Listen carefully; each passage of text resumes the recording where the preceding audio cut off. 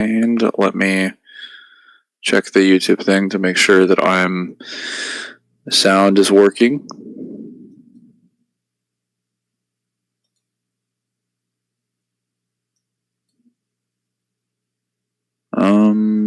Testing.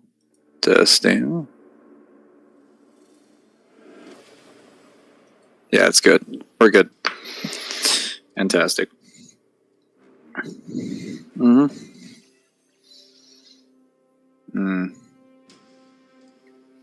Better put the live message in the Discord chat. I really do have to get a roll for that.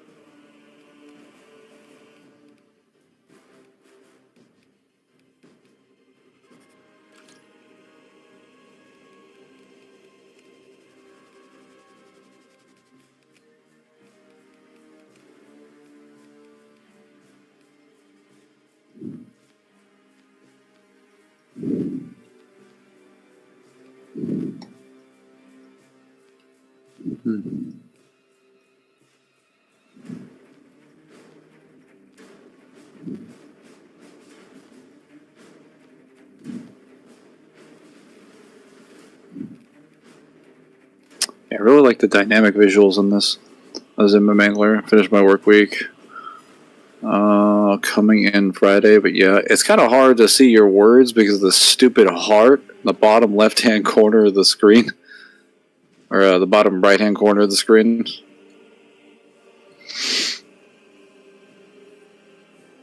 There we go.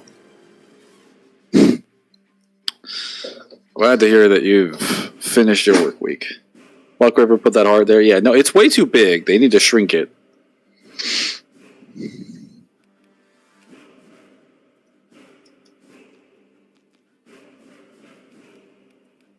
Alright. I think we're good on sound effects. I've technically already played this game through. You speak before that stupid heart. Yeah, well, we got 2 emo buttons now. Yeah, we do. I've technically already played this game through. Because I pre-ordered the special edition version, so I was able to play it 4 days in advance, so I do know everything that happens in the campaign, though I haven't played some of the operations. But I'm still going to be playing it as if it's just launched.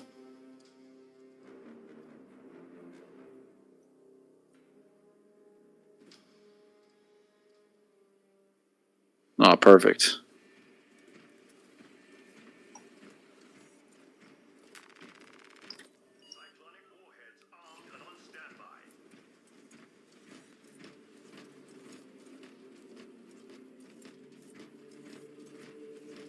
Time to go get customizations.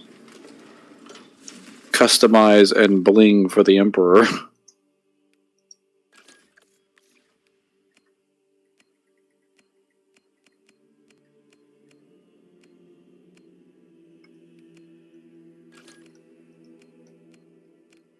Oh, I could buy other skins. I don't want that requisition though.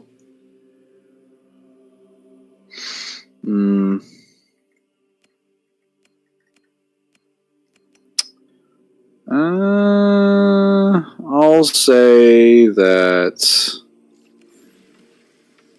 I don't want to play the campaign as much because I've already played it through.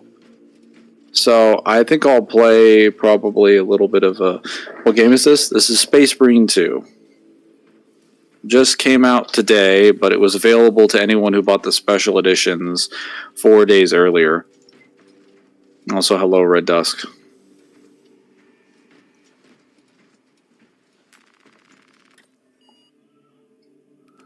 I still have to play these two operations. Oh yes, I only get 35. Clash with enemy hordes and randomly selected missions. Oh, nice. So I believe campaign starts on Kadaku, which is the first one.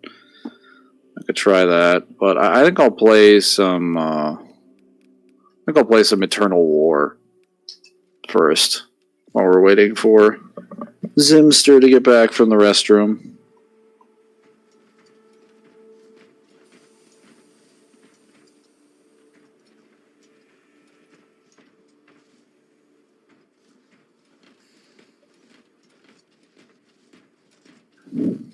How have you guys been doing?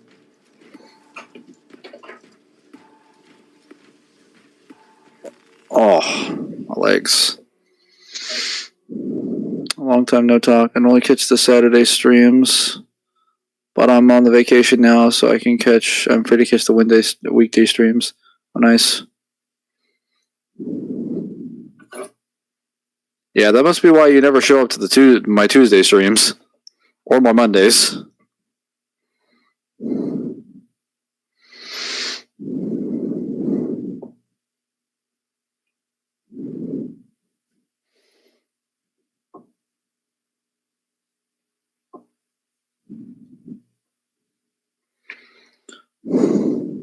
Time to dominate the enemy in the name of the Emperor, as everyone does in this universe.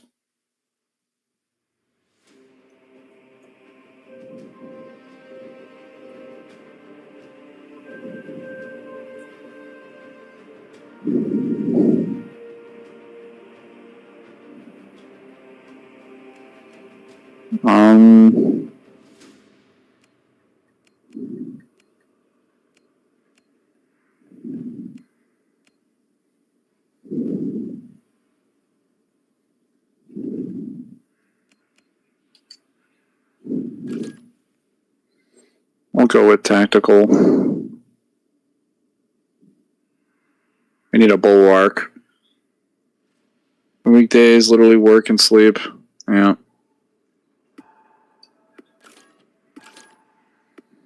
Where's our fifth guy?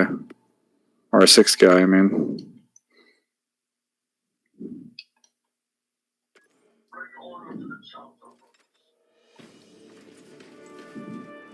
Guess we don't have him.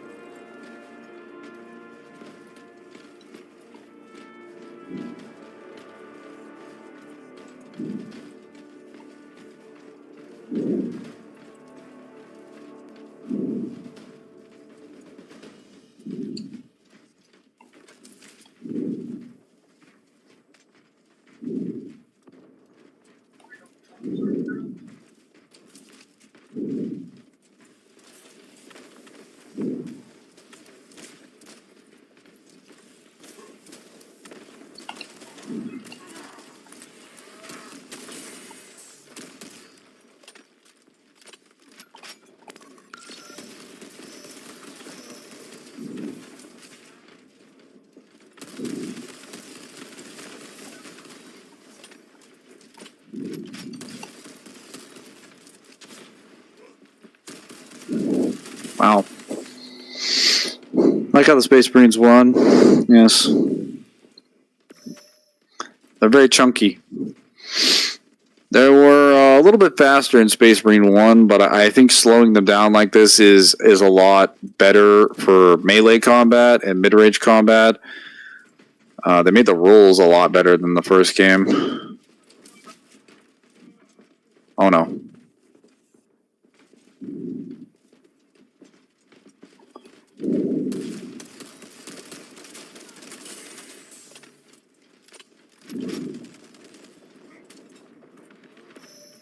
Brother killed in action.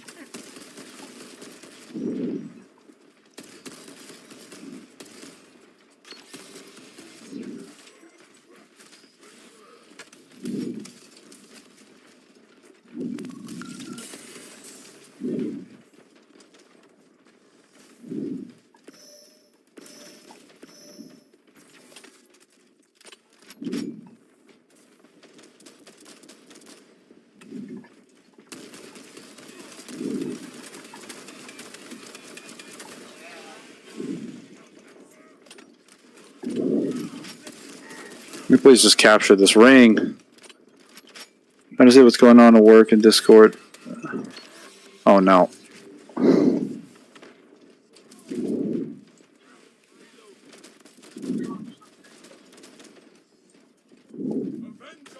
How do we lose it again?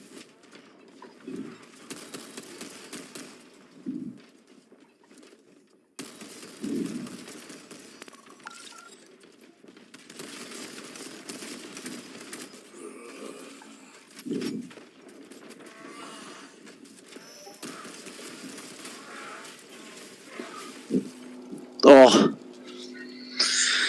Reminds me of Gears because how clunky the armor is. I think Gears is probably less clunky, at least anything from like Gears 3, Gears 4, and Gears 5, just because of how mobile you are. Because those Gears soldiers can move.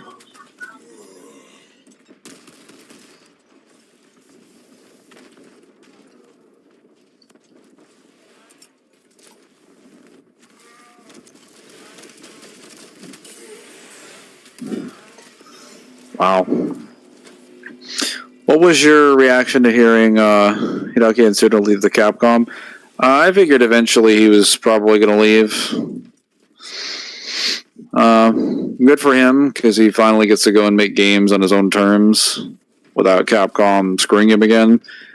I'm not panicking like other people are, because I obviously realize that, oh my, where did this asshole come from? Literally, like, the moment I start capturing, he's right there. That's so stupid. We're going to remedy that shit right now. Your teammates, crazy fucking idea. Instead of going for their spawn objective and dying over and over again, why don't you get fucking Delta and then Bravo? Crazy thing, right? Delta is in our spawn. Bravo is near our spawn. I don't know, man. I don't know if it just makes too much sense. Y'all are just fucking retarded, but it's just a crazy idea. Oh, I got a sweaty one on the mic.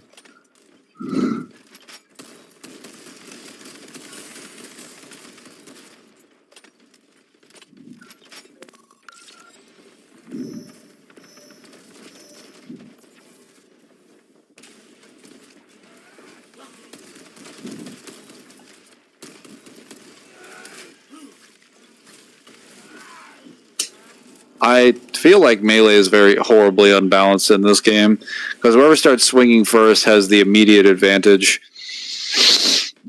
Defense is like non-existent.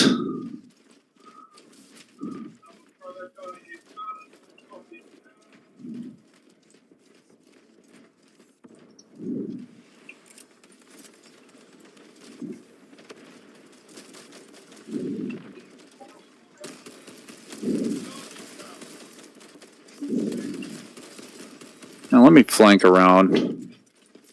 How do we keep losing Delta?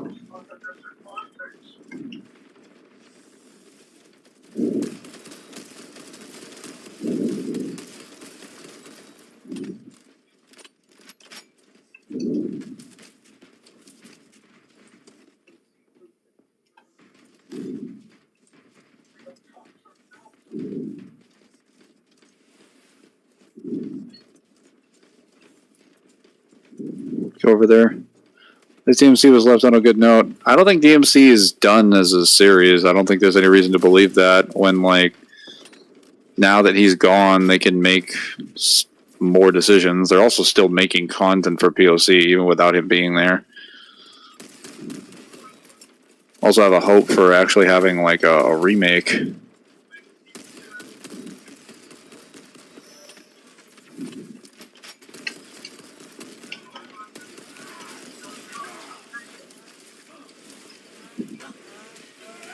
Now, this is what I'm fucking talking about. Like, there's literally no way to get out of that.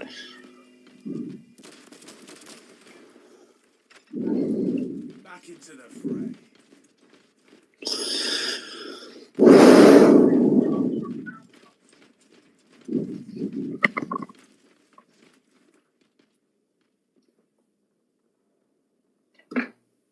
Why is my computer so loud? What the heck?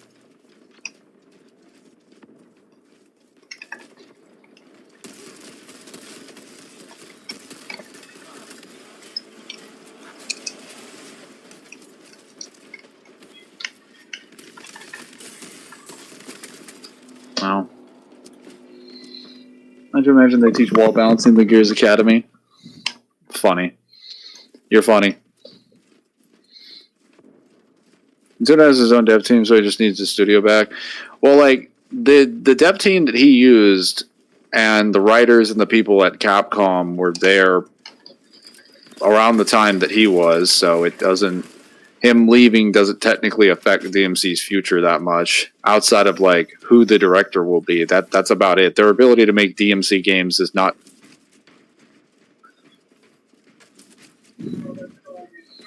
If anything, it gives us more opportunities to make original, like, new original content.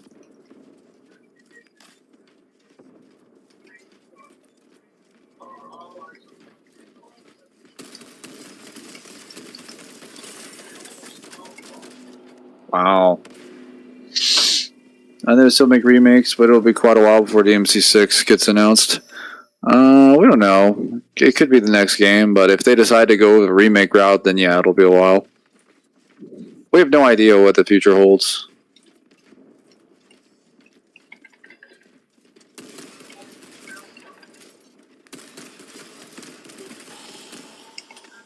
He died in the funniest way possible.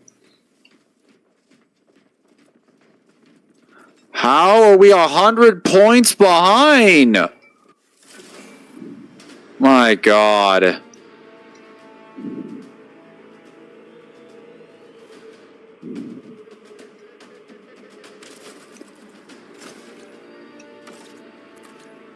I'm at the top of the leaderboard.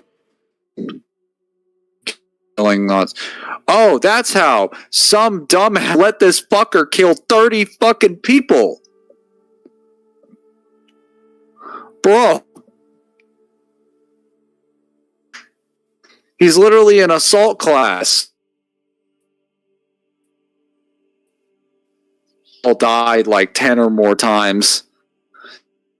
They suck. I don't suck. I had positive KD.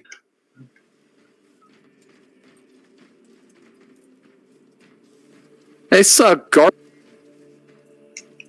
Actually, I may get out of this. I don't want to be with that team. That team is ass.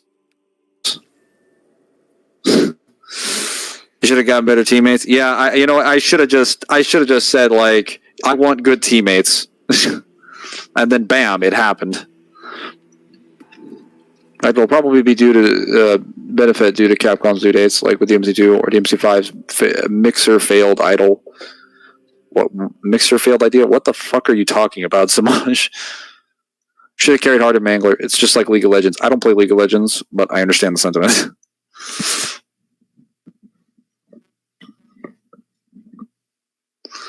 I know that being good in League of Legends is not a good thing, because that means that your teammates are not doing a good job.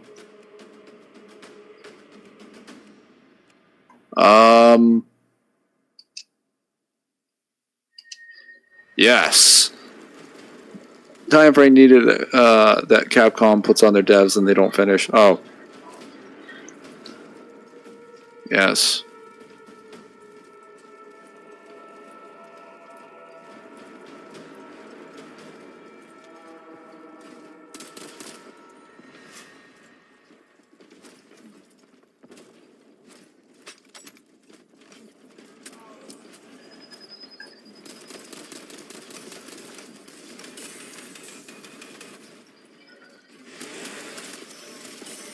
Wow, okay.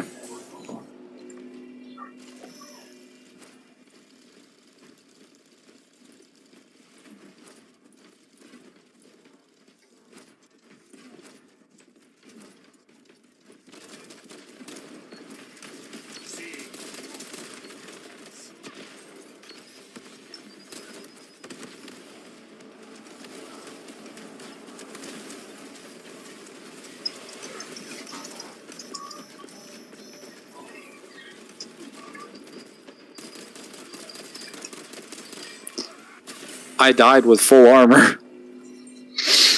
The Square Enix decided that Fizz Final Fantasy Dissidia is now canon. I'm pretty sure it always was.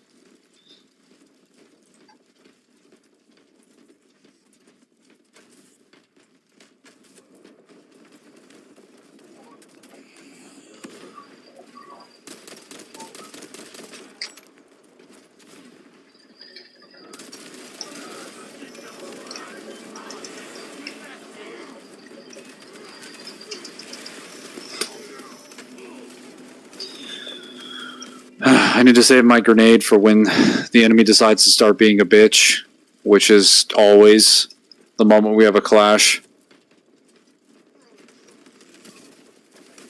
I'm sorry, what the fuck? It's random Vanguard.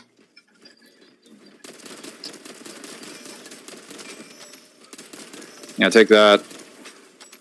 Know your place. Sneaking around behind us. What are you, a Harlequin?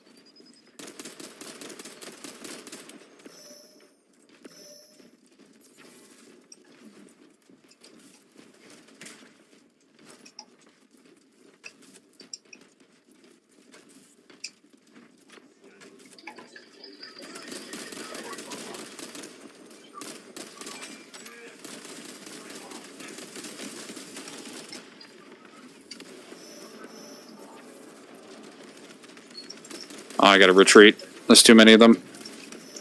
Whoa, where did this random asshole come from?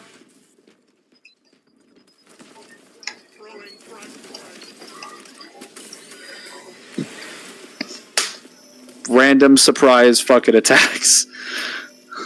Mixer is supposed to be in DMC5 for some reason. That wouldn't have mattered. Mixer's thing was not Capcom's decision. You're kind of mistaking something about that. Mixer was a platform made by Xbox to promote, like, it was like their personal streaming platform. That was not Capcom's thing. That had nothing to do with Capcom. They don't run Mixer.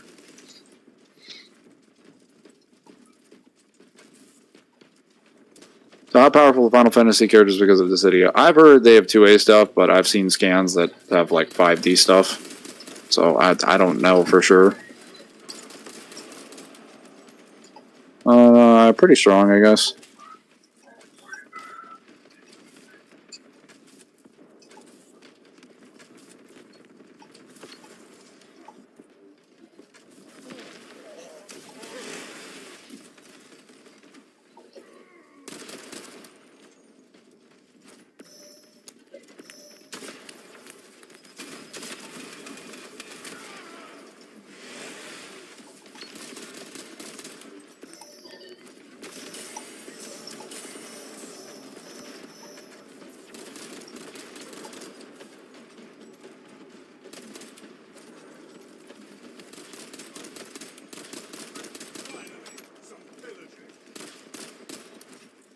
Hmm.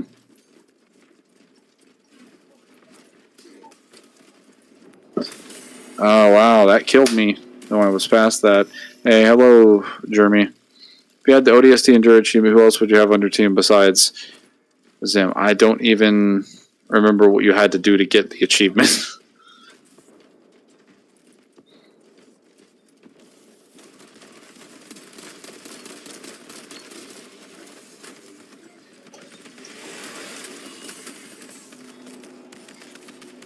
Never wanted to make it into DMC5 when it should have been co-op. That wouldn't have mattered because Mixer's success and failure had nothing to do with Capcom. It wasn't their platform. The creator of DMC5 DMC is leaving Capcom. No, it's not the creator of DMC. It's just the director for the DMC games currently. Also, you're a little bit late to the party. You left a few weeks ago. Oh.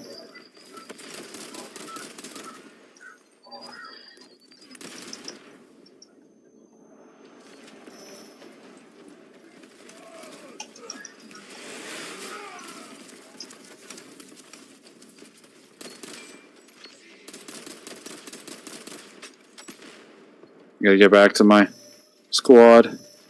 What kind of place is this map supposed to be? Probably some Imperial planet.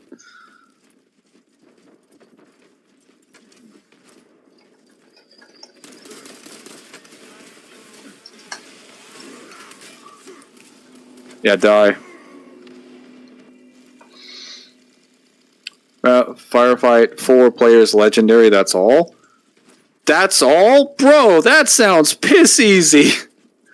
I've done solo legendary like firefight with like skulls. That's nothing. Pass all 4 sets? That's nothing. Campaign levels are harder than that. That's trash. Now, granted, you do need like a decent map, but like you could do that with like half the maps. Fuck, that's easy. I thought it was something like super tedious, like get this many headshots or something like that.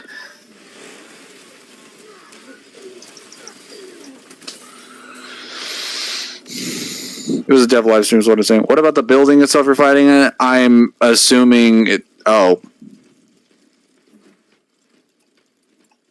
Well, I don't actually know what this planet is. I have no idea what this planet is.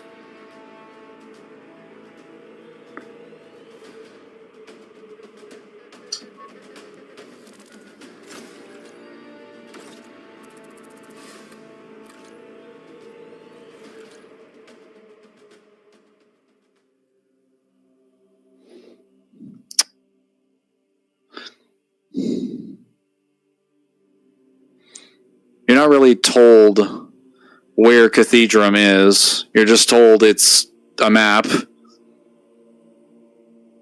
was a really nice skybox. Yes. Kind of remind me of a Dark Souls castle in the background.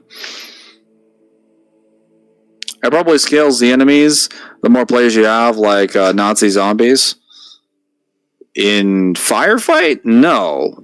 No, that is not what happens in Firefight. Firefight does not give more health or more enemies based on more players. If you have more players, Firefight is way easier. Like, COD is the only one that actually balances its horde mode, or its wave survival modes, based on the amount of players that you have. At least Zombies does. Survival does not.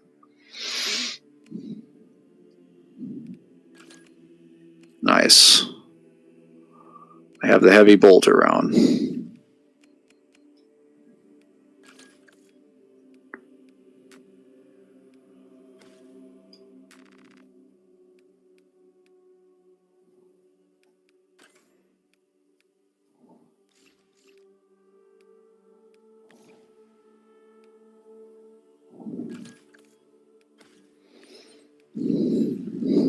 Like, if a grunt takes, 10 headshot or 10 body shots from the Magnum or whatever, or maybe let's say 6 or so to die on heroic, he'll die on heroic whether there's one person or whether there's like 4. Can you customize your armor color? Yes, I can. Actually, everything that I have here is based on customized armor colors. I just chose to wear the colors of a specific legion. But you can make your own colors. You just have like a set amount of paints. You have to buy, like, you have, I want to say 8 to 10 default colors, and then you can get more by unlocking them with requisition, which you get by playing the multiplayer or playing operations with people. So, yeah. What is the premise of the game's story mode? Tyranid invasion. That then escalates into something else. I will get back to the actual story mode. So I played probably like one more round.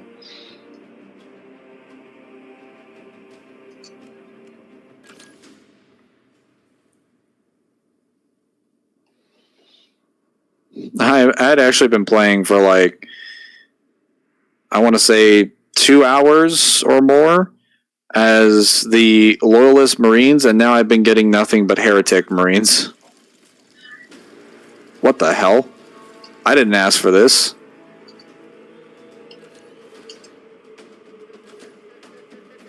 Oh no.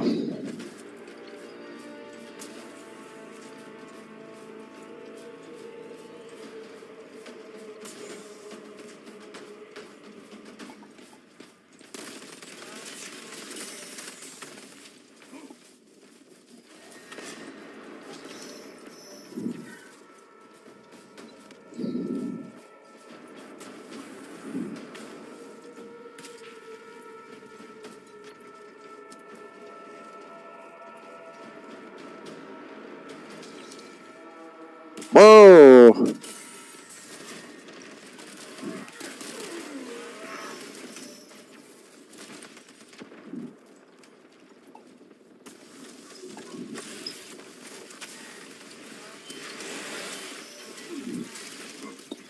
Whoa, I just got interrupted by something. What other multiplayer modes are there than Team Deathmatch? So Annihilation is Team Deathmatch. Seize Ground is basically a better version of Domination where you can capture just one flag and you just hold it and control it. And then there's Capture and Control, which I believe is basically... trying to remember how that one plays. I'll have to go and test that one out again.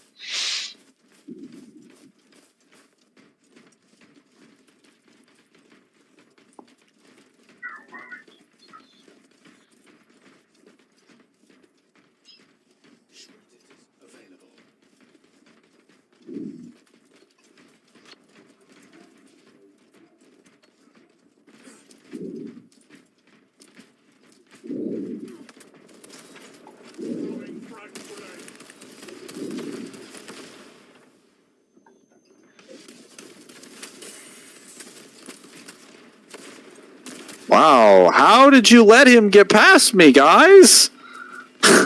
There's 3 of you over there. Oh, spawns, what the? Yeah, you're not spawn killing me. Unacceptable. Would you prefer, what would you prefer, graphics or art style? Graphics, probably. Art style is overrated. Like, art style is nice, but graphics are ultimately, like, a good set of graphics are ultimately what makes the game look visually appealing.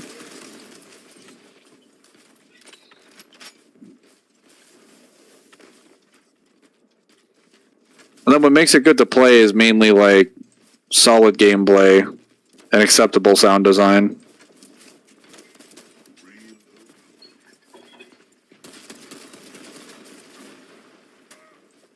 Dude, what is with these fucking grenades?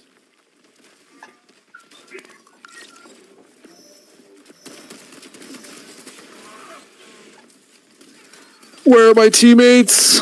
Where did they go? They disappeared.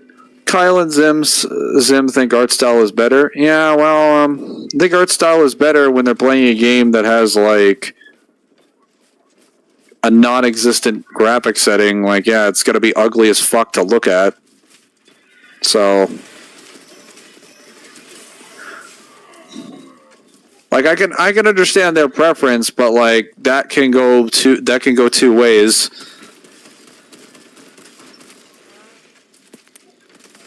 Bro, what?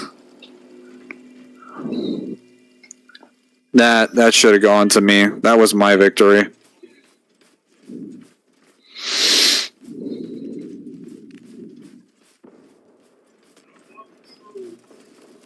Like, pretty much the only time where an art style trumps graphics is when you're using a specific type of animation that's relegated to a specific engine. But I would argue that even, like, a graphic setting that's based on, like specific engine requirements trump general art style. For example, like, Dead Rising is a good example what I could think of. It's like doesn't have a great art style, like, at all. Most of the characters don't really look good at all. They look passable, but it fits into the mold of, like, what Dead Rising is as a series visually because of the graphics of how the engine and the lighting and things like that look, how the zombies look when they move, how they actually move, how the crowds are rendered. All of that's a result of graphics. None of that has anything to do with art style. The actual art style isn't that impressive at all.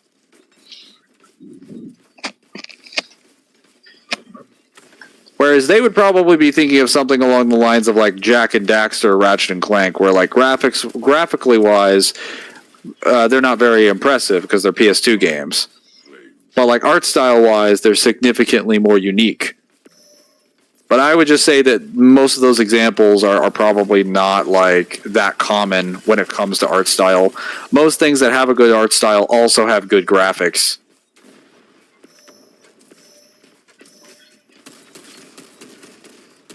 Actually, I don't think I can think of very many things that have a good art style that don't have good graphics.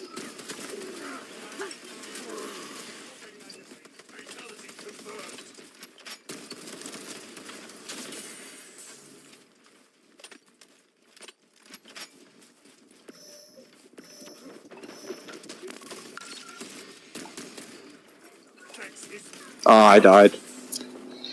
MC4 is peak. Peak, I tell you. Oh, yes, Zim. Or, yes, Samaj. Sorry, mistaking you for Zim. How could I forget that DMC4 was peak? I always prefer action, adventure, platformer, and hack and slash games, occasionally shooter games. DMC4 Pachinko cutscenes are the best DMC4 cutscenes, and none uploaded them as counterpoint DMC4. DMC4 has good graphics, though. And DMC4's art style, like DMC4's graphics come from the MT framework, which is the same engine as Dead Rising. Most of what you're seeing is lighting. Like, what makes DMC4's Special Edition look so good is lighting. It's graphics, it's not art style. The models do look nice, though. The art style can also lead to things looking, like, ugly as fuck if the models are not rendered correctly. Or if they look glitchy. Whereas, even if they look glitchy, they'll still technically look on point with the correct graphics. There's never a situation where good graphics will look bad. Whereas, like, good animation and good art style can always look bad. It can always look bad due to some problem with the model. But that'll never happen with graphics. You can only have graphics that are technically out of place because they were misplaced for a scene. But most companies and most game designers don't usually drop the ball on that. Most of them have the education and the tools that they need to understand when to put lighting in certain scenes and when to not put lighting in specific scenes. Well, he does have the best art style for 2008. For me, it's the art style like Fortuna City. Yeah, but a lot of what you're describing visually is just graphics. It's not really art style. Like, yeah, Fortuna's architecture would be part of the art style, but what it, like, actually looks like in the lighting and the visuals, that's graphics. What makes it actually pop is the graphics.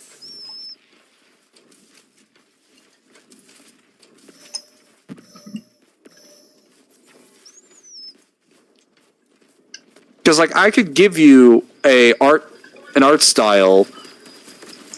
Ooh. Man, they're bottling us in.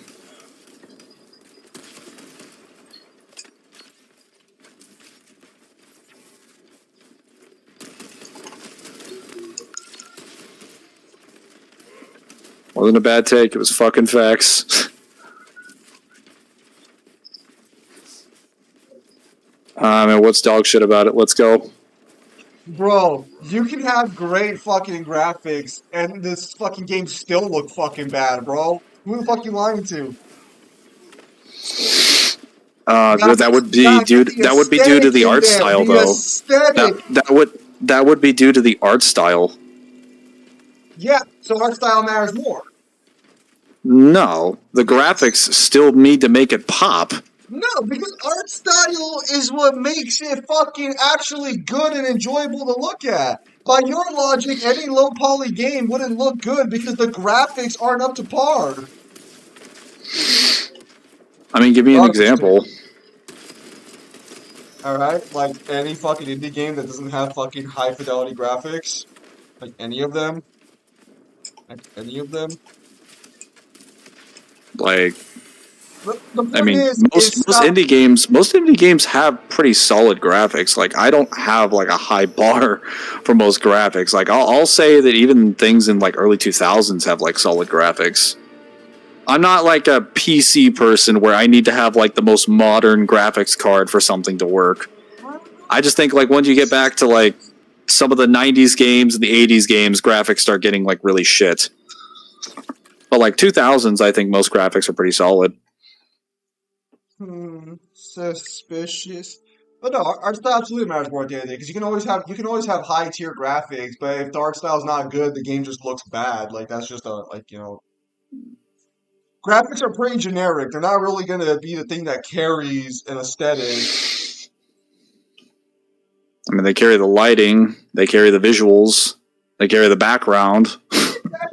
Background does not fall under fucking what? Background is art style, not graphics. What the fuck?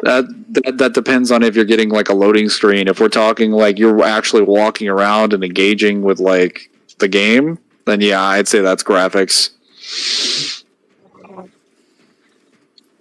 I mean, are you going to sit here and tell me like the textures in the ground are art style? Actually, yeah, because they have to be modeled in an art program first, and then they put it in there. They literally have to be rendered in the game's engine, though. Yes, and that's graphics. But the problem is that the design for it is the art style. It's the aesthetic. The aesthetic comes before everything else. Graphics are just literally the way we see it. But that's why art style matters more because you can have low effective graphics. Now that you are here, I will start the campaign. Continue. Oh, well, hang on. I still have to put on some. Give me a second. I got. Just give me 1 second. Lame. It's not my fault. It's not my fault. I heard a bad take and I had to rush over here. Yeah, fuck you. Would you agree that art style gives the series its own identity? Sure. Though I'm of the position that like what makes a series like really stick around is more so like its actual story and its world or its core gameplay, not so much the art.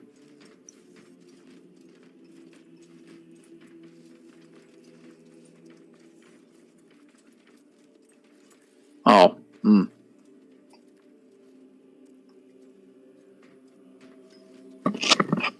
Oh, all right. Let's go. All right, I am here now with Hang on 1 sec. the amount of attire.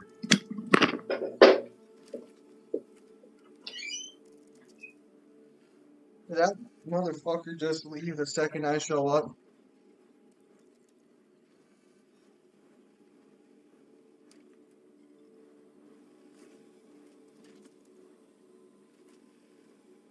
It's okay, guys. We'll beat Mangler's bad opinion out of him. Don't worry. My force. I'm back. Welcome back. Fun fact, did you know that TF2 was originally a mod for Quake? I've heard about that. I mean, couldn't you just argue that every game Valve's made on the fucking open source engine is just a mod of the open source engine? They're all the fucking same. I was gonna say they're all technically, aren't we all just mods at the end of the day if we're made by Valve?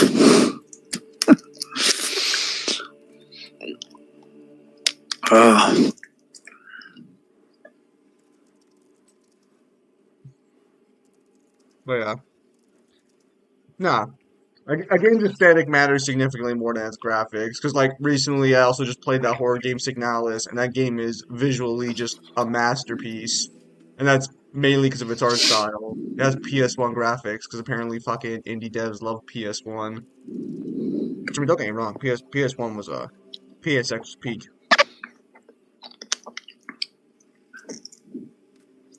mean, I think that works to an extent until we kind of like chug graphics back a little bit. You're only kind of saying it now because graphics are acceptable to look at.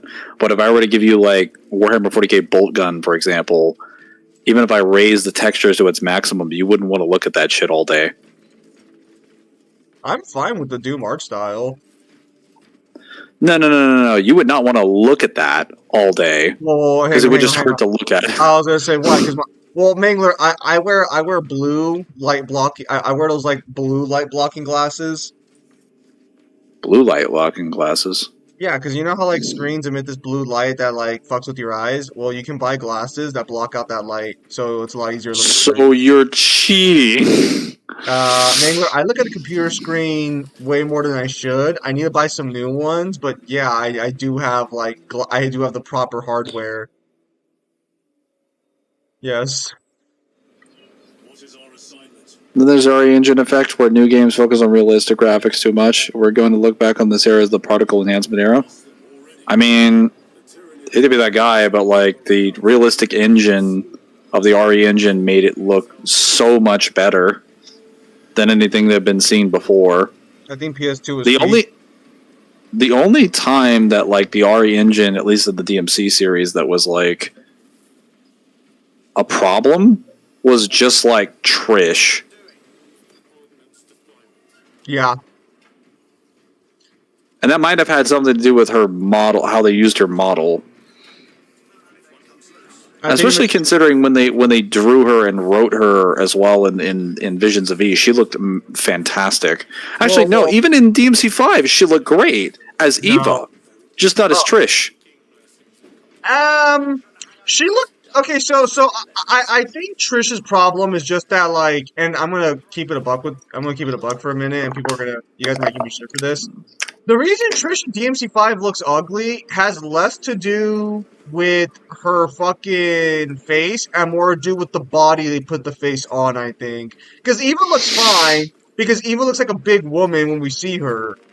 And she also has an outfit that fits appropriately. The problem is that Trish looks like a fucking crackhead in DMC5, wearing this random-ass outfit and showing a fuck ton of skin when she's got noodle arms. It's just weird. Trish, I think it's Trish's hair. Trish DMC5 looks ugly. I think we need to talk about why she looks like ugly, rather than just saying like, yeah, you think Trish is hot. Why? Because you can like visually see her boobs more effectively. Let's be honest. Like that's really it. It's just not. I'd argue that Trish in the other games looks more like appropriately proportioned. And to be fair, the boobs are a factor in there, but like. So I think it's kind of hard to tell in DMC1 and DMC2 because like models are a little funky. She still has a big rack in DMC1 to be fair. But no. Yeah, but it doesn't like. I don't think it looks good in that engine. I think very little looks good in that engine. If they put a jacket on Trish in DMC, if they put a jacket on Trish in DMC5, the way she has a jacket in the anime and in DMC1, I think when you first meet Trish in DMC1, she has a jacket, right? Or is she? No, she doesn't. DMC1.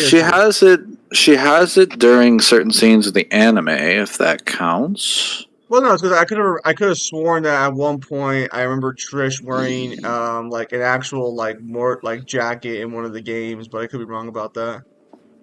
She wore a jacket in the anime, but that's about it.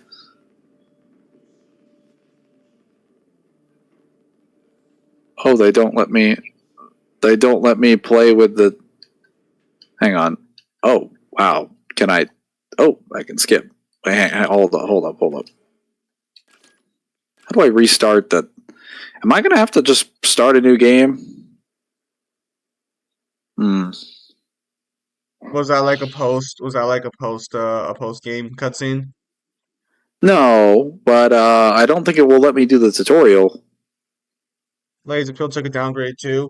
So I think probably when it comes to the women's design, Trish wears a jacket in the picture you get when you beat Mission 11 S rank on DMC5. Yeah, she probably looks better with the jacket on. She does look very good with the jacket on. But the problem is that when they reduced the bust size of Trish, that also reduced her frame. And when they did that, she looks weirdly skinny. And because technically the way faces work is you're supposed to dress up and wear shit that makes your face not stand out as much. But the problem is that DMC5 Trish is wearing an outfit for a woman who is bigger. So she stands out a lot more. I guarantee you if DMC4 Trish didn't have as big of a rack as she did, you'd probably think she looks fucking weird too. Because her face it's not as weird, it's not as noticeable, because it looks like hyper feminine in DMC4. But like, trust me, if Trish had a small rack and still wore the same outfit, you would definitely get an uncanny vibe from Trish's face. Okay, so it doesn't seem like I can do the tutorial unless I restart like a new game, but I don't think I have files for this, so it would just replace my current progress. So I'm not going to do that, and I'm just going to start from the first actual official mission rather than the tutorial. Damn. No, Yeah. but that's also a problem with DMC5, and I mean, like, more of a modern games issue in general. But that's also a problem with DMC5 is that they just reduced the sex appeal of the girls, which is ironic because it's the only game that directly shows them fully nude in some capacity. I think there's a bit of a difference between being like fully nude and wearing less clothing No, because that like focuses on obvious reasons. we literally get Lady and Trish naked in the game. Like Yes, but yeah, you're so it's like the only fucking time, and yet it's the only time they've also actually no, Lady's kind of also. inconsistent. I think there's a bit of a difference in what you would be undressing them for completely. I don't think undressing a person completely with specific context is the same thing as having them wear clothes that are intentionally like sexually promiscuous. There's a bit of a difference there, especially considering. We literally get Lady covered basically in cum the first time we see her. Well, it's actually like green goo. It's white. It's literally white goo. Yeah, because she's inside of like a fucking Angelo being used as the host. Mangler. Trish did not have that white goo. I'm impressed the Cadians held out this long. I mean, It is like, it is very clear that scene was there for fan service. I would argue there are other scenes in the game that were meant for fan service, like when ladies drop in the towel. There are tons of scenes in that game for fan service involving more nudity than the series has ever shown, which is ironic because it's also the only time where the female models probably look the worst. Do you assume that every time nudity is shown that it's fan service? Depending on the context of the story, absolutely. And I hate to break this to you, but DMC as a story doesn't need nudity in it. There was no reason for Lady and Trish to be naked inside the fucking Angelos. And I'm gonna say this because as far as we know, Virgil had clothes when he was an Angelo. We're never, and actually no, he would more than likely because that's probably where he got the fucking jacket from in DMC5. So Lady and Trish are naked for no reason, and every corrupt Virgil model, which let's assume that's the accurate depiction of Virgil as an Angelo, has a jacket. Where's my shirtless Virgil, Mangler? Where's my fucking shirtless Virgil at? You have a coatless Virgil, he's just trapped in DMC3. Like Nico bending over when she was presenting a new Devil Breaker for Nero. Yeah, that's also technically fan service too, yeah, because every time she fucking bends over at a 90-degree angle so you can see the fucking arc of her back.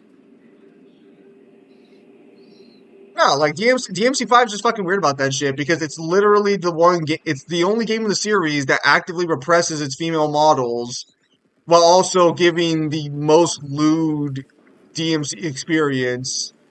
Granted, that's not saying much. Like, the game isn't, like, overtly sexual in any way. It's just that, like, in comparison to the others, it would be the most sexual. Like, the most... So this is after the tutorial section. Alright. Sorry to cut you off. But... So is the tutorial section you being in Death Watch, or is that from the first game? I'm in Death Watch. Yes, I'm in Death Watch. My Death Watch squad dies as a Space Marine. I run through some Tyranids, smash some bugs, and then I fight a Carnifex with a bolt pistol for a little bit. It kicks my ass, basically puts me on death's doorstep, and then I get surgery to save my life and get turned into a Primus Marine. And then after that, I get transferred to the Ultramarines. And this is my first mission with them after that. I thought you were an Ultramarine in the first game. I was, and then the Inquisition was like, hey, you basically touched this device that was thought to be a warp device, and it exploded and you didn't die. So even in Astartes should have been killed by that. And Leandros basically reported me to the Inquisition, and the Inquisitors put me inside of like a stasis pod and basically tortured me. So the Inquisitors removed your mods, and then they gave you back your mods? No, they did not remove my mods and then give me back my mods. They were just like, hey, we're taking you out of the battlefield because we believe you're a heretic or that you potentially fall into corruption. And the Ultramarines were not very happy about that because they were like, Titus has been nothing but loyal. And then I had to join the Death Watch to preserve my honor, which I joined them for about 200 years. So this game takes place 200 years after the events of the first game? Yes. I see. If only You Kitty can and tell by Lucia... the studs on his face. I see. One for 100 years. If only Kitty and Lucia were also in DMC5, probably wouldn't be a good idea. Tynoon lol.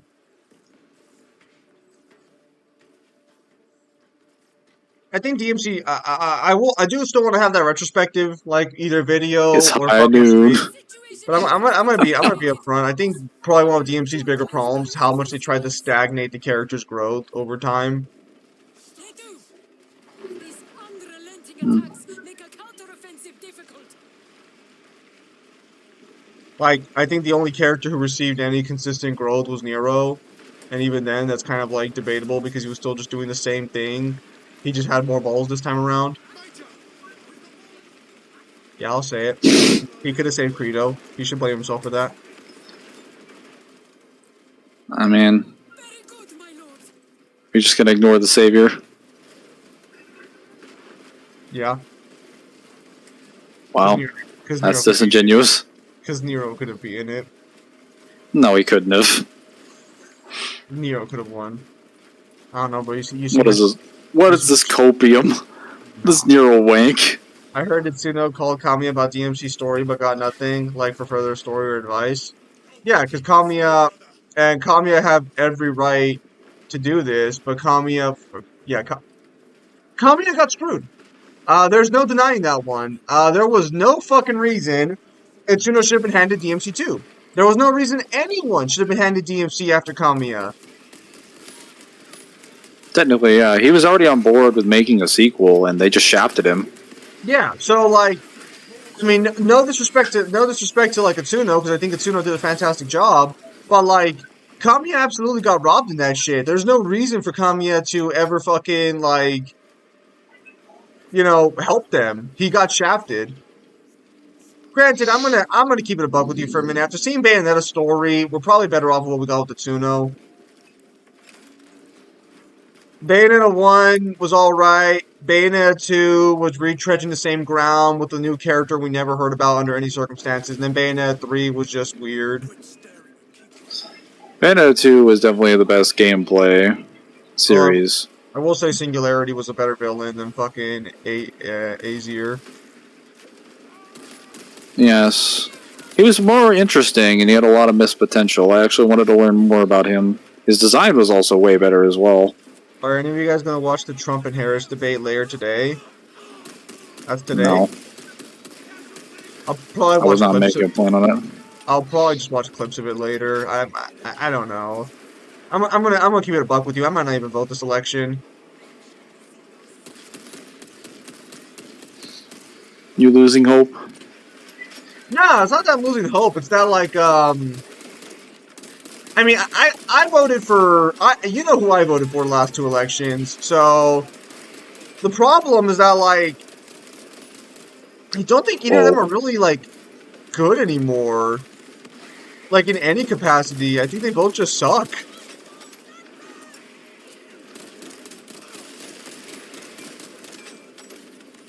Wait, is this on? Oh shit, this is still on veteran. Yep, good. Play on the hardest difficulty. We don't do low difficulty runs here. This is not the hardest difficulty, the second highest, but this is the intended difficulty according to the official description. I already did this with Rocket Else. Well, after seeing Bayonetta 1 and 3, I'm glad Kamiya got shafted. Oh yeah, I'm more so glad he got shafted because of Bayonetta 1's a lot of its questionable gameplay decisions. Because it has good bones, the action game, but then it also has a lot of things in it that don't make sense, like QuickTime events that instantaneously kill you if you fuck them up. Transitions into combat that result in you getting hit out of a cutscene, which also happens in DMC 1, by the way. The Shadows do this in Mission 5, where right after you're finished fighting Yellow Angelo, the Shadows jump off mid-cutscene, and you have to dodge them within a frame of a second as the cutscene is ending, and the gameplay begins. That shit shouldn't be in a hack and slash. But it is. I mean, to be fair, DMC4 had a similar scene too, but like it's not as bad because the fucking Frost weren't as bad of an enemy. But you know, DMC4 In too seems like that. DMC4? No, Yeah, Frost yeah, never yeah, ever. No, yeah, Frost don't do that. Yeah, you do. When you first meet the Frost, they leap up into the air in the cutscene, and then they charge you in game after the cutscene ends. And I believe so do the Angelos when you fight them on the bridge, but I think they just stand around before they charge you. To be fair. No, they don't. They don't charge you. They, or at least not immediately. They have to Yeah. rev their charge. Yeah, but the Frost have a scene similar to the Shadows. Those scenes are fine on their own. The problem is that the camera angles in these games do not lend themselves well to Well, the idea of fucking a cutscene like that. It doesn't really happen though. Like outside of that one instance, I don't think you can provide a single example. I think there's maybe like one It's in like just in the one Agnes. example because I don't think DMC5 has a scene like that. DMC2 and 3 don't either. But yeah, but DMC2 and 3 don't have too many cutscenes for when characters are introduced. Actually, I think DMC3 might actually. No, it doesn't. Cause No, DMC3 has cutscenes for whenever it introduces like even mini cutscenes for when it introduces new enemies and big ones as well. Right. Actually, we need a government. Yeah. Also, Sony is getting cooked. Why is Sony getting cooked now? We need a government, but yeah, I'm not for anarchy. Too much corruption. DMC4 is peak. Yeah, so we'll just see what happens. I just hope. I actually got. This is a health knife. insurance papers later. Mangler. I don't want a knife. I want a sword. But yeah, I got to fill out some health insurance papers today because I'm on Medi-Cal for the time being until I get like a better job, and then I can't afford to be on Medi-Cal. Sorry to hear that. You should be. Health insurance blows. Honestly, the only reason like one of the main reasons I consider moving out of the United States is to just go to a country that has like better health insurance. You mean actual health insurance?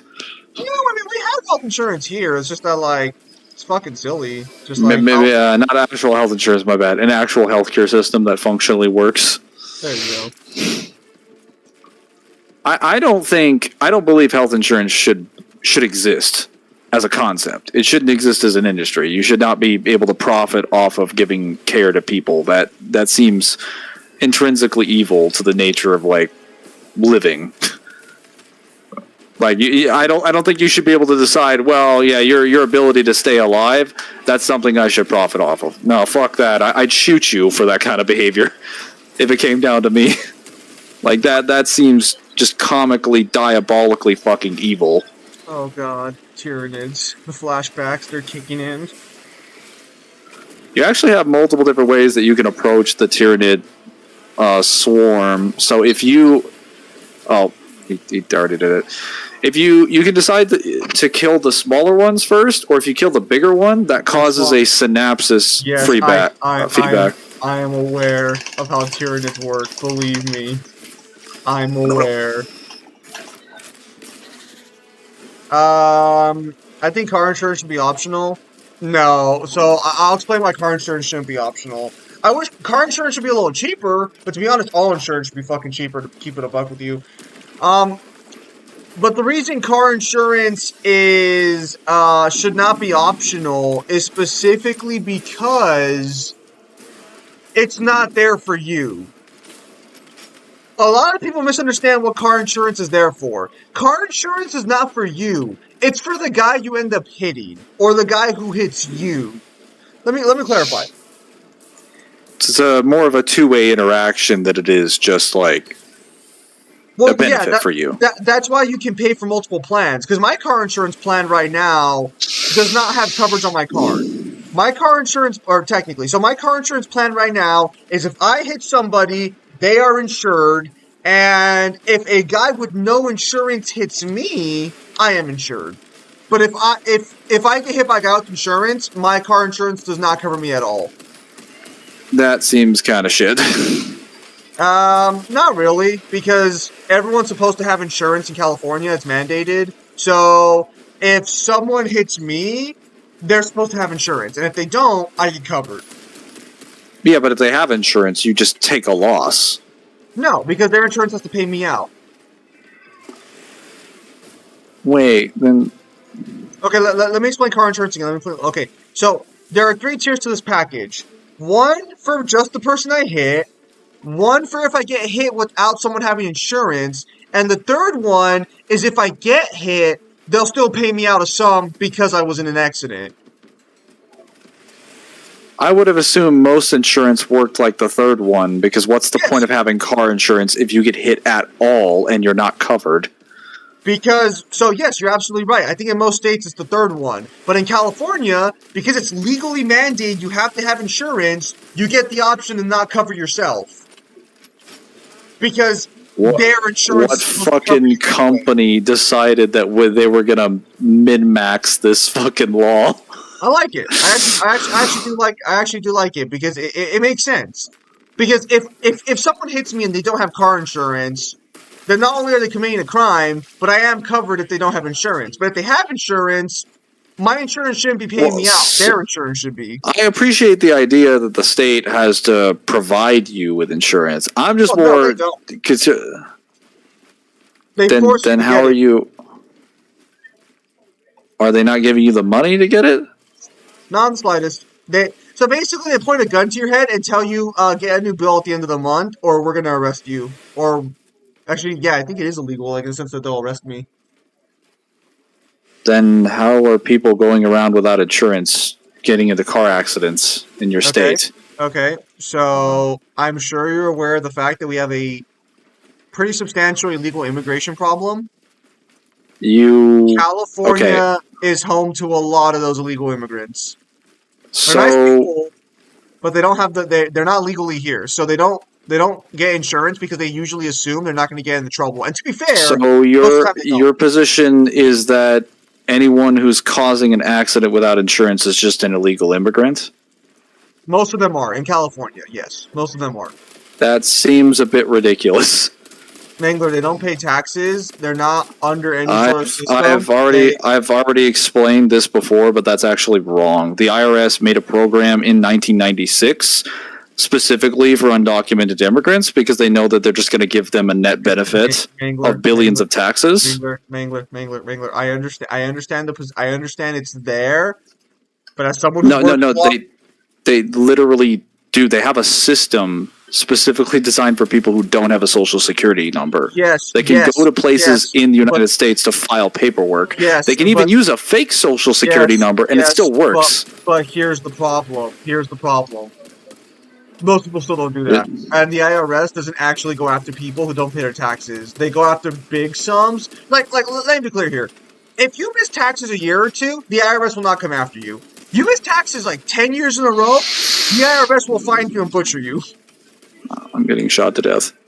Well, it's enough taxes that they're getting tens of billions of dollars worth of revenue from undocumented immigrants. I think I told you guys a story about my tax guy. My tax guy looked at me. So I'd argue it's pretty substantial. No. So I'm not saying that there are illegal immigrants who don't pay their taxes, who pay taxes. I'm not saying I'm not saying that some of them don't pay taxes. I'm saying there are some that don't, regardless. The point I'm getting at is that when people show up illegally, they're also not in the best financial position, so they kind of get fucked over because they can't afford insurance, so they don't get insurance. It's not as simple as just they don't want to pay. It's also a lot of them can't pay. Because rent in California is absurd. On top of having to pay most insurances an additional $150 a month, yeah, most of them can't afford this shit. Ooh, Medstem. Give me that. Sorry, I'm seeking healthcare. Something that you seem to be struggling with. Well, to be fair, Medi-Cal's actually not a bad program. It's like what the rest of the world should, or what the rest of the government should have. It's just thank God, I can actually pause. Sorry, continue. I was gonna say, what, your worry was gonna be a PlayStation game? No, well, you're funny. No, when I was playing with Rock and Alice, because we were online, I couldn't pause the game. So I now have the luxury of pause the game. So I tried to download this game. I tried to download this game, but I cannot play it on my Xbox because my Xbox is too old. So I'm either gonna have to, if I do this game at some point, I'll have to either get it on PC or upgrade my console. Mom, I can't pause this Oh, online game. They announced the PS5 Pro, which got rid of the disc drive, and the only way to get one is to buy it separately, and the price for the damn thing is around what? What the fuck do you mean they're charging you for the disc drive? Hey, actually, I'm wait. gonna give a hot Uh, take here. I'm gonna give a hot take here. Wait. Hang on. The default market price is 800, or is that like what's sold by secondary markets like Walmart stuff? Do they actually believe their hot shit is worth like fucking $800? Yeah, I believe it. Default. Bro, Default. Wait, so how much does regular PS5 cost? Because, like, is the PS5 gonna drop in price then? Because then I can pick it up and fucking stream with Kyle without sounding like a fucking speaking spell.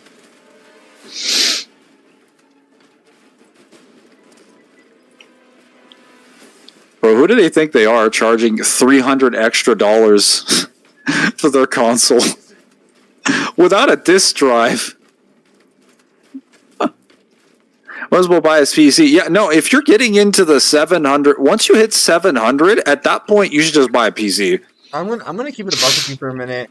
That disc drive might make it a lot easier to fucking that disc drive might make it significantly easier to run PlayStation games on PC.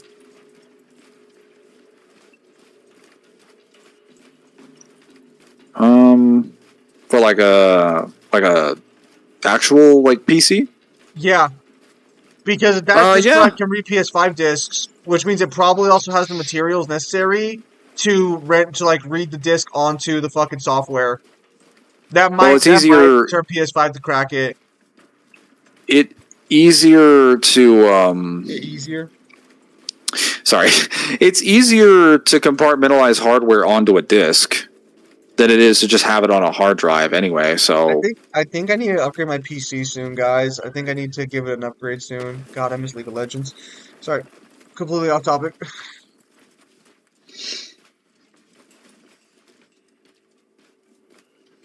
I want my buttons, not UI, damn it. No, you will have UI. You will be satisfied. and buy a PC for 500, 600. Yeah, but it wouldn't be like a great PC. If you want like one that's actually pretty functional, like not high end, but like a good custom rig one, you usually need to drop like 700, 800.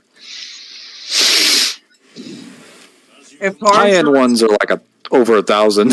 if car insurance is optional, how do you think car insurance companies will react? What do you think car insurance companies will be forced to do? Actually offer good prices? So to be clear, I'm paying $50 a month for my insurance. That's not a bad price at all. Technically, the full package is like $150, but like, you know, I'm also on a separate. I actually gotta talk to my mom about that because she fucking bundled our plans together, but I think she's making me pay for the cheapest version, and I'm gonna have to talk to her about that.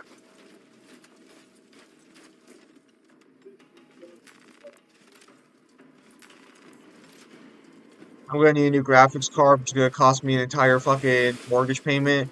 I'm gonna need a new power battery, probably get some more RAM going. Car insurance, as far as I know, is optional in most other parts of the United States. It's just California.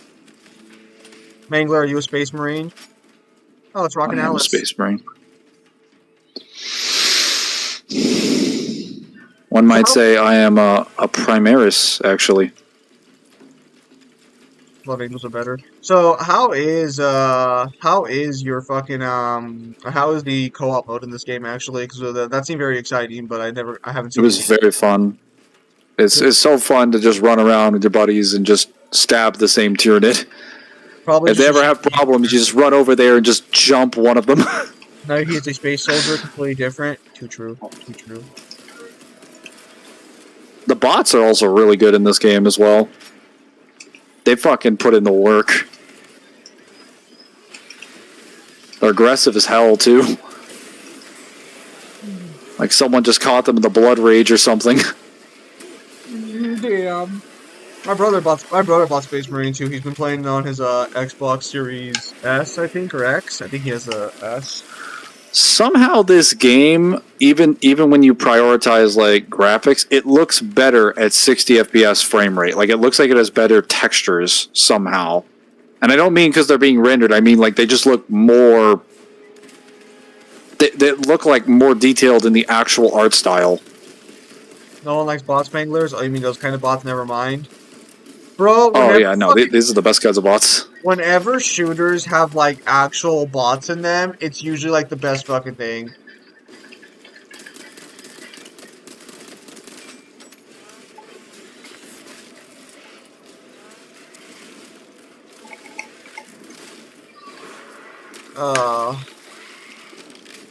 I think I told you this, but I'm going to a One Piece regional in November in San Diego, and if I actually do good, I'm gonna have to go to the Nationals, which is gonna be in Dallas, Texas. For some reason, I'm not in Dallas, you fortunately.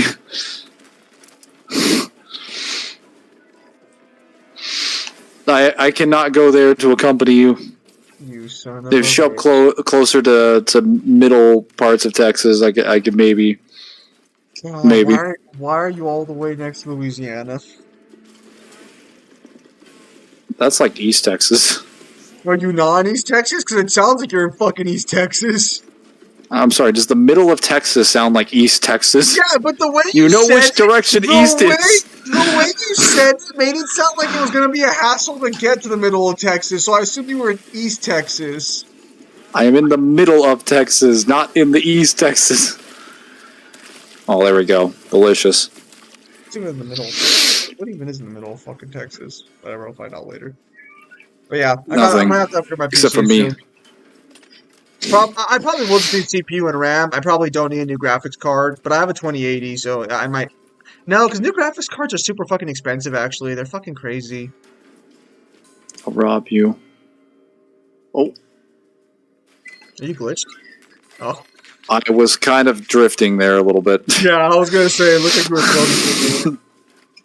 There's something that was I noticed that when you go for the execution in this game, the game has a very long execution range. It's like 10 or 12 feet. So your character will literally moonwalk across the stage and be completely invincible and then grab the Tyranid or whatever and just put them in an execution. It's the funniest looking thing.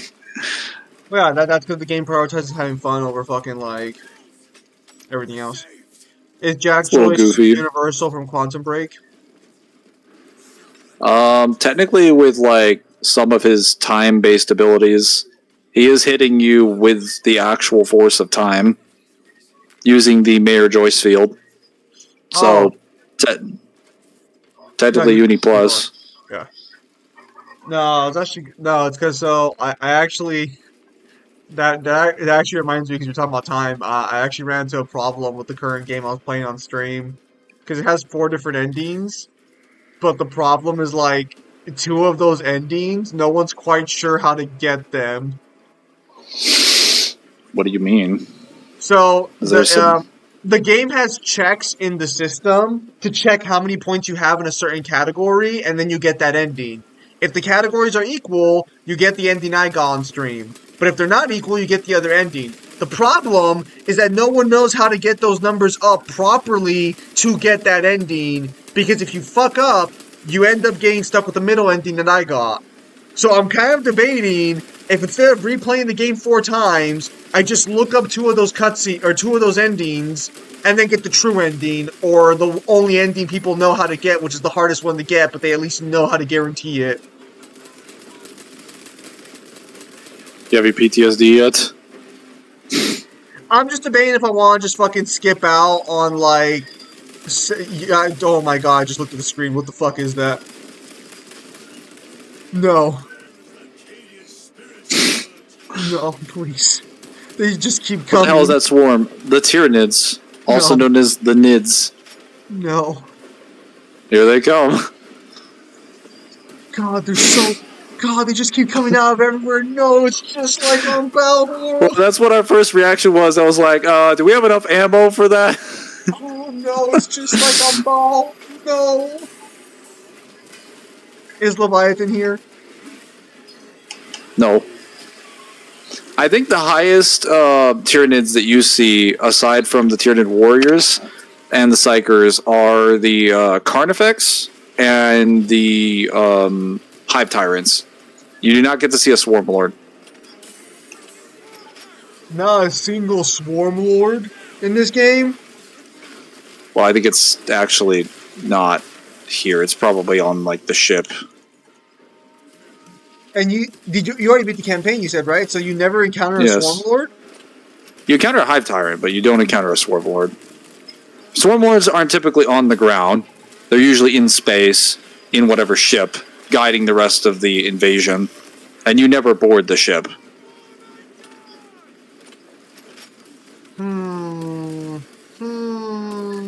We're just finding Splinter Feet. Yeah, I could tell. Because there's not enough big creatures. Oh. This wouldn't be a problem for my Blood Angels. Although, man, fuck, seeing the Tyranids Except for that Blood Rage, am I right? No, that helps us. Because then we bust out the Death Squad. I think they're called Death Angels, actually. Is that when you're like, oh, they've succumbed to the Black Rage, send in the backup squad to kill our own troops, and then resume killing the Tyranids?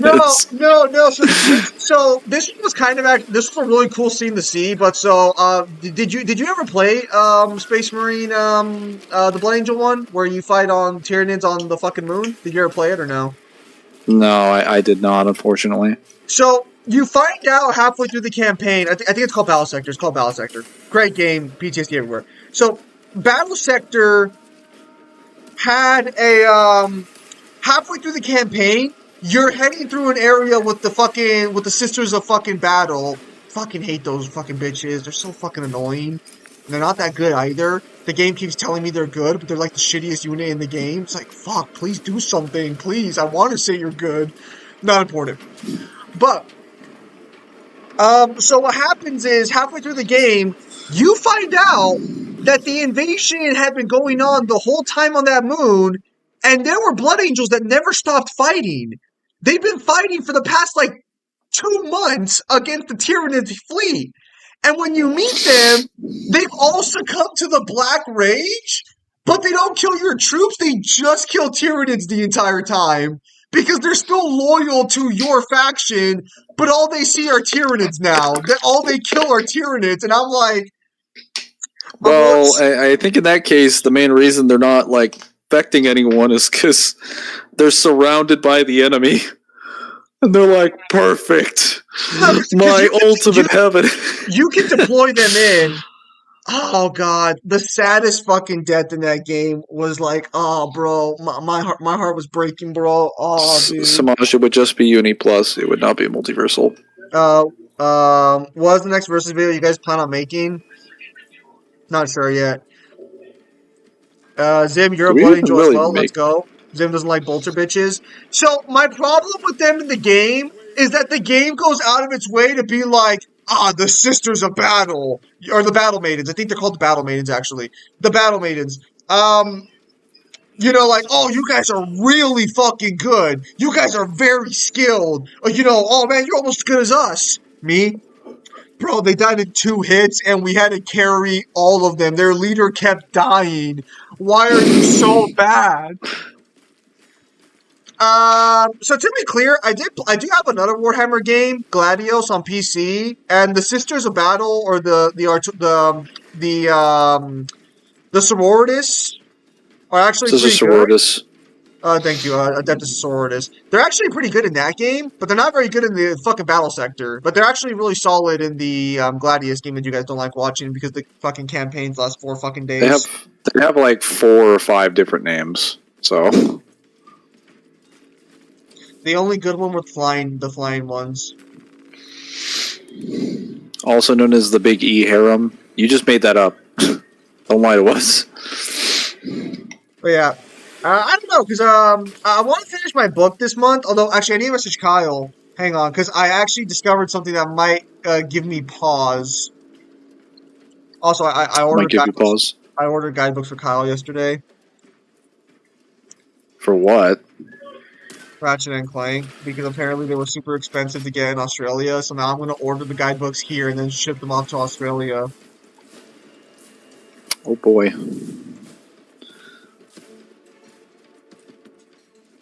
That's what friends do for each other. Because Kyle's making the claim that if he bought the guidebooks in Australia, he would be the one who could complain about the cost of guidebooks. And I was like, Kyle, Mangler paid that much for one guidebook, not several. Well, actually, paying that much for several guidebooks probably would have been a better idea. Well, if I had to pay that kind of money for like 10 guidebooks for Bayonetta, I actually wouldn't have been like as upset. I would have just been more upset that there were that many guidebooks. I would not have been upset that I paid that kind of money because I would have done it over time. Yes. That would have been acceptable. Zim, we need more 40K streams. You guys don't like watching the other 40K games. To be fair, this is a little bit there are more plenty direct. of 40K strategy games that I could stream. Because ironically, that's what the genre mainly has, strategy games, because that's what the original fucking board game was. Yes. Really just kind of a failure on the part of Gamers Workshop to market their property in more interesting ways instead of just limiting it to that. I mean, hell, they could have made like a Dead by Daylight style game, a role playing game, a murder mystery game with the Inquisition. There are so many things you could do with 40K, and then just drop the ball with all of them. So I was gonna say this. I might stop my Monday night streams and just move my stream days over to Sunday, and I might stream some PC games on my laptop during like Sunday afternoon. I'm not sure yet though, because the problem is that like my laptop can't run a lot of the games my PC can. But like I'm thinking Sunday might end up being my stream day at some point.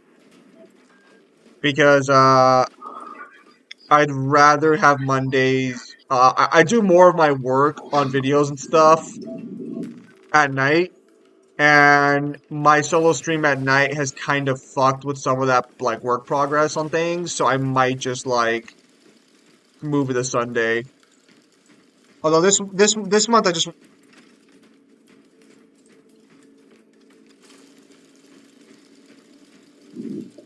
to get my book out so that way Pimp Demon can have a book to read and I can move on to the next one.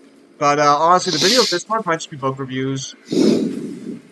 I don't think I'll have time to make a how powerful or actually I guess I could make like I don't know, maybe like a Fist of the North Star style video.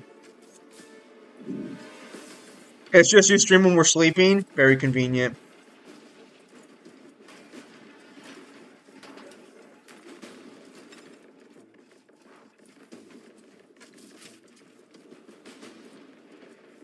I do want to make a Signalis how powerful though, but I need to check and see if there's an art book or a guidebook for the game because there are some.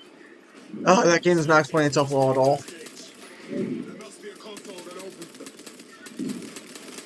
'Cause I need to know what that final boss does. Because she's silly.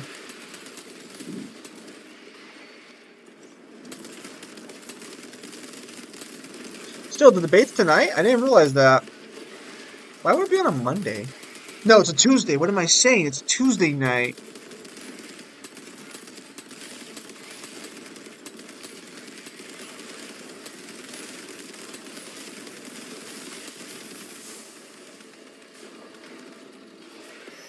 I'd have to. So I actually have a document because I started reading Kenichi like 2 years ago. I did read the whole manga at one point. I did watch the whole anime, but I have a doc where I have feats noted for Kenichi up until I think like chapter like 90. So if I check that doc again, I might just be able to start Kenichi from chapter 90 forward.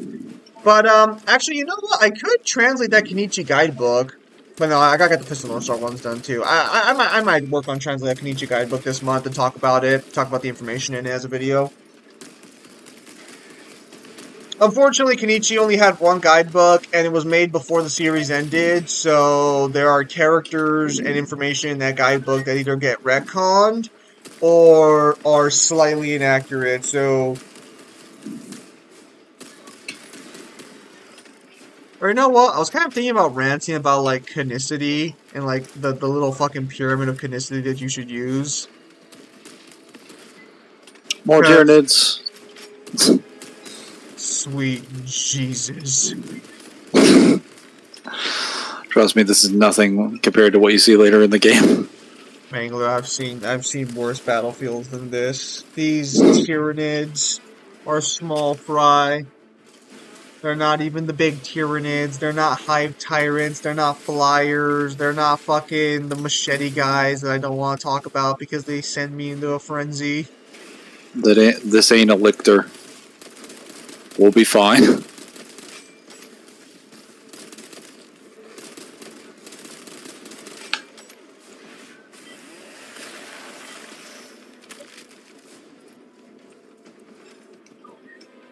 What were you saying about a pyramid of canonicity? Yeah, pyramid of canonicity. Because currently there's like a whole One Piece debacle going on. The sheer ridiculousness of the training that Kenichi has put through is honestly a ridiculous feat of itself, plus the amount of times he apparently dies during them and his masters bring him back.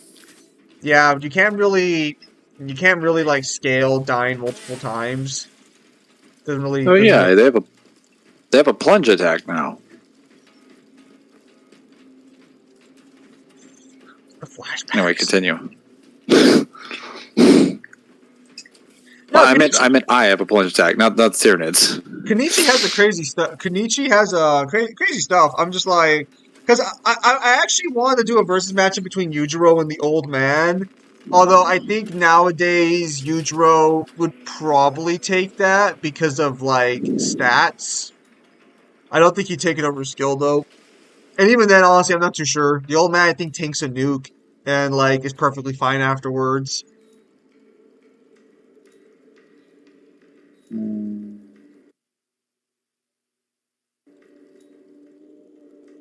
For me and Zim, it's 21 p.m. No, it's not.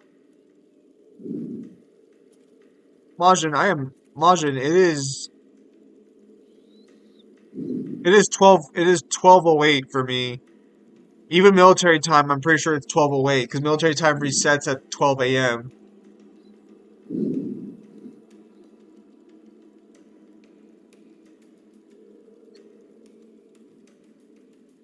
Yeah, uh, I don't live in Europe.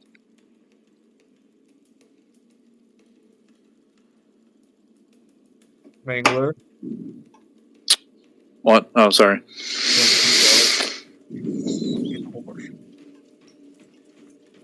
I'm moving. I'm moving. Ah!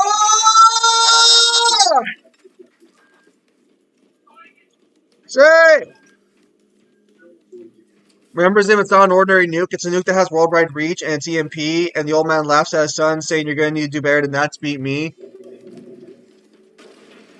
So I'm gonna keep it a buck with you for a minute. I think Kenichi has better. I think the old man has better feats than Yujiro does, unless we include Biscuit Olivia's earth-shaking feat, which I do count. To be fair, but it's also a massive outlier and inconsistent with everything else in the series. So it's like one of those situations where it's like I don't know how to treat it.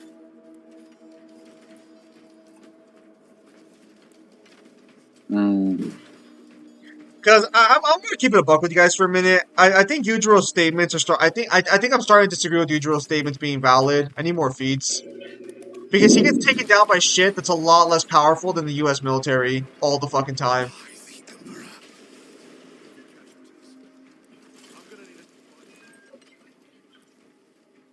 Like I'll still use it for scaling, but man, is it weird. Not today, sir. I still need to finish the Alfarius Head of Hydra novel that I started. It's the Alfarius Primarch novel. It is one of my favorite novels of 40k. Ready to roll. Yeah. After reading enough of it, Rock and Ellis, I definitely have to disagree with Alfarius's opinion of himself being a liar. This man will call himself a liar when the person asking him questions isn't even asking for the information that he's supposedly hiding and has no way of knowing what he's knowing. And he's like, man, I'm an incredible liar. It's like, but you aren't, because you're not even omitting information. Where are your Alpha Legion colors, Mangler? You can't customize them in campaign. You can do them in operations, though, which is technically like other missions that happen in the campaign. They're just not happening by the main squad. They're happening by other squads that you've directed to side missions. I will do an operation, and then we will get to see. Oh boy. But yeah. I'm gonna keep it a buck though. I think the old man is probably a better fighter than Yujiro, just because he also has more experience fighting people on his level than Yujiro does, and he also demonstrates better feats of like stamina. Because I think the old man fights the final I think the old man fights the I think he fights his final rival in the series for 3 weeks straight. And during the 3 weeks, he literally falls asleep in the middle of battle and wakes himself up to keep himself at peak energized condition. He also eats tree bark and stuff during the fight to give himself energy. So I would actually argue he probably just be able to outlast Yujiro, honestly.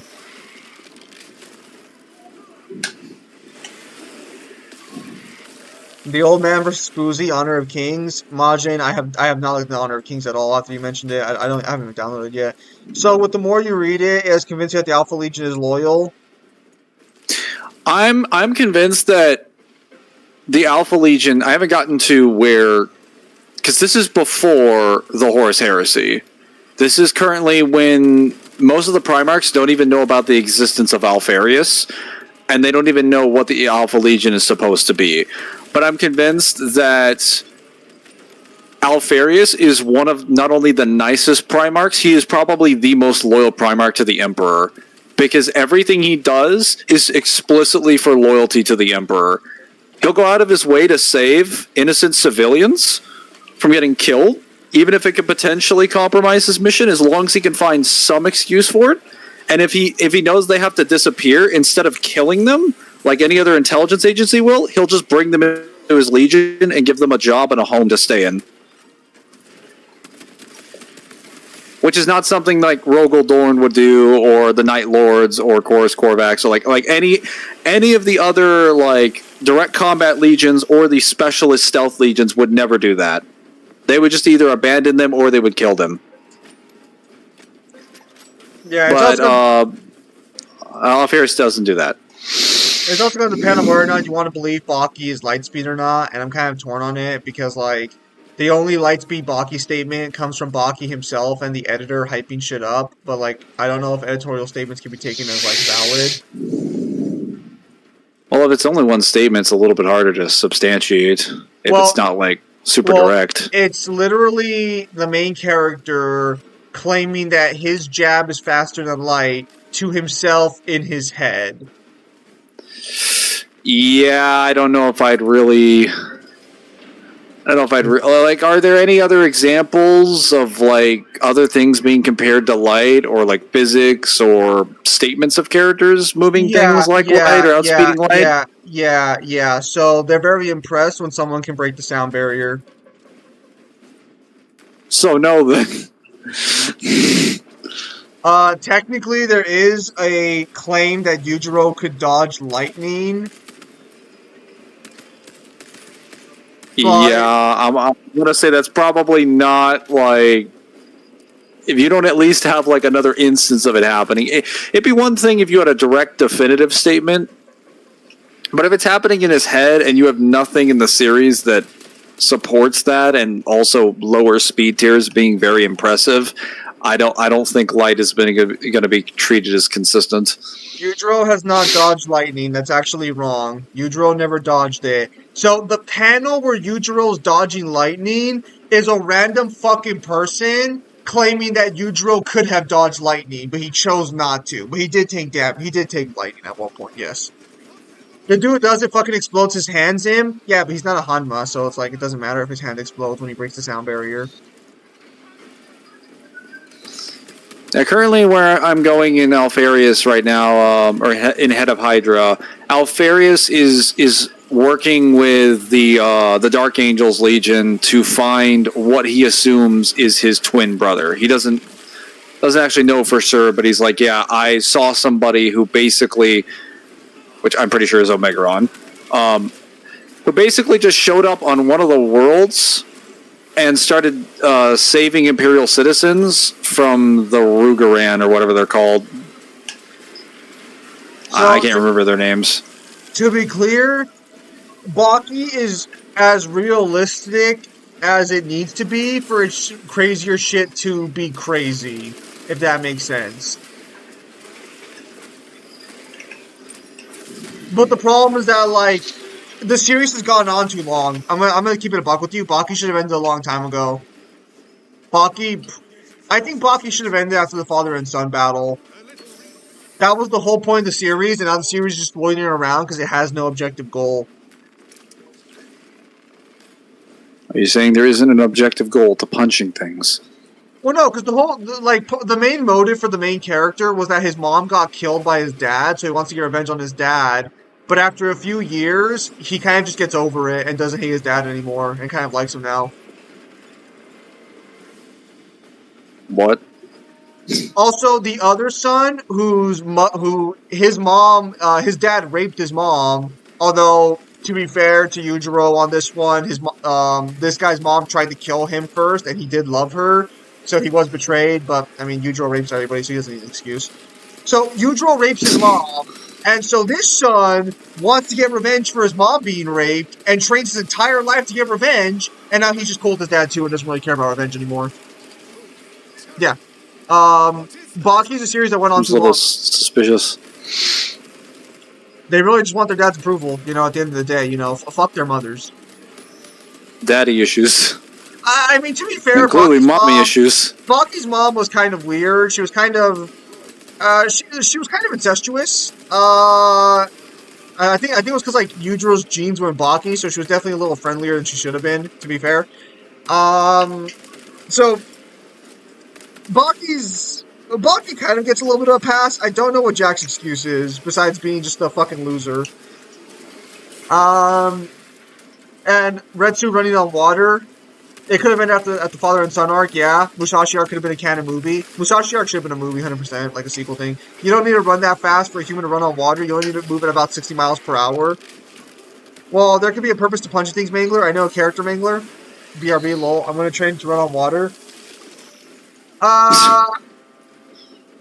60 miles per hour run on water? I don't know who said that, but that sounded like something Samaj would say. Yeah, it was Samaj. Okay. That's what I thought. Daddy issues and mommy issues at the same time, and the man isn't even 4D. I didn't know if he actually left the chat or not, but I'm like, man, that sounds like something Samaj would say. Oh, it is what Samaj said. Oh, how... Looky there.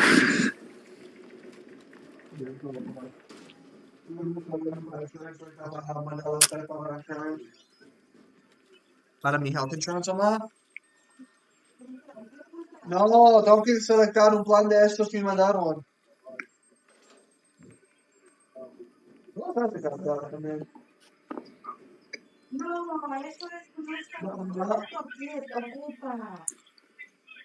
Todo el mundo tiene que ocupar tus cosas que te quieras. How fast can Usain Bolt run now? He's my rival. Oh boy. Con memoria y memoria se está en el carro, vieja, que no sirve para nada. Estos allí. No, o sea, no. Me mandaron un segundo papel diciendo si yo no selecto un plan, ellos iban a dar una que ellos selectan. Yo necesito selectar. No, tú no sé. Esto me pasa a mí también, no sé. Ya, pero tú no vas a circular, tú no vas a decir que si quiero allá. Esto es podría. No, ellos lo hacen. Ay, mujer, entonces debería ganar la fucking choice en vez de que ellos fucking ganan una.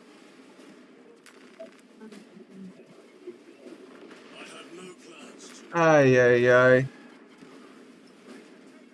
Más difícil dices que trazas. Mi mano me diciendo que yo no estoy selectando plano, ellos me han dado una que ellos selectan que trazas. Ajá.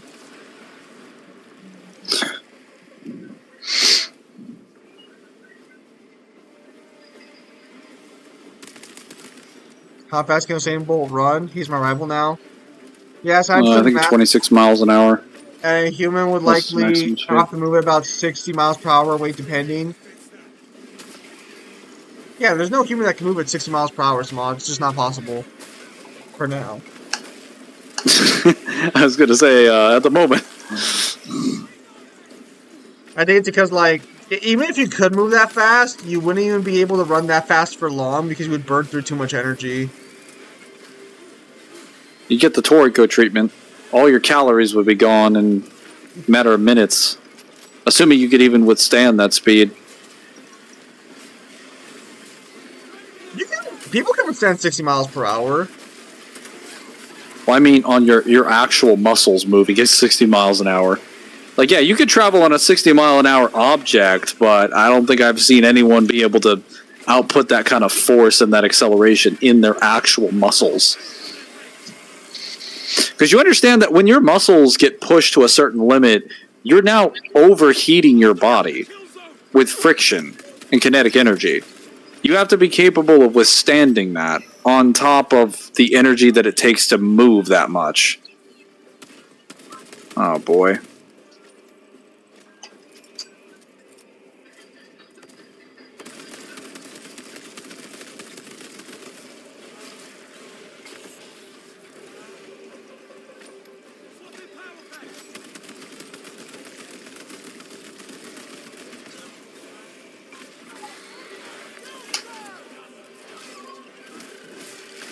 As if in cardio, never mind. Yeah. Essas são as opções, Mizan. Anthem Blue Cross or HealthNet? Yeah, são os planos que me estão dando.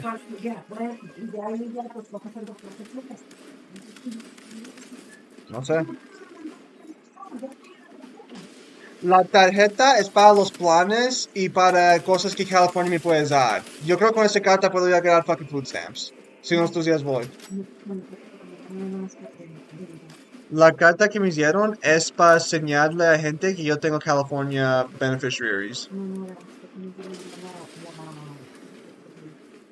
Me dan un carta, pero si yo llevo esa carta a donde ganar food stamps, es más rápido ganar la fucking food stamps.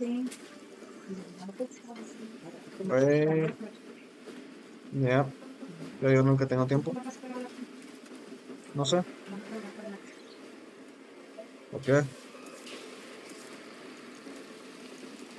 Pues no sé por qué. ¿Qué es la diferencia?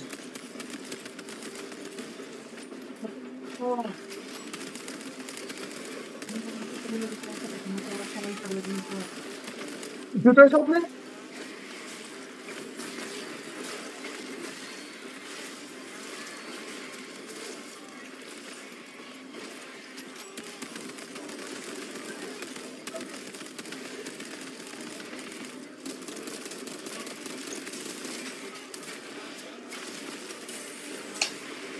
Why didn't you censor my comments? What about it?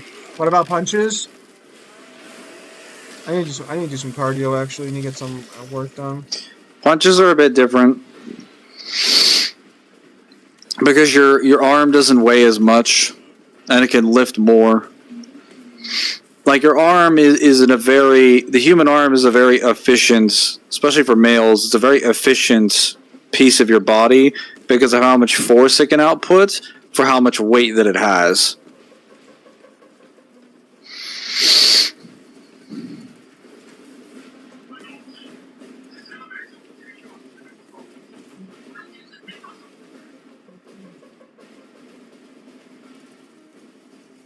Like, realistically speaking, if humans were to train pretty extensively for a while, we could probably produce generations of humans that could move at 30 miles an hour.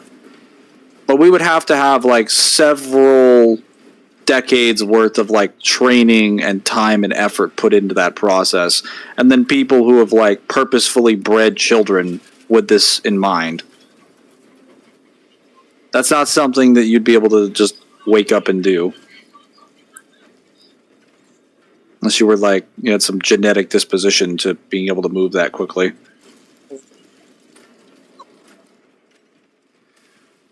Oh, that's funny. Not what you said, Mangler, but no.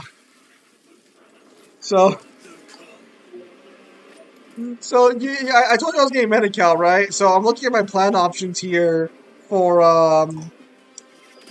So they ask patients on these Medi-Cal programs to rate them how effective they are from 1 to 3 stars. Getting needed care. People got the care they needed without problems. 1 star for both plans. Getting care quickly. 1 star for both plans. How well doctors communicate. 1 star for both plans. Rating Oh of my health plan. god. 1 star for both plans. Rating a personal doctor. 1 star for both plans. Diabetes care. 3 stars. Yeah, for both plans, actually. Okay, okay. Parental care. Yes. 3 stars for both plans. General healthcare quality for adults. 1 star. So literally everything except for being a parent and having diabetes. Which case you're set on that specifically and nothing else. I'm pretty sure I don't have diabetes. And you're not a parent, so I guess you're fucked. I believe it's free though, so I think that's why.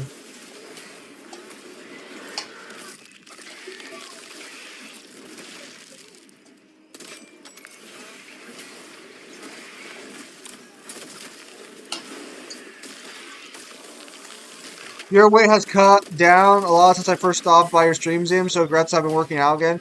Unfortunately, I have regained 25 pounds since the last time you guys saw me on a stream. Granted, 25 pounds of muscle. no, I wish. No, granted, to be fair, I'm still in a much better shape than when I was when you guys saw me on stream. But I am not as good as I used to be since the last time you guys saw me. So I went from 175 back to 200 because I lost time to work out during the day. I need to start working out again. My diet.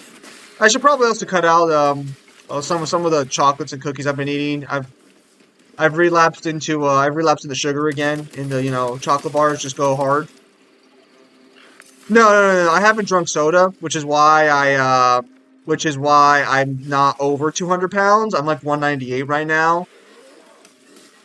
You'd be surprised how much soda contributes to weight No, like once you stop like drinking it. straight fucking up, bro. If you cut out sugar and soda from your fucking diet, most people would not weigh anywhere near as much as they fucking currently do. Honestly, I'm gonna keep it a buck with you. McDonald's doesn't create fat people. McDonald's soda creates fat people. Even sugar-free soda. Specifically Why the fuck would you waste the your money on sugar. sugar-free soda? It's not so much the sodium. Bro, drink fucking Sodium water does other things. Sodium does not fuck with weight. Sodium fucks with blood pressure, but I have a lot of chips every day, but I don't eat that much, so technically I get my daily value I have from the pretty good blood chips. pressure, so I'm probably good on that. My heart every time I've gotten it checked out has been peak. I do a lot of breathing exercises every day, and I go walking in the morning every day. I just need to walk and I just need to get more cardio and work out some more.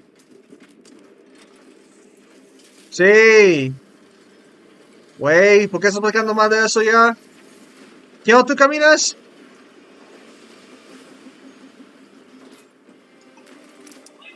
Just drink water. It's the chemicals. I mean, I still drink sparkling water. Amazon makes me walk for my workout. Yeah, I kill two birds with one stone. That's my cardio. Nice. Yeah. A lot of these super fucking obese fat people are only that fat and obese because they eat all these sugary products. If they didn't eat the soda or drink the soda, they would be fine.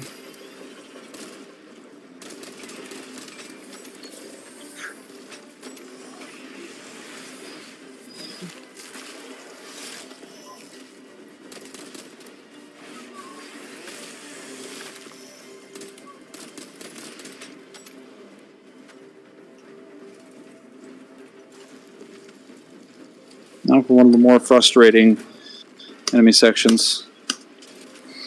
There's a lot of banned chemicals allowed in the U.S., but not outside. It's the preservatives. Unless you're a woman who has high levels of estrogen. No, women still gain weight, just same as the rest of us. Some cases more so. I mean, technically, it's mostly to do with your metabolism more than anything. But, like, sugar still increases weight even if you have a high metabolism. But if you don't eat a lot of sugar and you manage your weight, try to stay in shape or at least exercise, like, regularly. Just do, like, some walking around, honestly, and you'll be fine. My ass You do that 200 every pounds, day. bro.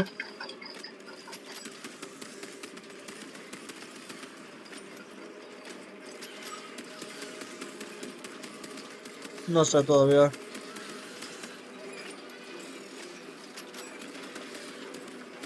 Man, this section is still ass.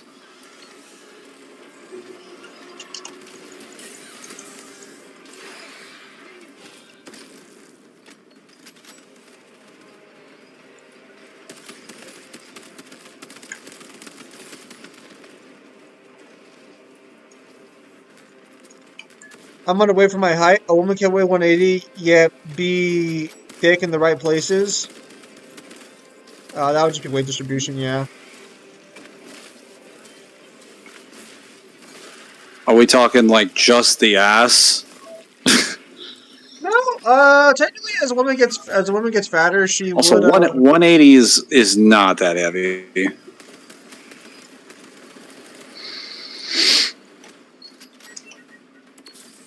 $180 is maybe the point where you start getting above medium weight. I'd say 200 is when you start getting heavy. And that's like the beginning of getting heavy.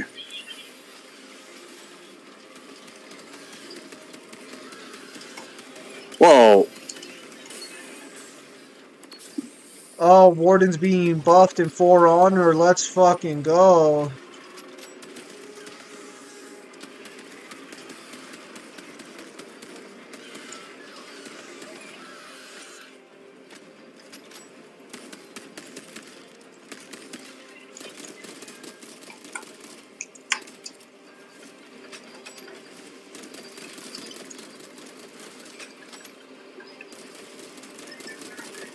Girls, lol, fuck. That's why I like girls that work out. Oh, I say typo. It's above average female weight. That doesn't really matter, though. Yeah? So your girls might give you in there.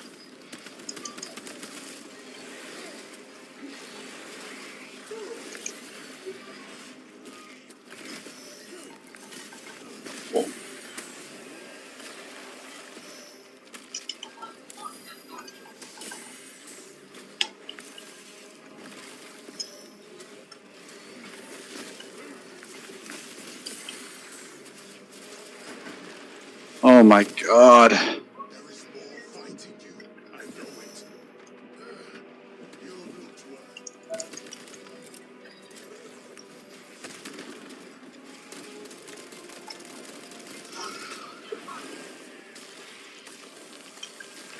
Aaron accidentally typed guys. Where did he type that? That's what I call junk food, you know? Yeah. So technically, if you make a sandwich with some ham and some lettuce and eat that instead of most of the fucking junk food you eat, you're probably living a healthier lifestyle. Yeah, but busca pan que es saludable, güey. Oh. Uh-huh.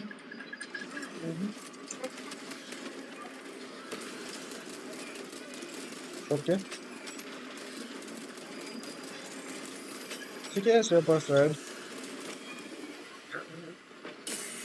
Fuck. Mujer, si tú traes jamón y yo puedo comer. Y eso, que no me ofreciste nada. Yo pensaba que tú ibas a usar para algo. Ajá. Ajá. Ajá. Güey.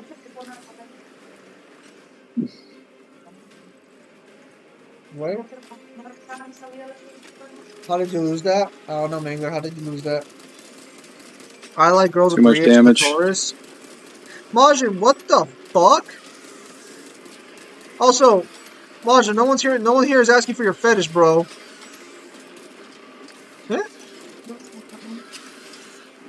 No, sí está bien. Pero haciendo huevos un fucking way. Pero haciendo huevos fucking way.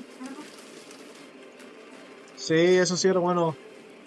Huevo para la mañana no es fucking feo. Nomás es un fucking way para hacer. Sí.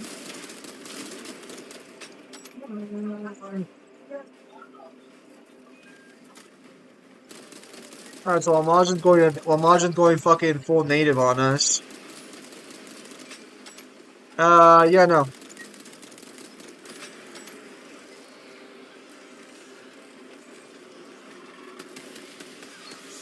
So what would you rate this game, after you've already played it? Let's say a 9 out of 10 for the campaign. In gameplay? Yes. Oh, this section is a 0 out of 10. So you wouldn't rate it a 6 out of 10. Interesting. No, I would not. There are plenty of people who rated this game a 6 out of 10. In what universe? Well, Mangler, it doesn't quite carry the message. Of what? Hey, hang on, what the fuck? What is the message? Is it not an authentic Warhammer game? No, Mangler, because how many battle sisters are in this game? This is an Ultramarine game. Although playing as a battle sister would be kind of sick in the multiplayer. Double melee, resurrections. Glad Melissa's in here right now. Why, Melissa's chill. Also, Melissa might be here. She might have just been ghosting. Although I think she's probably gonna take. Although I think she hasn't been showing up too frequently to the streams, so she might probably end up taking a break. Too many Tyranids! To be fair, we stream a lot, and not all the streams are of equal quality to each other. To be fair, that's on me though. I should work on that a little bit.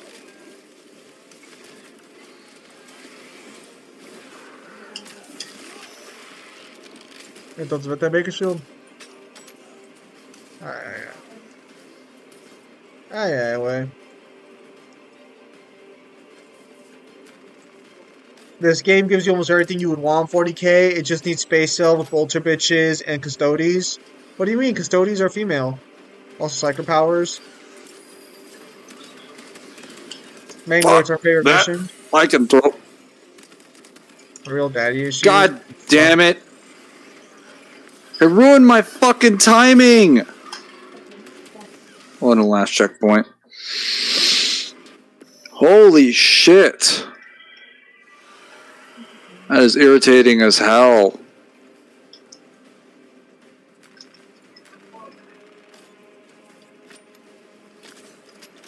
Section is still S.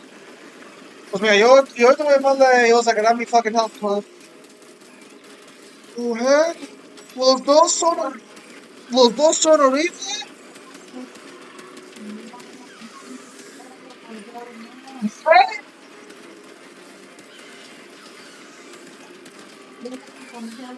¿Es lo que tú traes?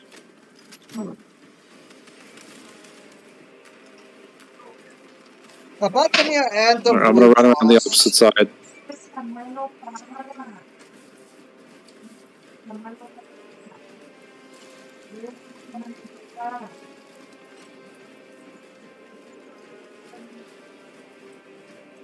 It's gotta be way to choose this section, Mangler.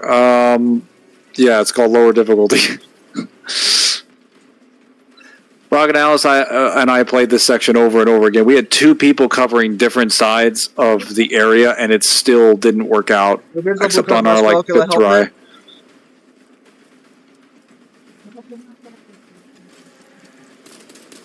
Bueno, mujer, la gente que lo trae dice que ninguno te atiende bien para nada.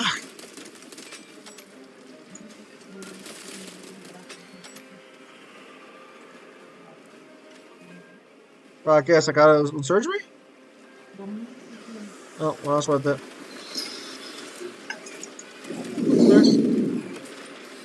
Yeah, tú traes health net entonces. Okay. Bayonetta has 10 guidebooks? No, it doesn't. It is like 3, maybe. Very little source material. Hey! ¿Quieres echar manos? Aquí estoy. Aquí estoy. Aquí estoy.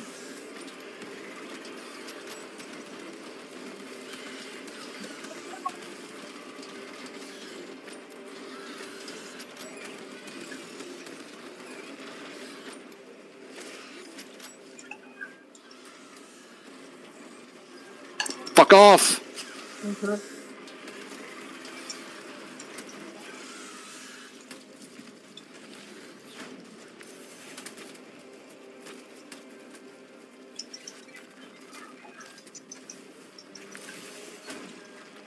This section's probably me and Mangler's only major complaint with the game, other than the length of the last mission. Well, was it really short or long?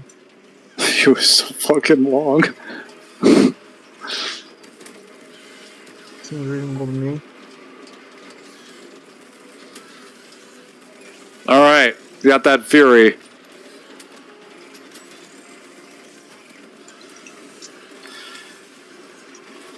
My stupid fucking AI killed that.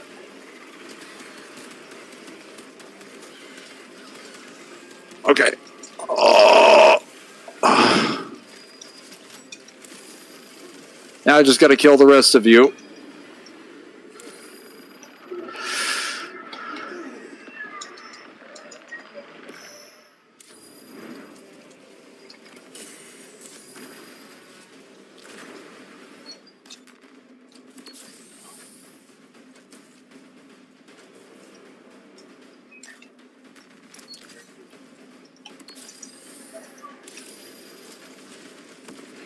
Alright, well, I just paid off Kyle's guidebooks.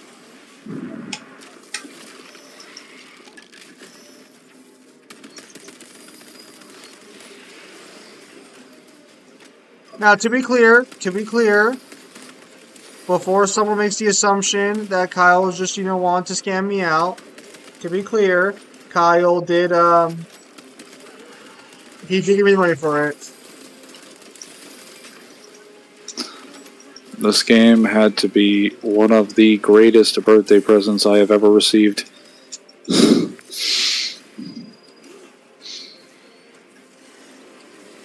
bad I had to pay for it with my own money.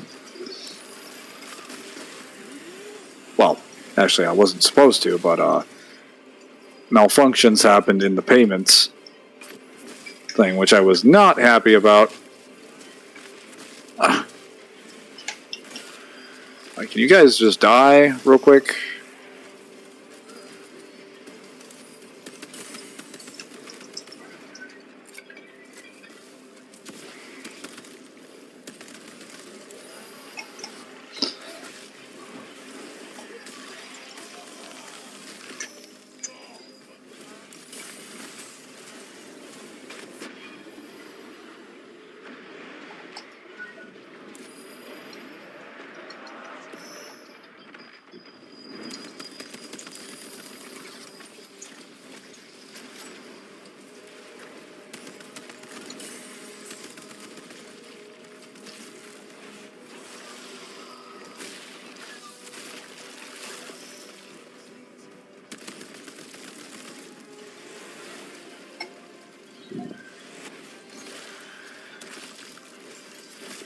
Holy Emperor, was that mission length ridiculous? Yeah, it was kind of silly. I think that mission was like several hours long, but to be fair, we did spend a lot of time standing around gawking at shit. Because it was our first time seeing everything. I think that is part of the reason it took so long. But it was also the fact that there were so many sections that really shouldn't have been there.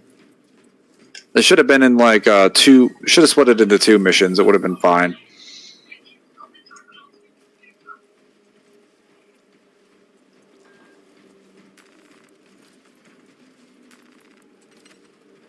Alright, let's go.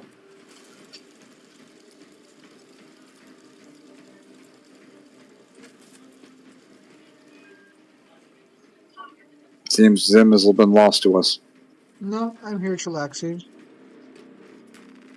Like I said, Zim has been lost to us. You son of a bitch.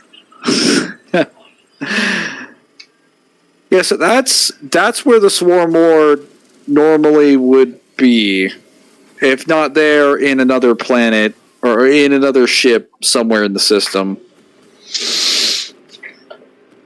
There's probably a hive tyrant on board that ship.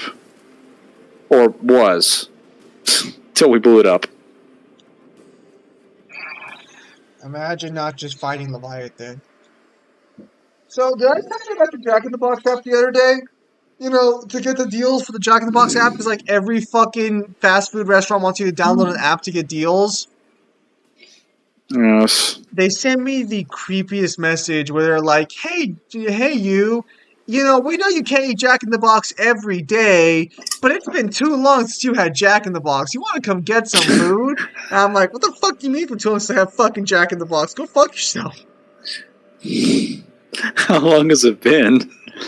For like 3 weeks, maybe more. Bro. So the problem is that Burger King's cheaper. So like when I get off work, when I go to a fast food place, I try to go to a place near my house because on some nights I get like at 10 and I don't feel like cooking. And I'm like, okay, so I could either have Burger King for $8, which would be 3 hamburgers and a large fries for free, or I can go to Jack in the Box and spend $14 for one good burger, large fries, and that's it. Or I can go on Panda Express, which is like $12, but also gives me like the highest calorical meal I can get of the 3.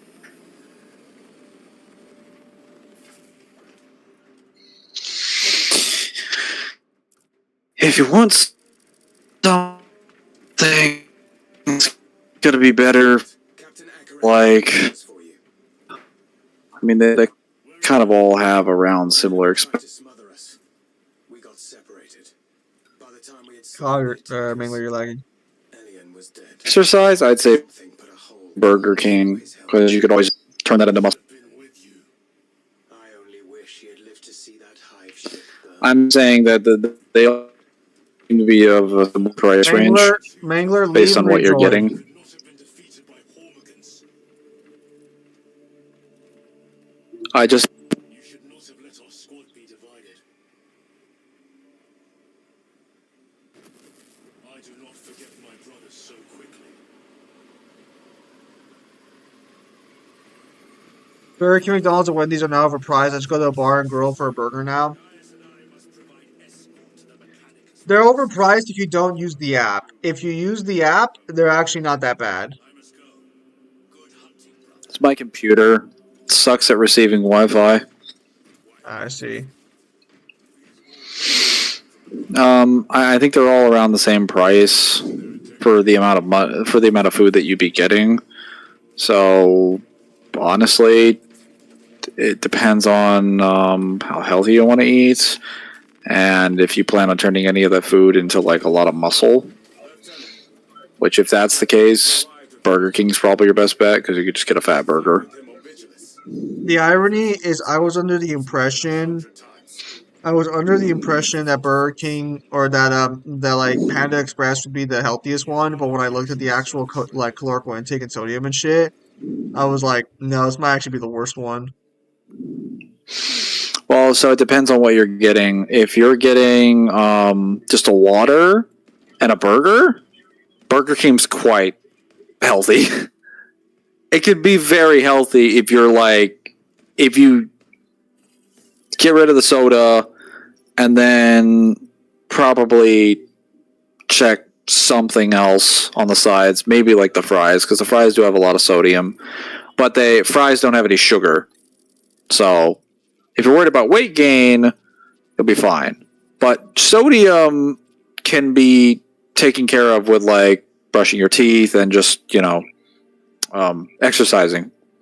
Just basic exercising, walking around a lot. As long as you're not consuming so much sodium every single day. Talking like maybe like 50 milligrams per like item, you'll be fine. Fries are fine. That's just fried potatoes. Yeah, actual potatoes can produce a lot more, a lot more carbs than that. Retrieve Mechanicus data. Oh yeah, Ubisoft's currently under fire because apparently its last couple of games were kind of dog shit.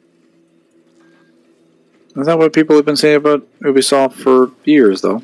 Yeah, but this time the games have actually been failing. Oh no. Well, Lieutenant Titus.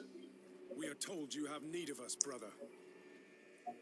Oh, fucking Ellis. I was gonna say, Alfarius also considers the Lion to be probably one of the most reasonable when it comes to like practicality as like a Primarch. We will not fail you, Lieutenant. He just thinks that Lionel Johnson is kind of tied down by some merits of honor, but he just doesn't need to be reminded of them. He's like a better version of Horus, and if only he could tie it off completely, he believes that like Lionel Johnson would probably be one of the best Primarchs by far. Like what games are failing? I'm assuming Outlaws and a few other things. Tell us, Zim. Tell us the tall tales of Ubisoft. Oh, well, so it was the first game, the major game that flopped recently was Star Wars Outlaws, but there was another flop that happened earlier this year that caused a lot of issues. What was the game? Okay. Wait, Asuka Hamon, no.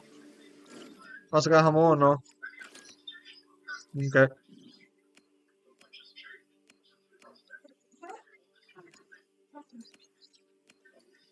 Okay.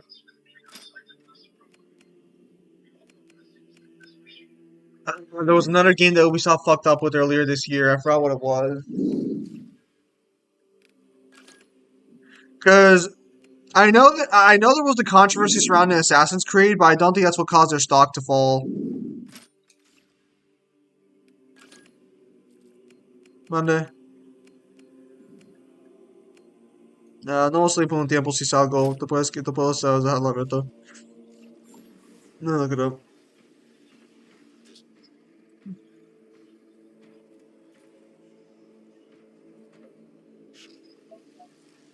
There's a reason why the good old Spud is a staple in a poor people's food.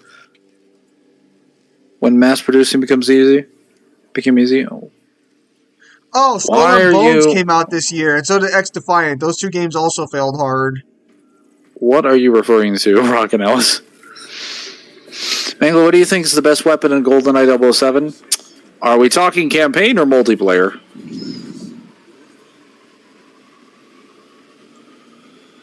When I say multiplayer, I'm referring to like standard team deathmatch. Titus. Yeah, X Defiant didn't do too good either. Importance. The battlefield below leaves no room for the slightest error of judgment. So the PS5 Pro Obey the directives of our beloved Primarch. is actually $700, Follow your program. and the disc drive is an additional $80, and a vertical stand for the console is another $25. On top of the 700? Yep. That is pretty ridiculous. Yeah. I mean, like, where's the extra 200 coming from? What is the extra $200 that makes it so worth? Campaign? Probably. The Spud has a lot of carbs, yeah. Oh, the potato, yes. I would probably say that out of the best guns in GoldenEye 007, at least which ones are going to take you the farthest, probably the KF-7 Soviet.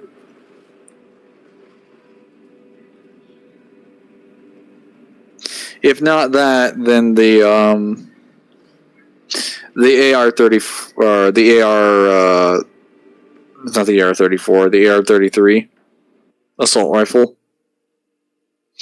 Just because it has like the highest stopping power of any rifle in the game.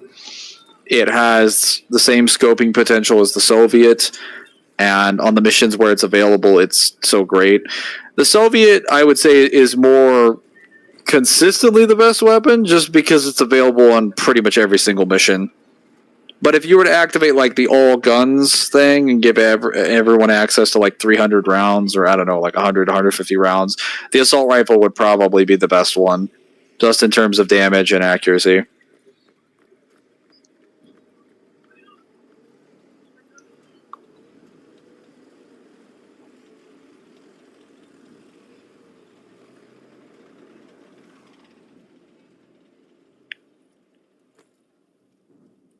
It's Tech Marine. No, it's not Tech Marine. That's a. You're a tech marine. But yeah. Oh, I actually didn't even realize about that because I don't own a PlayStation. But so they're selling you a vertical stand that You gotta get some food. you can't. It's a console you can't stand any way but vertically. So it's not even possible. So they're literally just paying you a stand to do what you're already doing.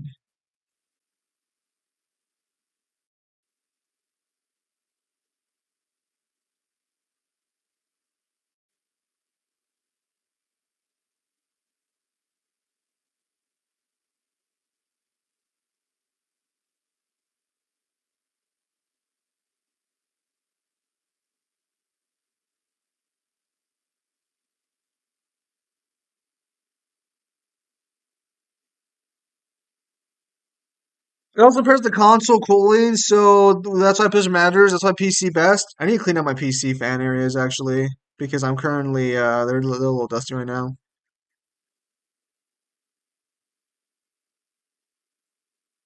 Who is Sarkana? I have no idea.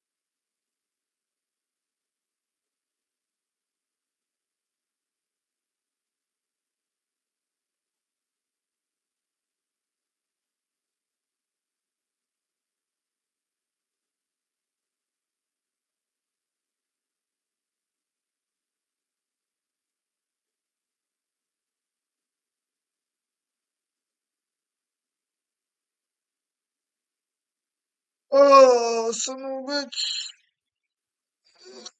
Oh, still need to have a breakfast.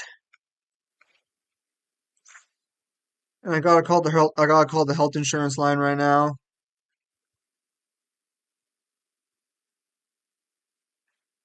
in a little bit, so that way I can get some health insurance going, so I can go to the doctor and the dentist again. Because Lord knows my teeth need cleaning.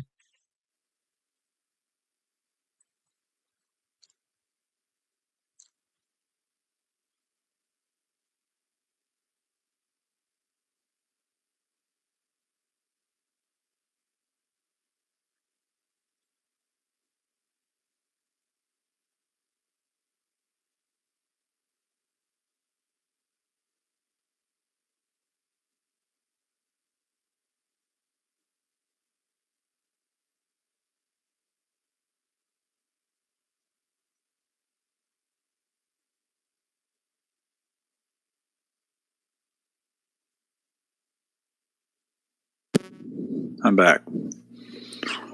So, Some people. welcome back.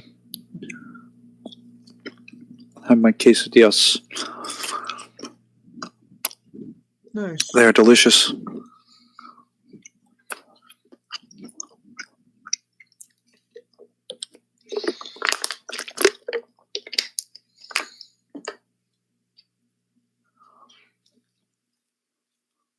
Mangler, who is Sark Anna? Arcana. Who is We're that? talking about. Yes, but who is it? I don't know. I thought he was asking in response to something I'm playing.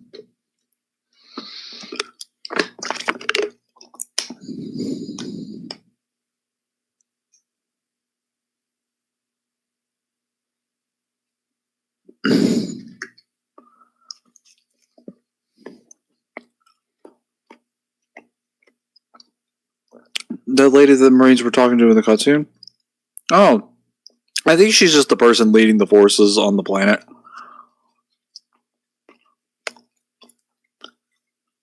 Oh, yeah, you hear about the Chase Bank glitch? No.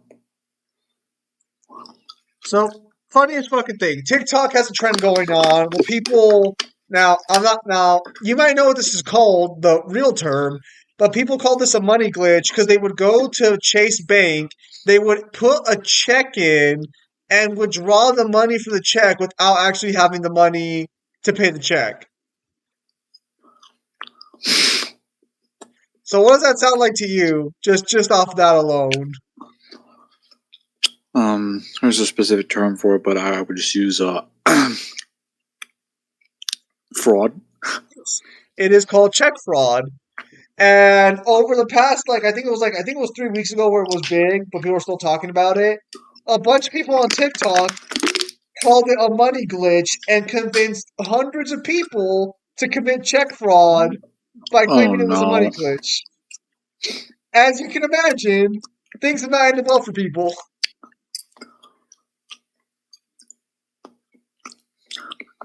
Now, don't fiddle around with banks. They are the people that used to break people's legs. They're not able to do that anymore, so they just find different ways to break your legs. They break you in every other way.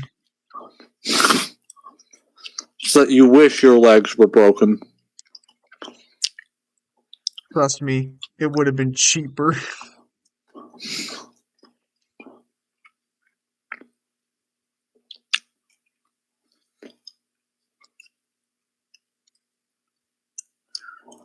What ends up happening if you commit check fraud? You either owe the money that you took out, or they sue you and sort of hunt you down for the money. They'll get it one way or another. Banks are just like a more privatized version of the IRS, basically. At least when you take their money.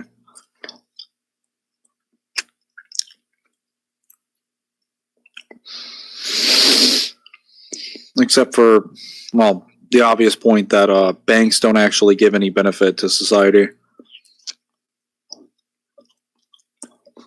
They just take your money, charge you money for holding your money,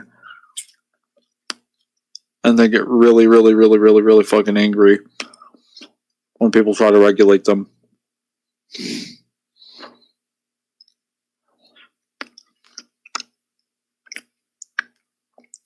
I'll break you. Dragonov fist explode. Or dragon fist explode. What? That stupid heart is obstructing the chat, so I can't see what he's saying. What's happy? I'll break you. Dragon fist explode. Where else would you store your money? Literally anywhere. Like, honestly, it would be like, it'd probably be expensive, but we could probably create a program either by a state or a local government to install either safes or deposits or something that you could take with you to store your money. It really wouldn't be that hard, considering we store bills usually in hundreds. You can store thousands of dollars in a very small place. Granted, that would mean home security would probably need to go up as a result, but it's something that we've been doing for ages anyway.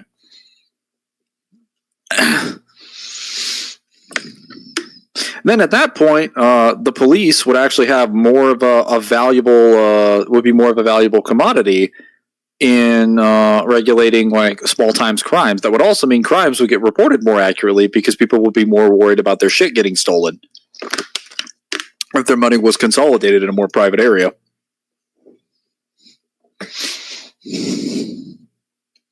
Not going to have an underdeveloped amount of crime reporting if people have an incentive to commit a robbery. Hell no. Especially if they also don't have an incentive to report it. That's definitely something weed shops would need. What, like a deposit? Well, technically every major like established business has a safe deposit of some kind. Like the fact that every major business that you could think of already has safe deposits means that the idea works on some level and is enforceable and defensible. Because how the fuck are you going to get into a safe if you don't have the combination aside from like breaking it? All right. Which actually, even then, that might not work. I'm gonna go have breakfast. I'll be back in a bit. Gonna be myself. Oh yes. I forgot that they actually had ammo for the plasma pistol in this game.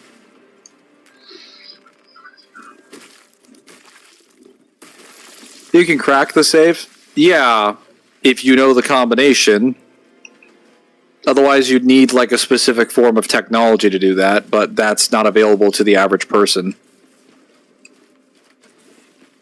Even then, we could probably just make a better safe technology.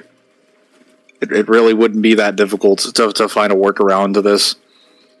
It'd be harder for people to crack the safe or to have to get past doing all of that, as opposed to like just getting a safe and consolidating your money there.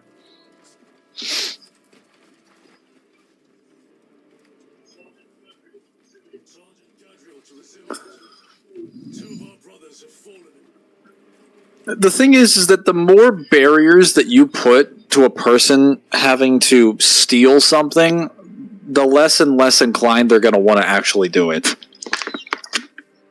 If you put money inside of a building, inside of someone's house, you've already put several barriers to it. Not only the house itself and then the people and the location, you've also put them on someone's property, which is protected under law. If you go after them, you now have the actual force of like whatever police department or whatever prosecutorial's office coming after you, not to mention any potential private investigators. You run the risk of doing all of that if you break into someone's house. Like, the walls of the house are less of a threat to you than the idea of what's going to happen and the consequences of what's going to happen to you as a result of breaking into that house. Let alone finding the safe and then having the technology to break into the safe. I don't believe the average criminal, even the career criminal, is like some fucking Catwoman, cat burglar with high-tech technology needed to break into a safe. And I don't think the average person, especially someone willing to commit crime, has the ability to do this on a scale that would impact, like, most Americans. They don't got the tech for that.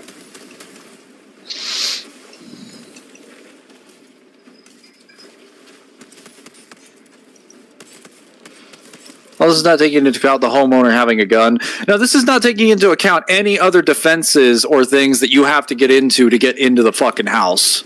The worst part of it is just the fact that any sort of laws that were in place are going to be a problem. Why would you break into someone's house when you know that the consequence of doing that is that the police is going to be called and they're going to be searching for you? They're on payroll searching you down. They have nothing better to do, whereas all you can do is run.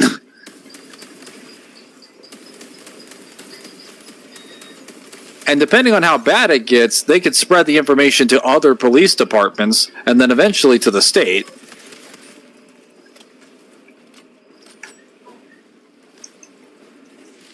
Not to mention, I mean, you would have to do some Like, this is separate from the actual problem of you having to sneak into specific people's houses knowing which people would have which amount of money that you would actually need.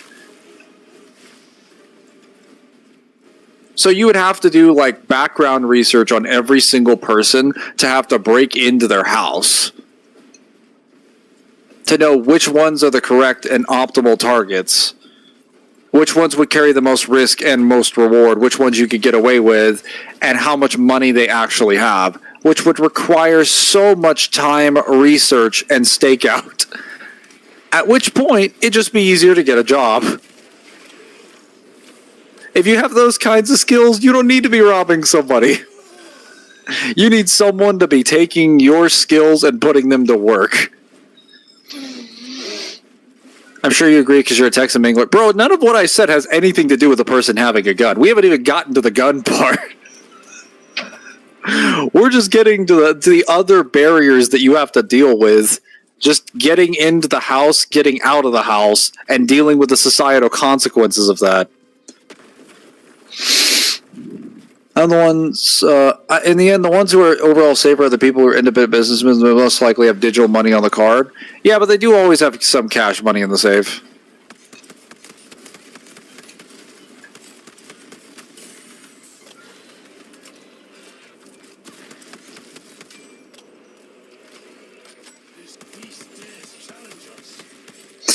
Banks only really have, like, reliable money because of the system of credit. If you were to eliminate credit as a system and give, like, use payment histories, some kind of, like,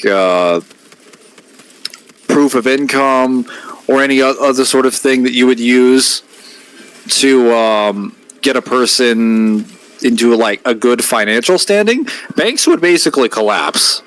Our money would be fine, and we'd probably find a system to replace it, but banks as an institution would fall to pieces if credit ceased to exist. That's why credit will probably never be destroyed unless our government has, like, a massive redesign from the ground up, because banks would never allow that to happen. They would literally shoot you before they let you fuck with the credit laws. They would be more willing to go down to the house or the area of the person passing any sort of law or policy and put a bullet in their brain than let them change any laws that affect credit. Because that is effectively signing their own death warrant. Granted, they could be a little bit more reasonable about that, but their system is efficient for giving them as much money as they possibly can, the way they want to, as long as they've had it. So it's... I think, like, in the current day, most banks would be a little bit, they'd be a little bit paranoid. Wait, revive me. Revive me. How is he reviving me from over there? That doesn't even work.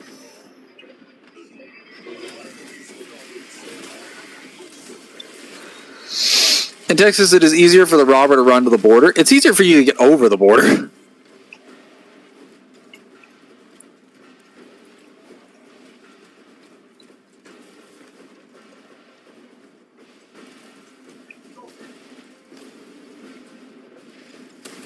This man's got a Glock. Take him down.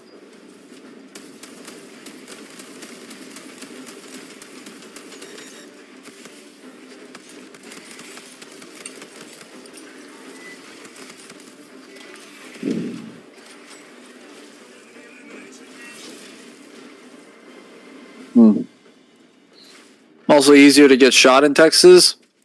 Not really true. I mean, technically true. It's easier to get guns, so it's easier to get shot. But it's also like, I don't know. It's not really like statistically, yes, but not in, like, public. You're more likely to be shot inside of a household by virtue of living in that household with a gun than you are to probably get shot breaking into a house or even being in public. Especially since, like, owning a gun often increases the likelihood that you'll just use that on yourself. Also introduces the likelihood that you could use it on yourself. So the GTA protagonists who steal a police and a car and easily find the guy to rob, kill, are high-tech criminals. No, the GTA protagonists are just built different and are also just crazy. Mainly, they've killed people to make sure there's laws in their favor. Oh, this game has the squad-based system like Halo 5. Yeah, well, a lot of games had a squad-based system like Halo 5. This isn't the Wild West anymore. Well, even the Wild West, like, you understand that, like, most people even near the border and most people in rural states don't even leave their doors locked. Because, like, just the thought, like, what prevents crime from happening in a person's home isn't the defenses of the home or even the house or the walls itself. It's the laws that exist in society.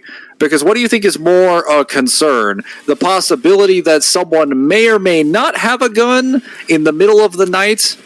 Maybe, when I'm fully prepared to go in there and I'm just going to steal their shit and get out before, and they have to wake up in the middle of the night to stop me, I'm in the advantage. Or the police officer who's trained to deal with this shit has intelligence being fed to him and being told where I'm going to be, presumably, from a crimes report. The police surveillance state that exists all over our country, and then the local and state and potentially federal police, depending on where I steal from, that could put a bullet in my ass. Like, those guys are more of a threat to me than some random redneck in his house. Like, they're more a threat to not just my life, but also my plan to steal shit. And there are also consequences for my actual actions.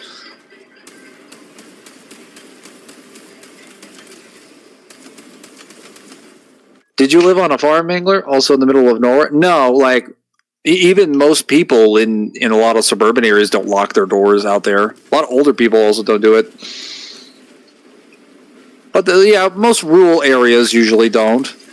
But I'm not talking like in the middle of nowhere. We're talking like places that usually have a couple hundred square acres. Like, they're not that far away. They have a lot of woodland, but they're not like miles and miles away from their neighbors. It's just that they have no reason to assume their doors need to be locked because they don't live near anybody immediately.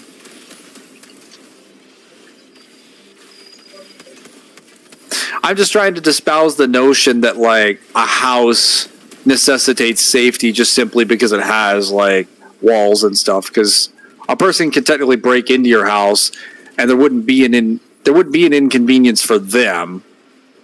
What makes an inconvenience for them is if you break into someone's house at all, there are consequences that society as a whole are going to enforce on you. And one person inside of your house at like 12 a.m. is not going to be able to enforce consequences on you waking up from their bed when they're drowsy, especially if they've had a really shitty day or they're also sick. A police force or multiple police forces who have been trained in this sort of thing, that have a surveillance state helping them and having like millions to billions of dollars worth of equipment, yeah, they're going to be able to hunt you down. They're going to be able to hunt you down, no problem whatsoever. That's kind of what the justice system is for. I like how GTA 5, the way Michael rubs the car, makes it look like a cop. The cop look like an absolute pussy when Michael takes the cop's car. Yeah, GTA is very silly. It's very ridiculous. I mean, doesn't the GTA characters just usually like take the don't they just take the character and just like toss them out of the vehicle like a sack of potatoes? Did you know bears are breaking into people's houses now? Yeah, no, that sounds about right. What about those bears, Mangler? Bears are a little bit different because bears don't understand the concept of laws in society. They're like, hey, I gotta feed myself or my family. I don't give a fuck what's in your house. Also, if you want to get a bear out of your house, just give it some food. Just give it some food. It'll be fine. Or like yell at it. It's like a very easy remedy.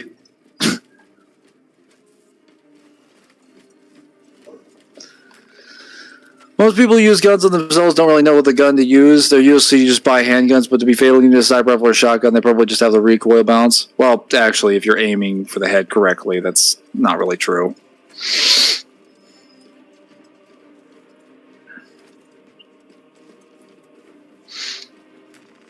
On themselves and fail the attempt. Yeah, if they're shooting under their chin, but if you're aiming at the head directly or the back of the head, you'll be dead. What if it wants to eat me? Why would the bear want to eat you?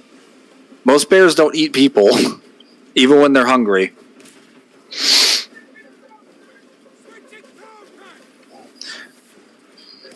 Like, you understand that most bears go after, like, salmon and fish and, like, smaller animals, right? It's too much trouble for them to go after humans. While some bears would absolutely eat a human, like polar bears, or certain specific grizzlies or versions of grizzlies will go after you. But, like, most bears do not mess with humans.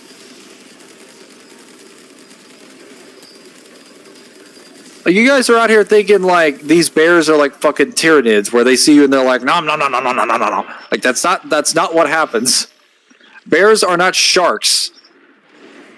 Although even sharks aren't sharks.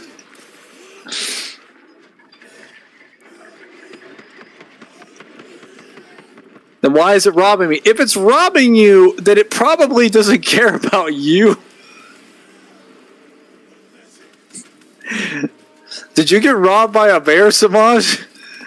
I feel like this is personal.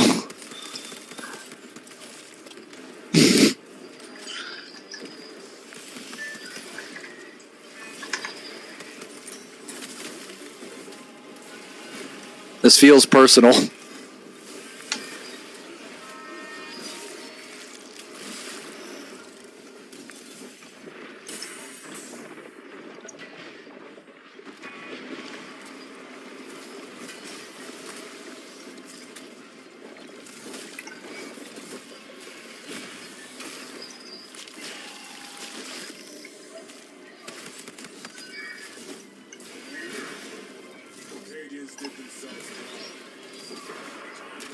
Ugh. Most animals don't like long pig. What is this, long pig? I'm just trying to think of a bear like sneaking into someone's house now. It just seems super funny. Just like sniffing around, looking for cereal.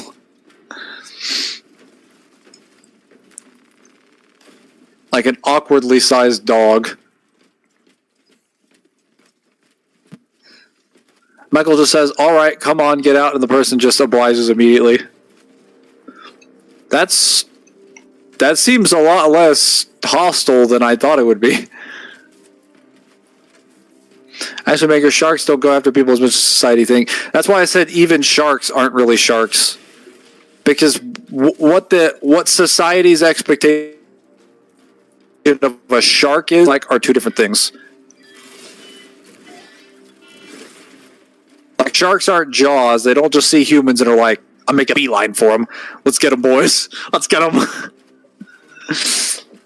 Sharks are not playing... Like, sharks don't have a mobile game programmed into their heads where they decide, man, I'm going to eat every human I see. That's not how they perceive reality, no more than it does. Hollywood really did sharks early. It was mainly Jaws and Steven Spielberg. Yeah, Steven Spielberg knew exactly what he was doing, and a lot of his decisions led to a lot of the decreasing of shark population. He's largely responsible for that with the Jaws movies.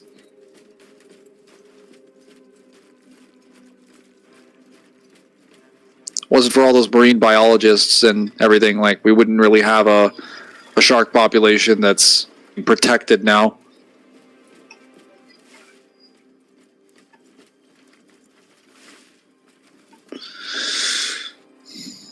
Human meat is called long pig? Is that what we're called? Yeah, well, I was gonna say, like, if we're talking about what a human actually tastes like, humans do not taste the same as other animals. You have to understand that for a carnivore, like a bear, mostly. A bear is going to want to eat things that are mostly grown well.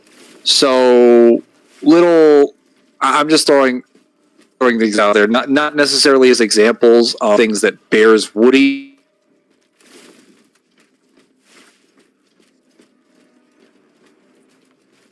Something that technically by their ecosystem that they're in, they're fed by either vegetable types of speaking carnivorous.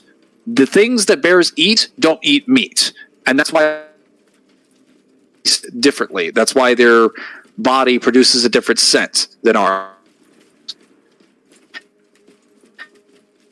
If you were to eat a human, ultimately the reason it taste that great is that you would just be eating a human that's meat the entire life. It's not like humans are bred even in environments naturally. But if you're going to eat raw meat, it's better to eat something that actually eats vegetables or salads or something healthy fruits. Because most of what's like is going to be dependent on those tastes, especially since humans also eat like foods like meat and whatnot. As great, we're not. It's carnivores. We're gonna. It's worse than other carnivores are.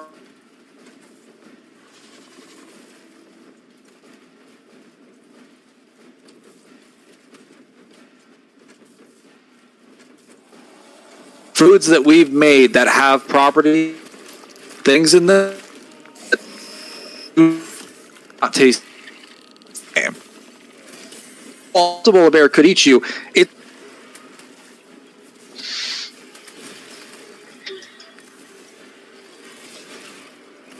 Hang on. And for the most part, most of the reason or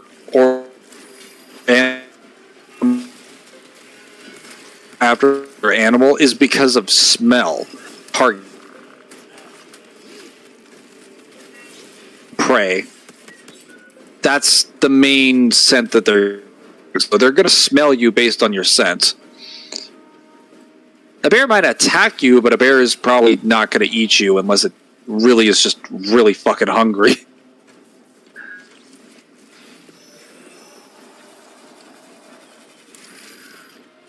I'm going to starve to death in the next 10 minutes.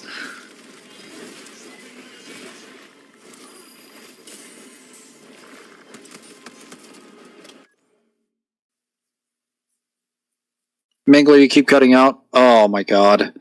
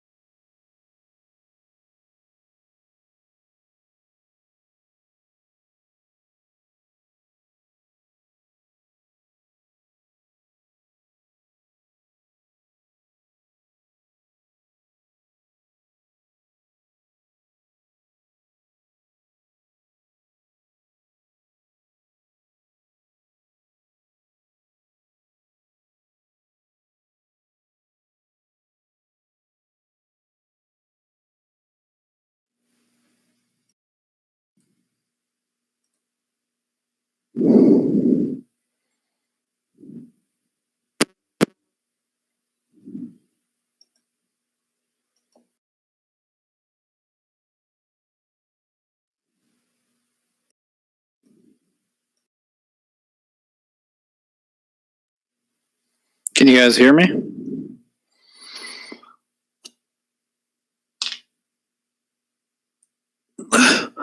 Am I back now? Sound check. Yes. Okay. So what I was saying is that the reason why a bear wouldn't want to eat you is because the way you smell is very different from most of its natural prey in the environment. You eat things like meat, which makes you a carnivore and technically an omnivore. You're going to taste very differently than an herbivore would. Bears are mostly carnivores. They're going to want herbivores. They don't want to eat other carnivores, generally.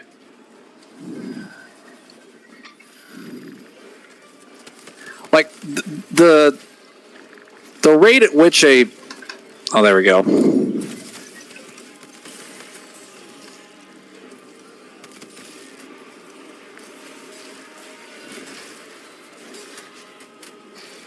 Hang on. Alright, I have returned. Why are you talking about eating people? Samaj is worried about bears eating him, and I'm trying to explain to him that bears don't just eat people. Sure they do. Because the way they smell. And to explain to him that bears aren't fucking tyrannids. But they are, though.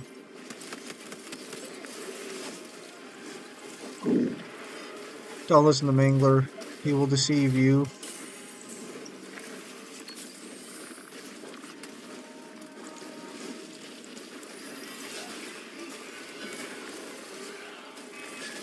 He is a deceiver of words.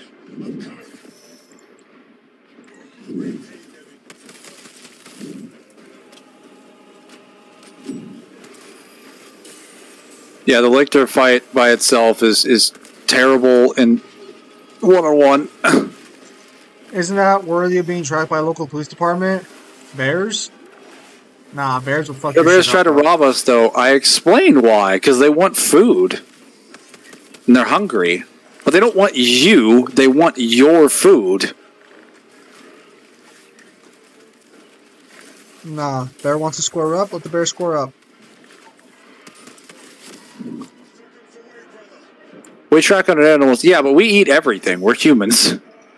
We also have, like, arbitrary standards about what is considered acceptable to eat for one reason or another. Whether or not they're valid doesn't matter. Like, we have specific determinations and like, criteria.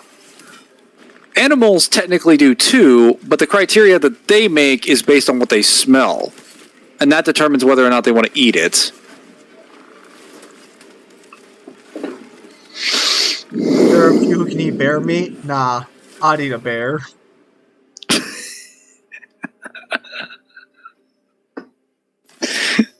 As soon as Samaj introduces the idea of eating a bear, Zim's like, yeah, I do it. I do it. You think I can't eat a bear? Think again.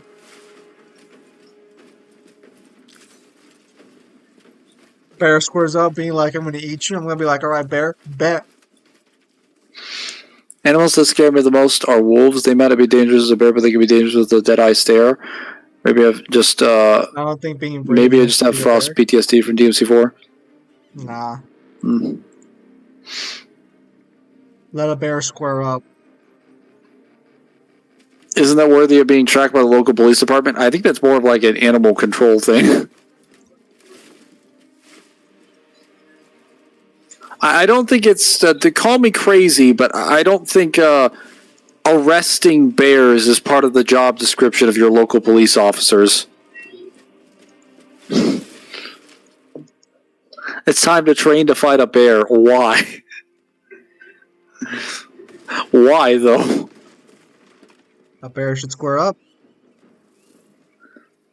I don't think being brave is enough to eat a bear, to beat a bear in hand-to-hand combat, Zim. Nah. Why shouldn't we track potentially dangerous animals? Because usually bears don't act that way. Like, we have... So, do you just, like, assume things based on your fear of, like, reality? Because we do things based on logic here in like, human society. Like, our scientists, our marine biologists tell us, like, or our various biologists tell us, hey, these are how animals function. These are what you do not to piss them the fuck off. And you're like, yeah, well, okay, they're dangerous and they could potentially eat me, so we have to track them. Like, why not just listen to what the data says about how an animal functions? I'm just being realistic. You're not being realistic at all.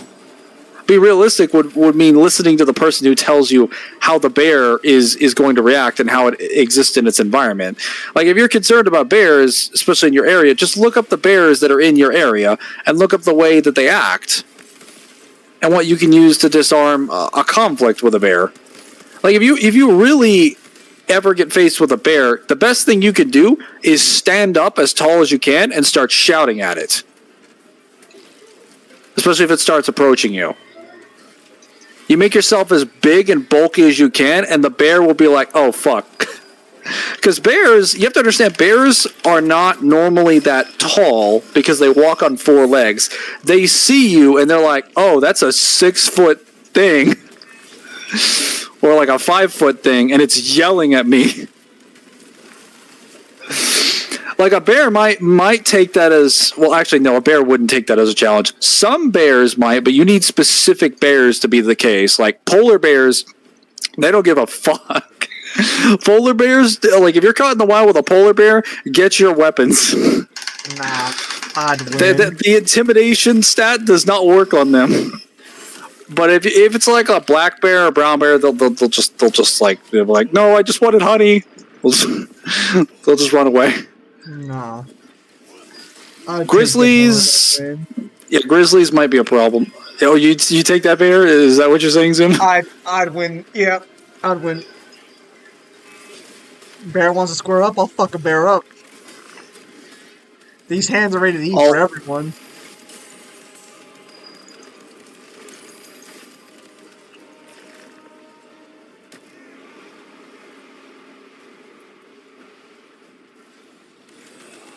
Listen, boys, if it bleeds, we can kill it.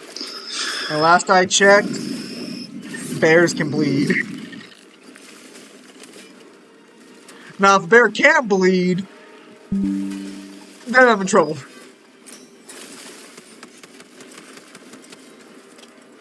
What if it doesn't demonstrate damage through bleeding? Does your brain just implode? You're like, no blood? How do I beat it? Nah, I'd be like... Literally, it's lost an arm, but there's no blood. How do I beat it? When there's no blood from an enemy I just fucking, severed. Bear those arms in. I know you're wounded, but there's no indicator of wounding. I mean, realistically speaking, if you slice an animal's fucking arm off and it doesn't bleed, it's probably just gonna pick that arm back up and put it back on. At that point, I'm in trouble. It's not that they're stronger. We also think we can be more feral than a bear. Then we really can't and be like, oh shit. Nah. You don't fuck with a bear. But intimidating is a bit different. Like, if you meet a bear in the wild and the bear is just like getting aggressive, then like, yeah, you might have to stand up on your legs and be like, hey. No way. So it's not really intimidation that matters. The bear just doesn't want to work for its food. So when you it is a little bit of an intimidation because they're seeing you as a threat. It's not a threat that they think they can't take. It's more like, that's going to be fucking work, and it's going to fight back, and I'm probably going to get hurt in doing that. Yeah. It's a combination of factors. Is you're just trying to make yourself seem like enough of an issue that the bear would realize it might not be able to kill you without taking damage, and it'll probably just leave you alone. The bear is just going to be like, it's not worth it. I might be able to kill him, but it's just not worth it. I should just move on. Especially since the bear, in most cases, the bear is going to be hunting small animals and salmon. It knows what its typical prey is. If it sees you, and it doesn't normally hunt you, and you're getting aggressive, why is it going to go out of its way to come hunt something that's like 10 or 20 times the size of its normal prey? That just doesn't make sense.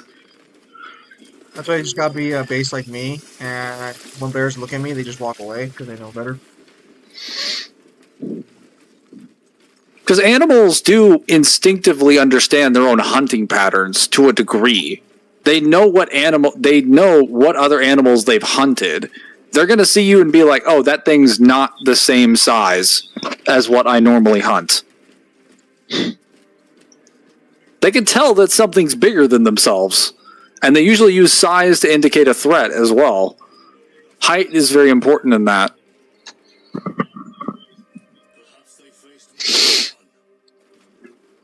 Then you elbow it and suplex the bear. What reality are you suplexing a bear? Yep. The strongest bear versus the strongest lion versus the strongest tiger. I think the bear technically takes that. The bear is a lot stronger than a lion. You have a better chance of fighting a lion than you do a bear. Well, okay, no. You have a better chance of surviving an encounter with a bear. But you have a better chance of fighting a lion. Speak for yourself, bro. Like, if a bear decides to sick themselves on you, it's just, you'll wish you had a lion or a tiger. Nah. I'd win. I'd win. I'll fuck a bear up. I'll fuck a tiger up. I'll fuck a lion up. I'll fuck a liker up. It don't matter what you put in front of me. I'll fuck it up.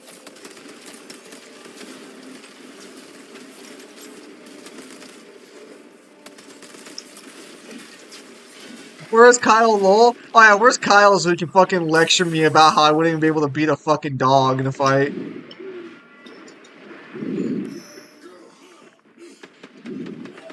Kyle would just tell you the same thing Mangler would, except he'll be like, you have no chance against a bear, don't even fucking dream about it. I'm not trying to be rude about anything, but Kyle will just be like, here's your chances, you're dead. I mean, Kyle's convinced that, like, your average dog would kill your average male, like, 9 times out of 10. He's probably wrong about that.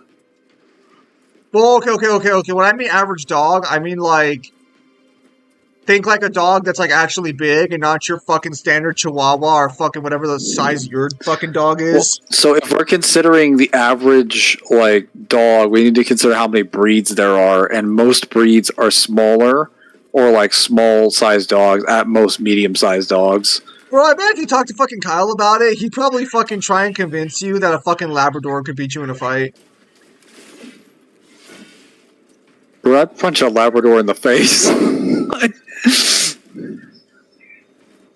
Has he not understood the concept of, like, the sidestep? It is the ultimate counter strategy to a dog. You just side and punch. I think Kyle's more under the impression that most dogs could just outrun people so fast they wouldn't be able to, like, react properly. I mean, what scenario is this happening? Are we just placed in, like, a public neighborhood and my back is turned and the dog's running full speed at me? Because that seems really dumb. So you are walking down the street. There's no one else there. An average dog just turns to look at you and is like, "I want the smoke," and just charges you. How far away is the dog? Like 20, 30 meters? 25. We'll say 25 yards, which is. Oh yeah, no, I'm gonna fuck that dog up. Like that's literally a sidestep and an uppercut. Right under his chin. That thing is going to get sent to the fucking moon. Like he's about to fucking clothesline that dog. The only time that would not work is if the dog is so heavy you can't lift it. But even then, it's probably still going to feel a fist kicking in the side of its head. Nah, bro. I've grabbed that. Like a heavy Rottweiler. That dog's going to jump at me. I'm going to grab its legs, use its own momentum, and fucking chuck it into a nearby wall. Yeah, no, I like some dogs, yes, they're big enough to weigh a human down, but the ones that are big enough to weigh a human down like that are not fast enough to catch a human. Not realistically, like Rottweilers maybe, but like a Rottweiler would also be really slow. Like a heavy Rottweiler would be much slower. That's not 60 pounds of muscle. That's 60 pounds of fat.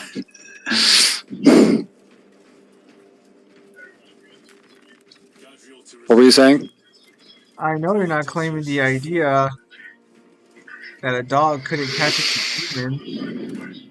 I do believe a dog could catch a human. I'm just saying that it's not going to matter for the most part because the way a dog is going to run at a human. Oh boy. Not the fucking rats. Whoa.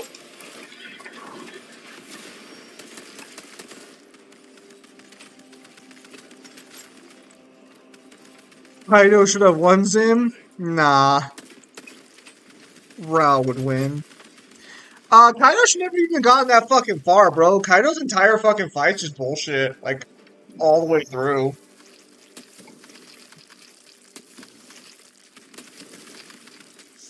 Too many rats.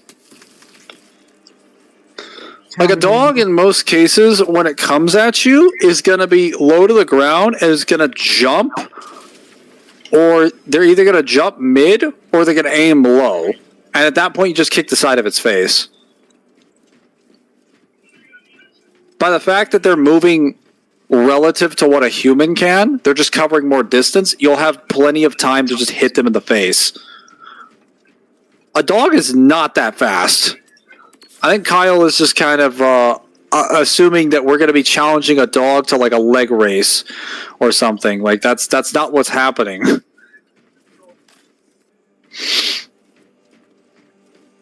Also, like what's the average man in his reality? Like some skinny, like 16-year-old like white dude that's never worked out in his life. Wow, why does he have to be white? Could be a skinny black man. Why does he have to be Okay, white? for skinny man of all races, doesn't fucking matter. Like, my point is that like, what's his understanding of an average dude? Like, because I would say an average dude is someone probably in their early 20s or their mid 20s. It's basically Kaido not caring for the whole arc until Luffy gained ultimate plot armor to get a dub when everyone and their mother jumped Kaido. I'm gonna give a hot take here. Kaido wasn't that damaged. A lot of people are claiming that Kaido was jumped and therefore he was weaker, but he never demonstrates or talks about it, and we never see that. Like, yes, he does get cut up a few times, but, like, that's as far as it goes. If a few injuries can really drop Kaido's performance that fucking hard, then I'm sorry. Then Kaido's he's dog shit.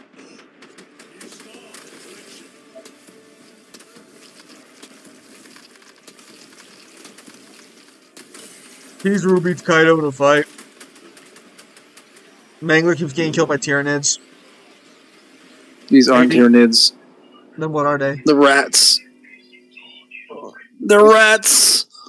Motherfucker, throw a mousetrap down then! Oh, do you see how many of these things are? Look who it is. It's Kyle. Look at all these things. Hot take, Garp slaps. What is a Garp? Oh, wait, no, Kyle. that's Luffy's uncle. Kyle, spoilers apparently suggest that Garp might not be dead after all.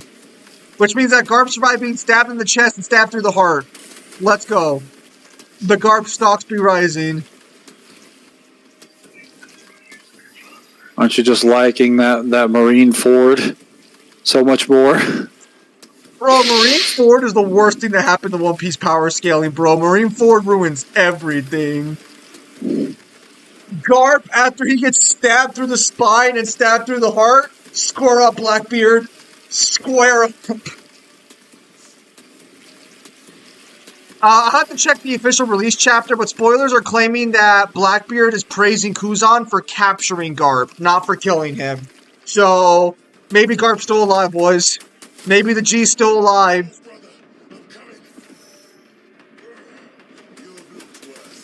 Kaido versus Yujiro. Kaido versus Yujiro equalize.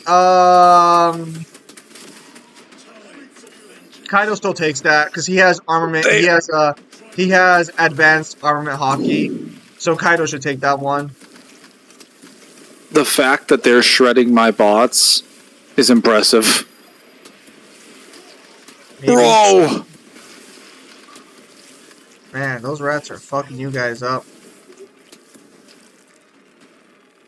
You have to go to the marker mangler.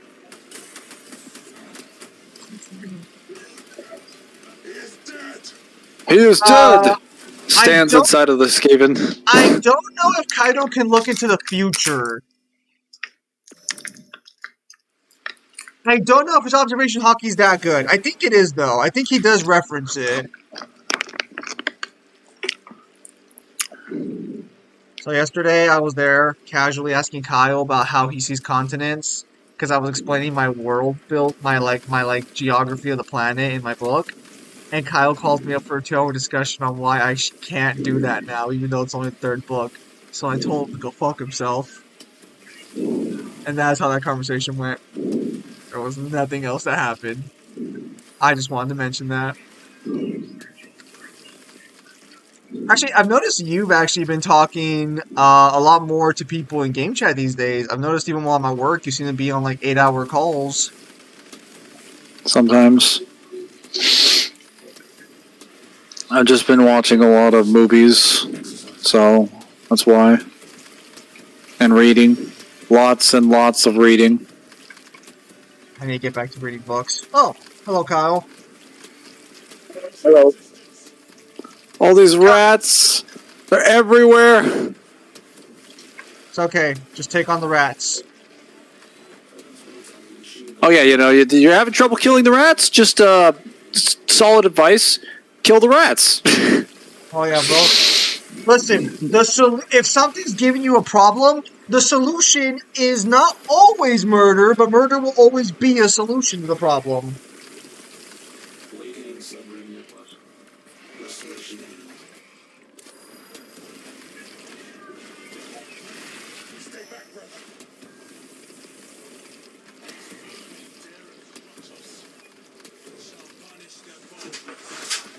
New York rats be like, true.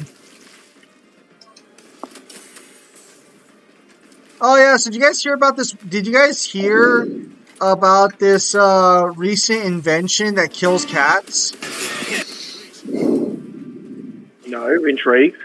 Is it called Cat Killer? No, it's supposed to be an automatic litter box. A cat goes in, takes a dump, and then leaves. The problem is the door will keep closing regardless of what's in it. So if it catches the cat, it will slice the cat's head off.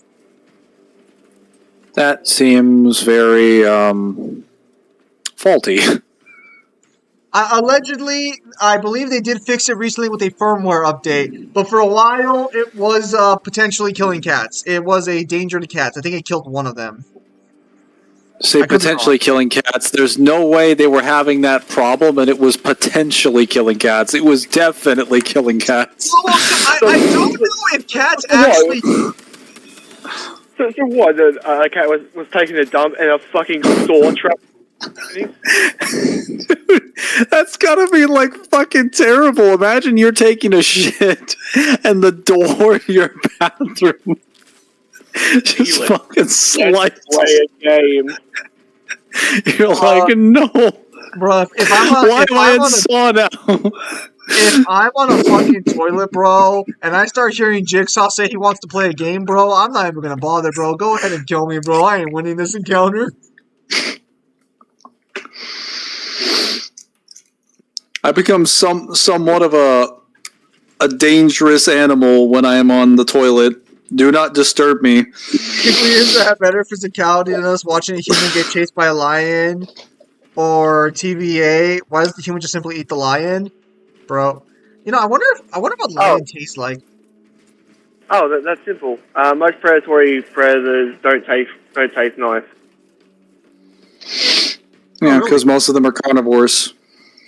Yeah, so that's technically why a lot of like herbivores are eaten instead of carnivores. So carnivores just don't taste nice. Their meat's tougher. There's also not a lot of flavor. Well, they can tell by smelling you. You essentially give off a certain scent, and then they're like, "Oh."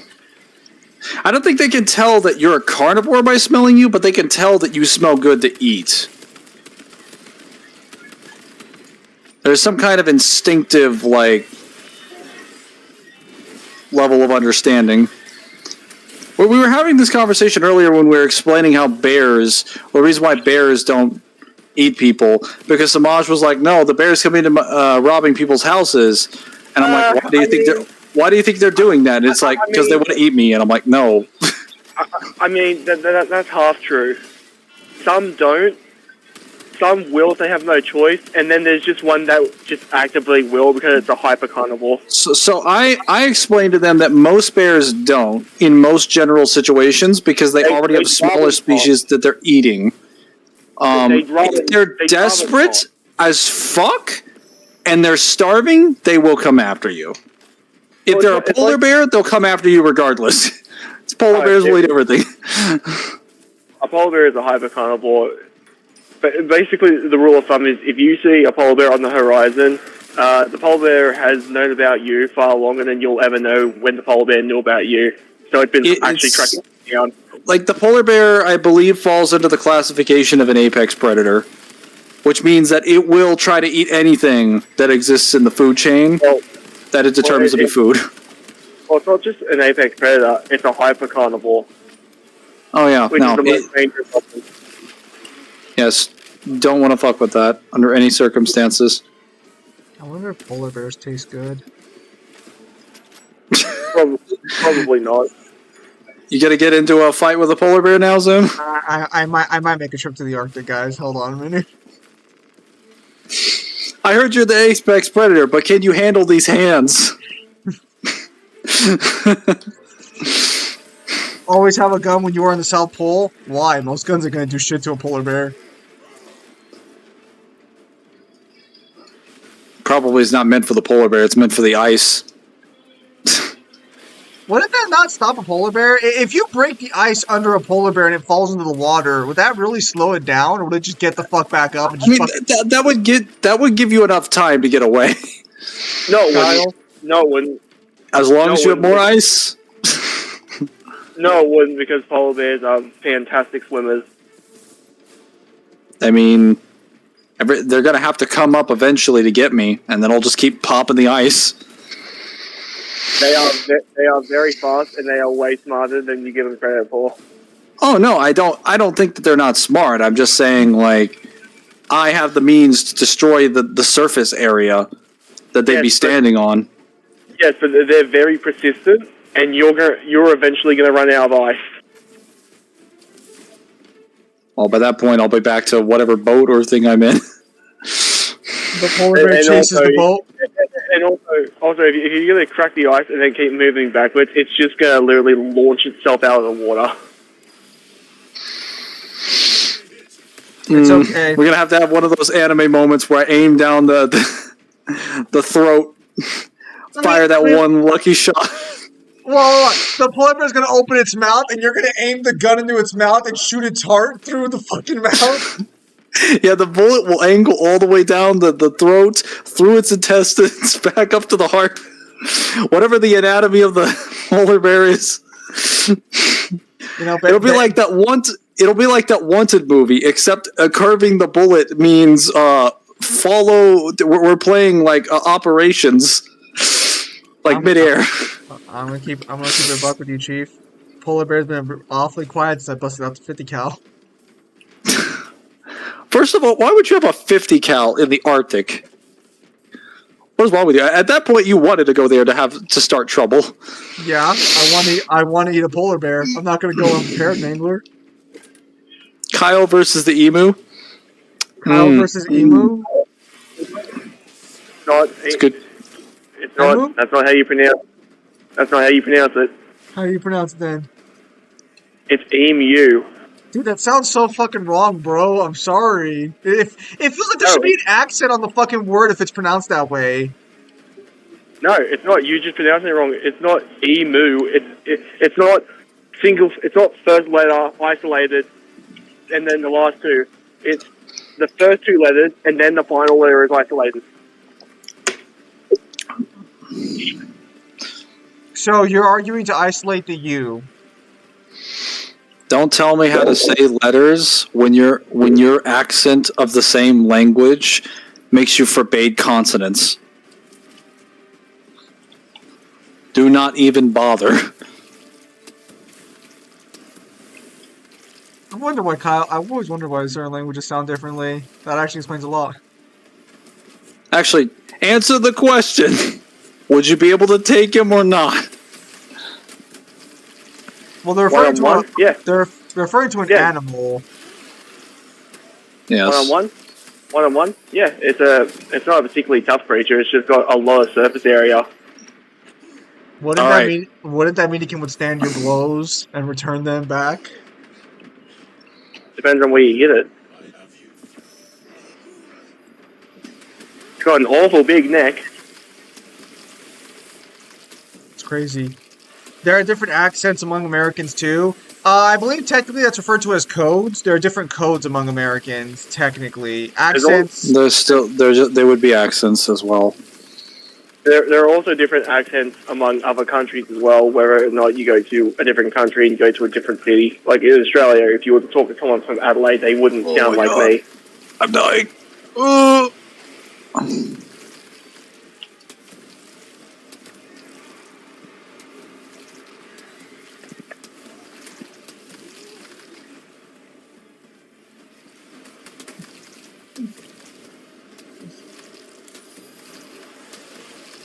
There's like how there are different accents among people in China. I wouldn't know. I've never been to China. Are you telling me you can't differentiate between Ching Chong and Bing Bong? You racist? The fact that you said that.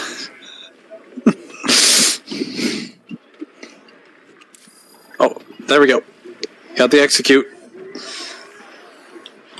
I'm still poisoned. Kyle being racist, I never could have thought.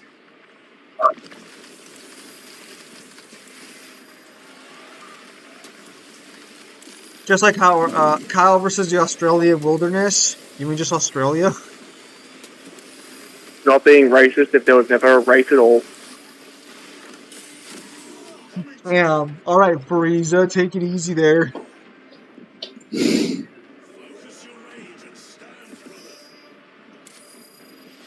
Alright, Kyle, so your money came in, so I paid off the PayPal for 4. Good. Good. So everything should be running smoothly from here on in. Where the fuck is the objective? I'm just getting raped.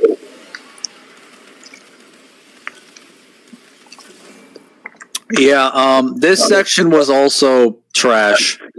It was the Skaven section, and it was that one tower. This is actually worse than the tower defense section. By a mile. Because I can at least do that one. I understand the frustration of your race. What the fuck are you talking about?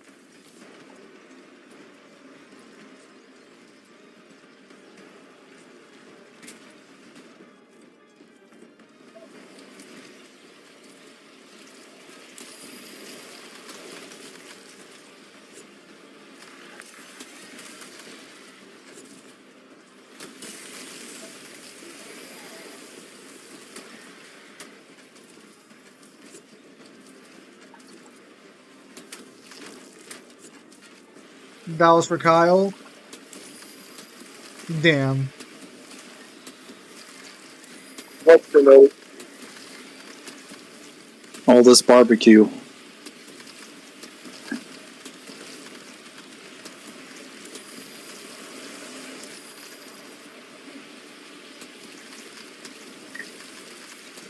Oh, that's weird.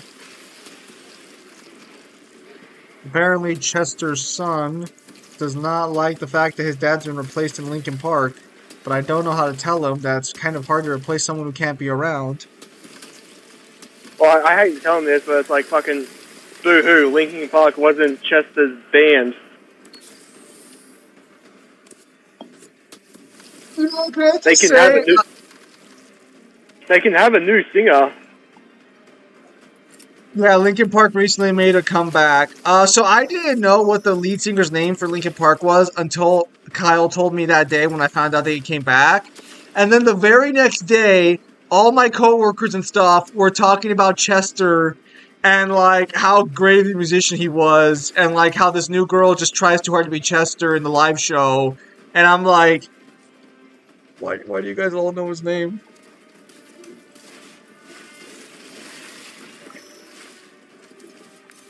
Linkin Park is alt rock? Is Linkin Park alt rock? No, Yeah. what it is, it's a combination of different things. It's basically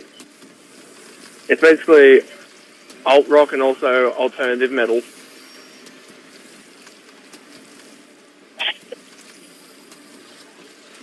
I am So, Kyle, so screwed. Do you agree with Zim on Kaido? Kaido versus Yujiro equalized?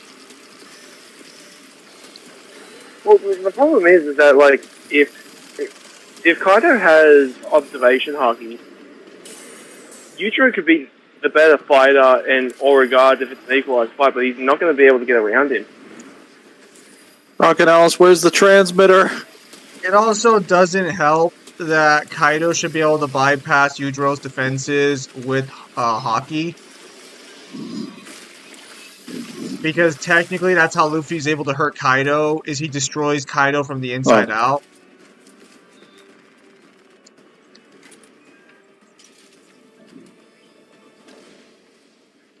Oh yeah, there was recently a video, I haven't watched it yet, but some guy was arguing Yujiro versus Goku as a pure martial arts skill.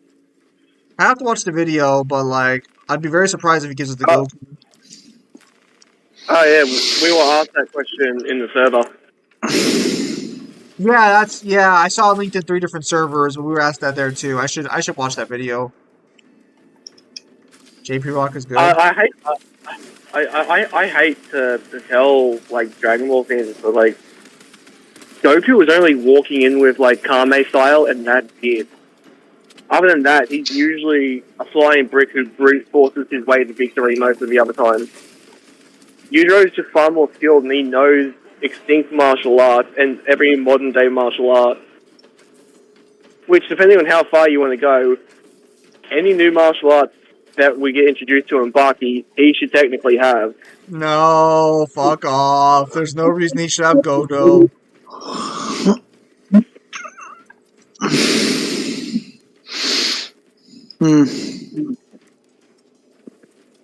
There we go.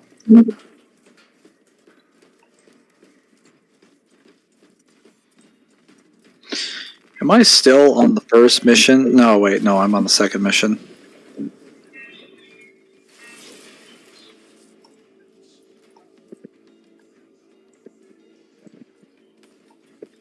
Because like, even if you equalize Yujiro and Goku, what, you're arguing at that point that Goku's only hope is just, like, fly up and range.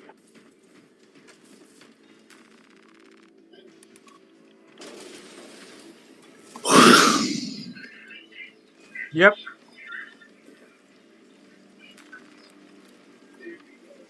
Here we go.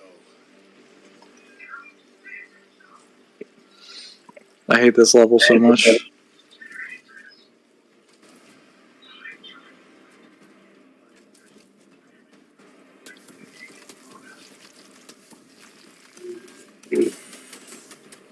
They really should make you invulnerable during the activation things. He was really generous to Goku's martial arts skills by using Roshi, and the fact that he's called the god of martial arts. Titles mean nothing. So he would adapt to Yujiro's martial arts, and Goku, like a battle genius, and he adapts every time he fights someone. So Goku does adapt when he fights people. The problem is that how well he adapts is kind of debatable. It depends on who he's fighting, and also you can make the exact same argument for Yujiro. You can make the exact same argument for every skilled martial artist in fiction. Hate to be that guy, but like that's not that's not impressive. Plus, most of the people that Goku fights don't actually have a martial arts style. They're just throwing hands. Well, here's the problem as well, is that if we're just talking about pure martial arts, Yujiro has, what was it, shield? What's the technique where basically attacks slide off you? Is it Shiori? Do you remember what it was called? Yeah, she always the one when the attack just slides off you. Yeah, so he has that. So none of Goku's attacks will just ever collide.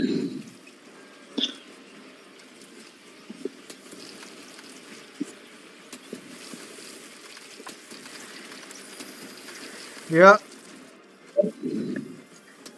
Although Xiaomi's not unbeatable.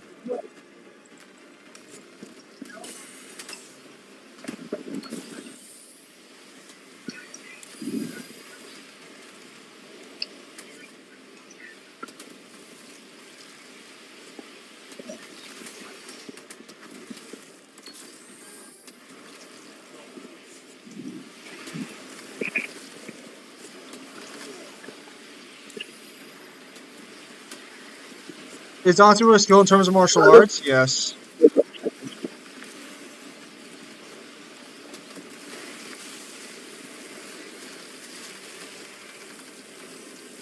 The problem is, like, for early Dragon Ball, for as much as it's a martial arts manga, it doesn't. It only focuses on martial arts for, like, the brief period they're training with Roshi. Other than that, it's just another fighting manga.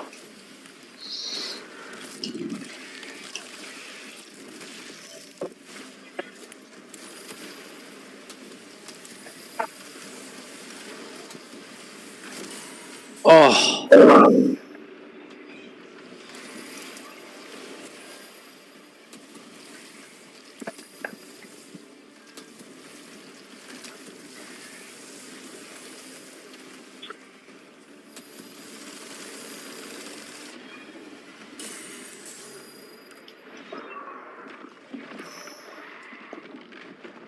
He brought up the Goku training to fight off just air movement, which reminded me of the training Kenichi did. That was better than.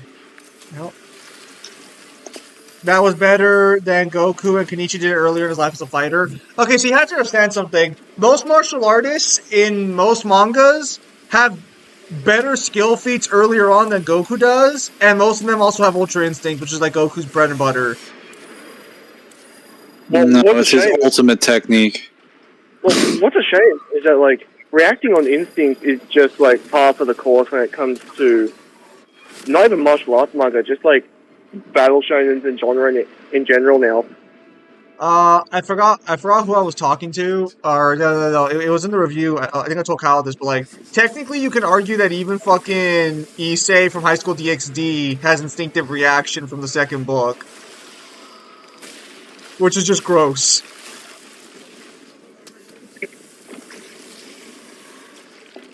I hate this section. The fiery passion. Yujiro versus Rao equalized. Rao takes that pretty easily. Because the problem is that, so best case scenario for Yujiro, he can stop his own pressure points from exploding. Worst case scenario, he dies. You can't even prove that.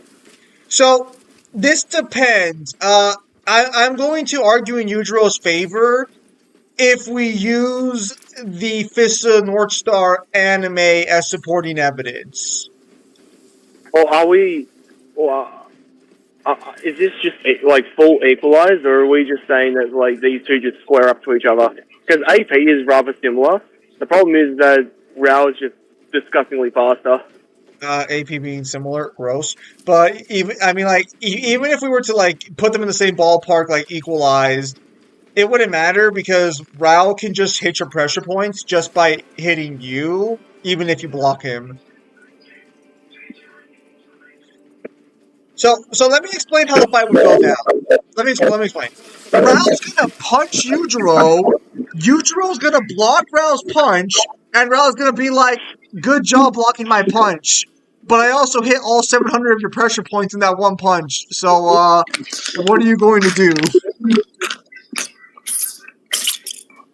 And to be clear, I am not arguing for a speed blitz. In the Fist of the North Star, Rao Gaiden, Rao was able to launch out Toki to strike pressure points, even when his fist gets blocked. Well, that's not an uncommon thing.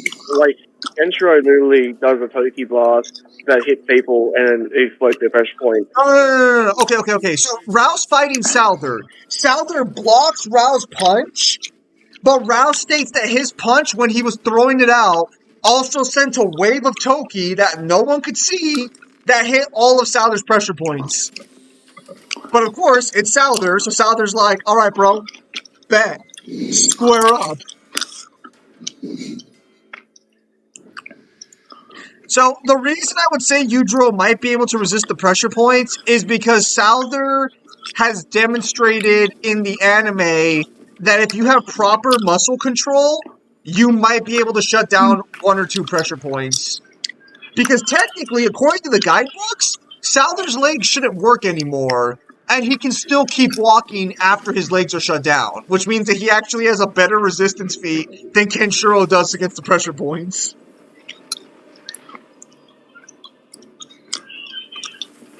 He used the 1.5 seconds that Baki people have against them. Okay, so actually, that was kind of an interesting position. Because I was talking to Kyle about this. Because Baki fighters have a weakness, according to Son of Ogre, that they cannot react within 0.5 seconds of an action.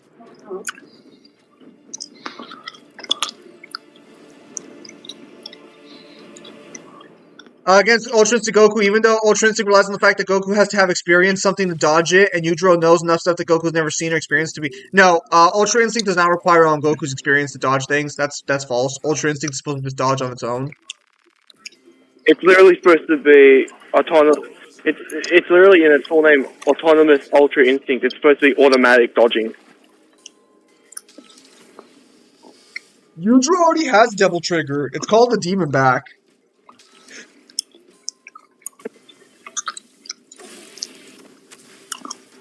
Time for the jump pack.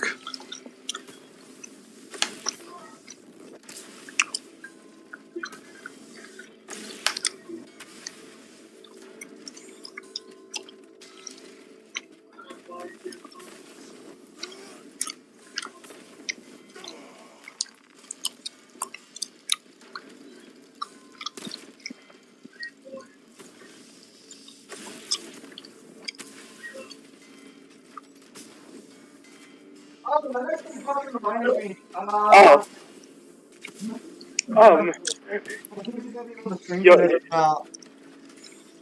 What? You'll find this quite entertaining. I found a universal fee for Hulk Hogan. No, fuck you. I don't want to hear it. You want me to send it to you? No.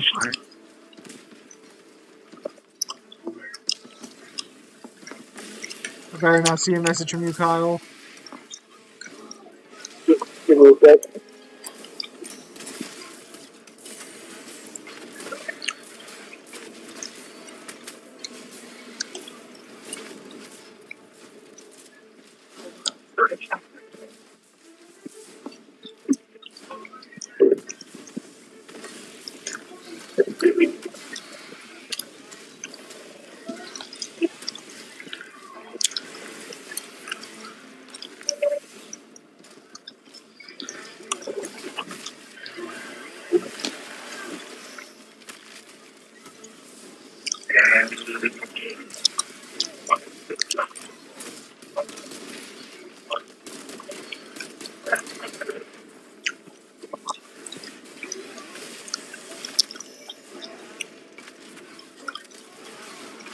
What's worse about Ultra Instinct is that if an opponent is far faster than Goku, then they can bypass the form. Same thing happened with Ultra Instinct Goku versus Beast Gohan.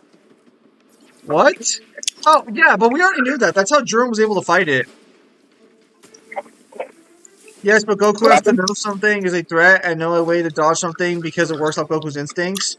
Okay, so when it works off Goku's instincts, it means that Goku's body would be able to understand what's a threat and dodge it. There is nothing in Yujiro's arsenal that would catch Goku off guard in terms of that style.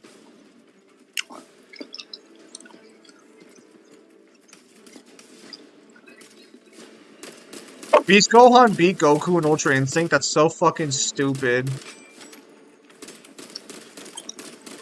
Yes. That's That's such a stupid fucking decision. Holy fuck. Ultra Instinct. I'm gonna keep it a buck with you all. I think Dragon Ball Super should have ended probably after the Tournament of Power. I think it should have just led into the end of the at that point. Yeah, I think Tournament of Power might have been a good place to call it at.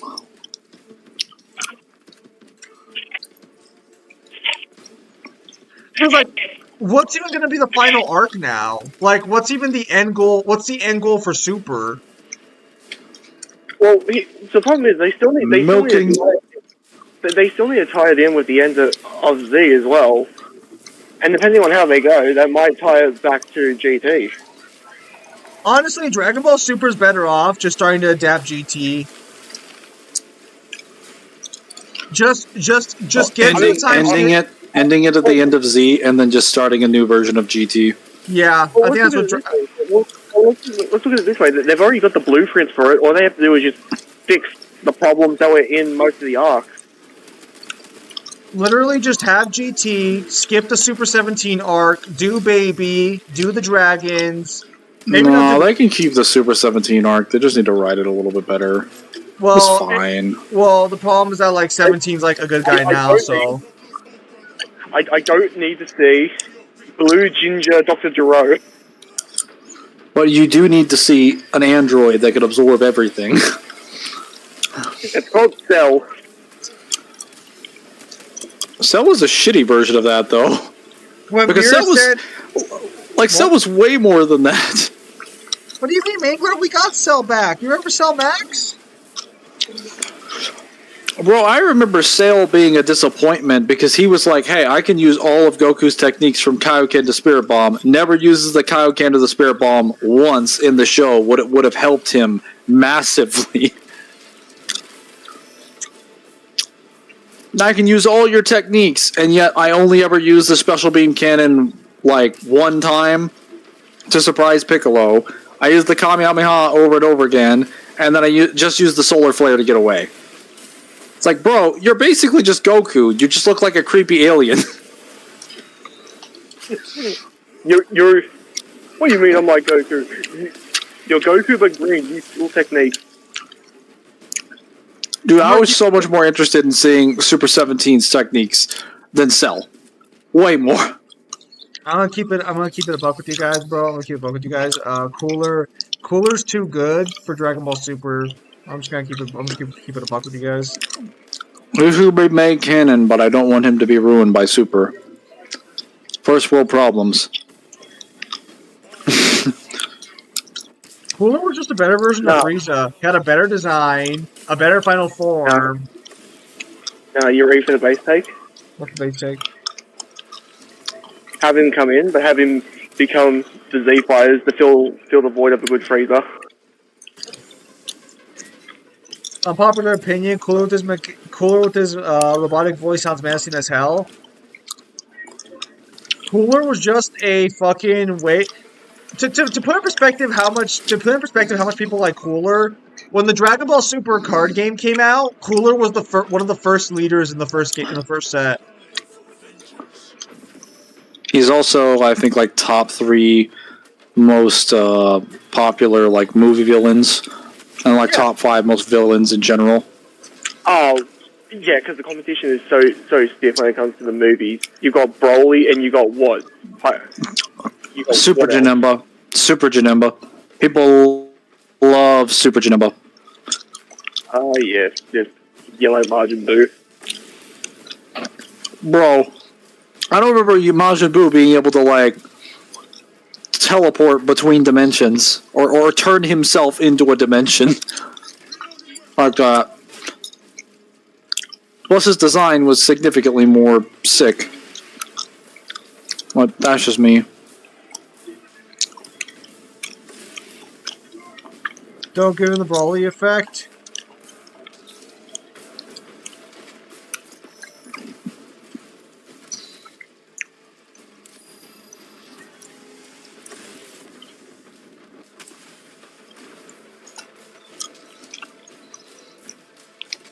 Well,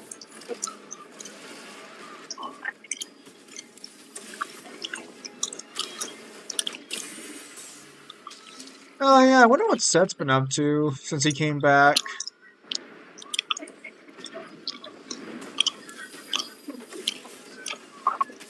Does he still release on his main channel or not? The hell was that sound? It was a quack.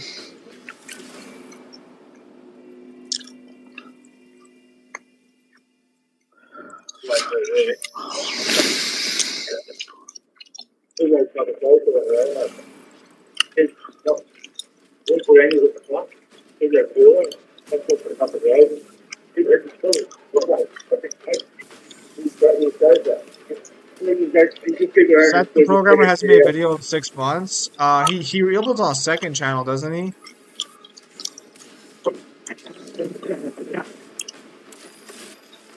Metacooler is really cool. He has hang on. Cooler has a good guy be weird.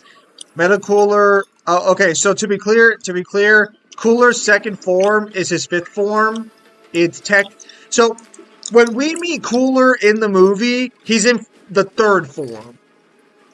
No, he's in his fourth one. No, yeah, he's in his fourth one. Yeah, my apologies. Yeah, he's in the final form. But according to Cooler, he has another form beyond what Frieza had, because Frieza just had 100%, and then of course now Frieza has gold, which is just silly. It's also a worse transformation to begin with.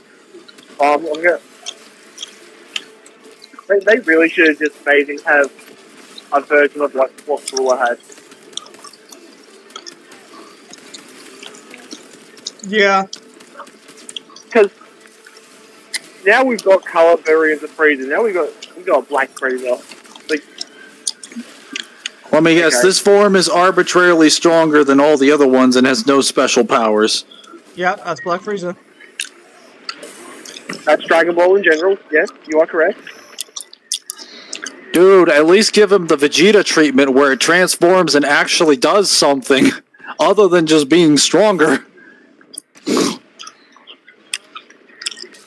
I'll still say Ultra Ego was the best thing that ever happened to Dragon Ball Super. No, it fucking wasn't. Because I mean, well, okay, you know, it might have been the best for Dragon Ball Super, but Ultra Ego's still dog shit.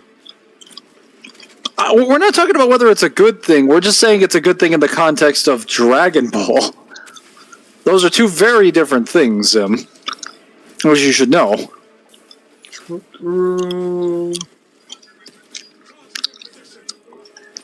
For me, it's Hit's time skip. Hit's time skip isn't the transformations homage.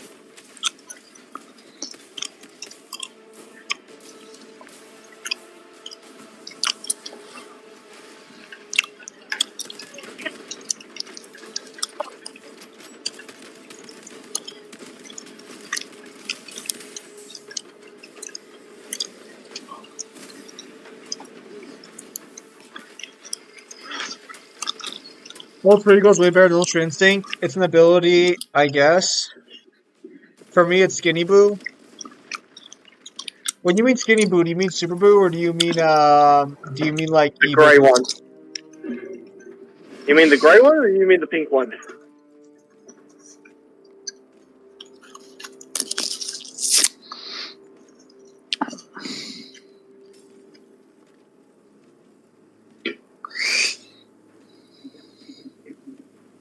Yes, but Maybe it was just Evil Boo, yes. When Fat Boo works out? What do you mean when Fat Boo works out?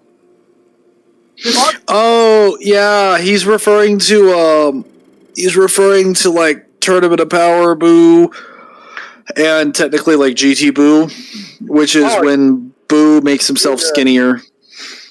You mean when he was skinny and we didn't get to see any of his potential because the writing team was just like, nah, you sleep on this one. Yeah, they had him train to become skinny, and then he just did nothing.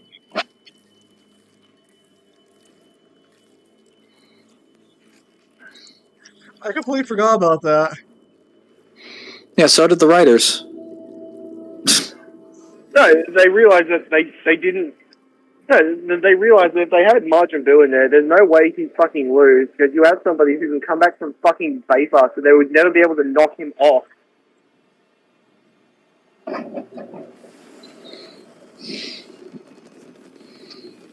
Where did Grey Boo come from anyway? Basically the evil inside of Majin Buu.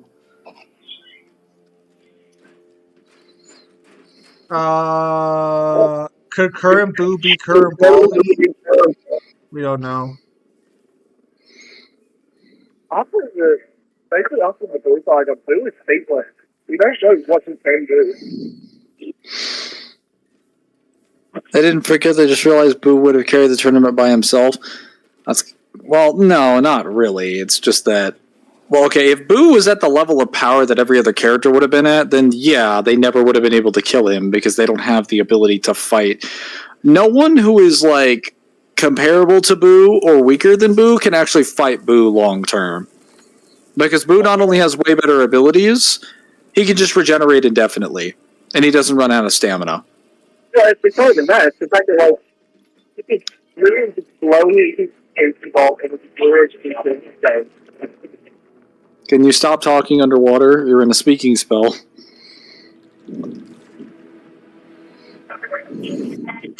Boo fought Goku as an equal?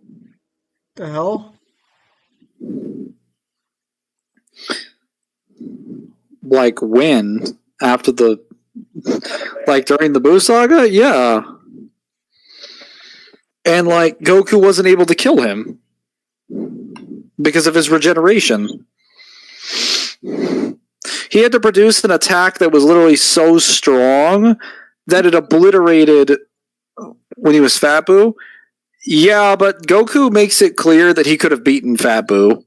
No, when he was Fit Boo. So hang on.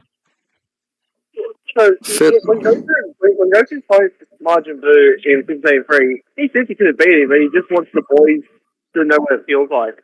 No, he's apparently referring to Fit Boo. Let me see. I'm watching the anime right now. will not deceive us, Gadriel. Where did Dimitri and Titus serve previously? And why is he back in battle so soon after such grievous surgery? Transformations don't make sense in Dragon Ball because Goku and Base can keep up with people he needs to transform to fight. I am far more concerned. Are you reading? Are you making a statement? I'm gonna keep it a bug with everybody. I know I've already said this before, but the worst thing Dragon Ball did for like everything was making multipliers not be as powerful as they should be. Lieutenant, People think like a 2 times multiplier is dog shit because Dragon Ball has like 100 times multipliers, but Dragon Ball doesn't even make sense under the multiplier rules. There are also other characters who consistently don't have the same growth as Saiyans, but can apparently rise to not only match or exceed that potential. Like, not just the Namekians, who have no statements of their physiology working that way or having that kind of growth, but Frieza's race, who we know literally next to nothing about, just has the statements in Super that it's like, yeah, Frieza himself was just a prodigy. And I'm like, bullshit. It's like, you were born powerful because you were born powerful. But according to Frieza, that means that if he had trained for like just a little bit of time, he would have been stronger than all of the enemies we'd seen throughout the series.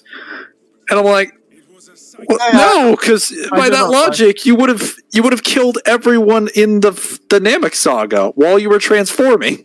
No.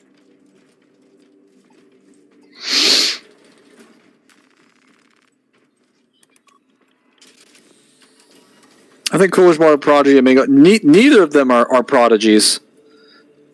Neither Cooler nor Frieza are prodigies at all. And if they are, then their definition of a prodigy is definitely a little bit loaded. Oh yeah, speaking of forms, Cooler and Frieza's fourth forms are actually their first forms. Like that's their basic forms. The other forms we see them in are made to make them weaker. That's so stupid. Yes, they point out that the transformations that they make are actually limiters. Because Frieza didn't want to have to use his strength, he never felt the need to, so he made a bunch of weaker forms for himself.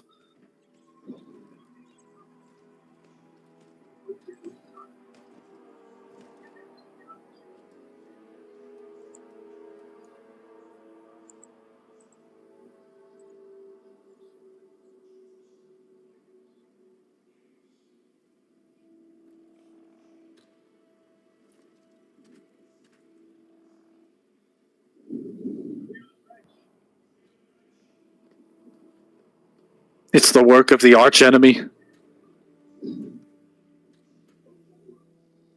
Damn.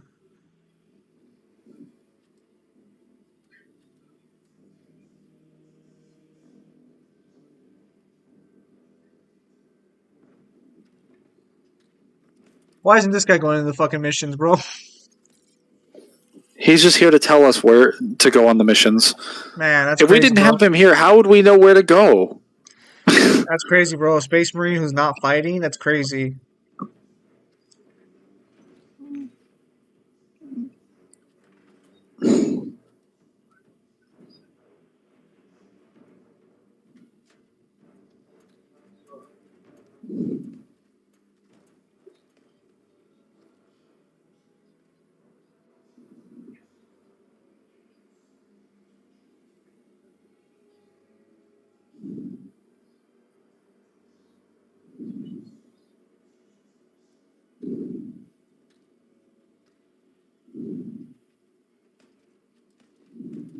I've never understood the logic of needlessly leaving out information. Counteracts will take time. Enough for a brief When you don't need to. Yeah, it's all like, hey, what's in it? Oh, yeah, it's just something we need to open to use the weapon, bro. Relax. All that's all you need to say, and everyone will be fine. But every single time in these fucking stories, the commander in charge is like, we're gonna be as fucking needlessly fucking like tight-lipped as possible, just So to make in our guys his get defense, story. he actually doesn't know what's in there. Oh, why did he? Yeah, I guess it looks bad if he Well, says, yeah, I don't know. well, so he said whatever it was, which indicates he doesn't know it, unless he was lying. But we find out later that no one except for his apprentice knew what was in there. I would have preferred to stay on Kadaku and hunt down the heretics that dishonored our brothers. Unless Luz is already dead.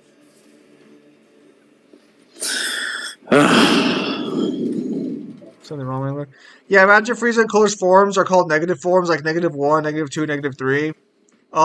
Actually, Yeah. watching it, Boo beats the shit out of Goku in their spar. He also can apparently spam infinite key balls. Yeah, but like the problem is that that's Goku in base. Tainted wreckage. I am concerned.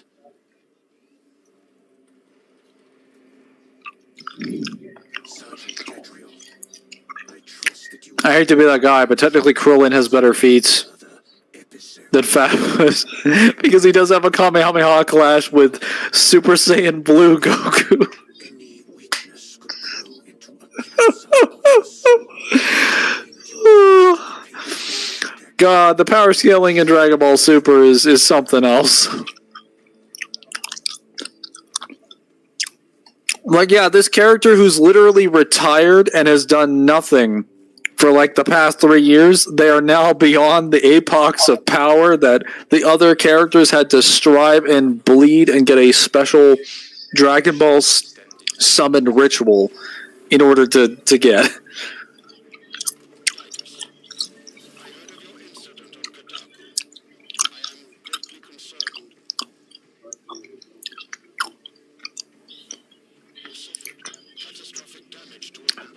I mean, to be fair, Dragon Ball Super has demonstrated the largest amount of ass pulls I've ever seen in the power scaling of a shonen anime. Because it basically establishes that every character before the events of the Tournament of Power gets so strong that they're basically relevant to the main cast of characters at the time of Tournament of Power.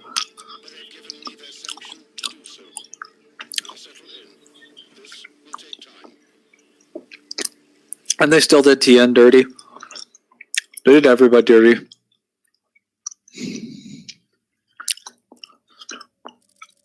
True.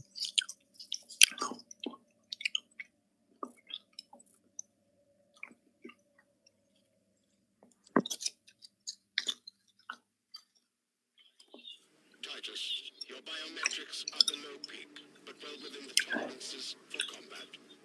Boo wasn't trying, which makes it funny because he gets told no killing, so he tries moves that wouldn't harm but will push Goku away if that speedblits him. Wasn't the reason Frieza was able to get that stronger is because he trained in a time chamber different than Universe 7's time chamber? Okay. No. So, when Frieza gets Golden Frieza, he trains for 4 months. I believe 4 months. He directly says that the reason, if I was this powerful when I was born, imagine how powerful I could get in just 4 short months. And then he comes back and he's relevant to the main cast of characters. He's actually so strong, he almost one-shots like a post-Buu Saga Gohan. Now, while he is rusty, he should be way stronger than even... No, What? don't compare Ultimate Gohan to whatever the fuck that person was. Don't do that. Don't do that. Well, okay, then I'll use Piccolo then. Piccolo trains non-stop. Yeah. Piccolo, at this point, should be stronger than his Cell and his Buu Saga variations, which should be stronger than, like, most versions of Cell. Period. And Frieza just almost kills him. Kefla fights Gohan instead of Ultra Instinct Goku. It's kind of weird. Angry about not be eating gum. Would you believe me if I said no? No, but I remember, like, yeah, Black Frieza was in a time chamber. Yes, but that was not the first power jump.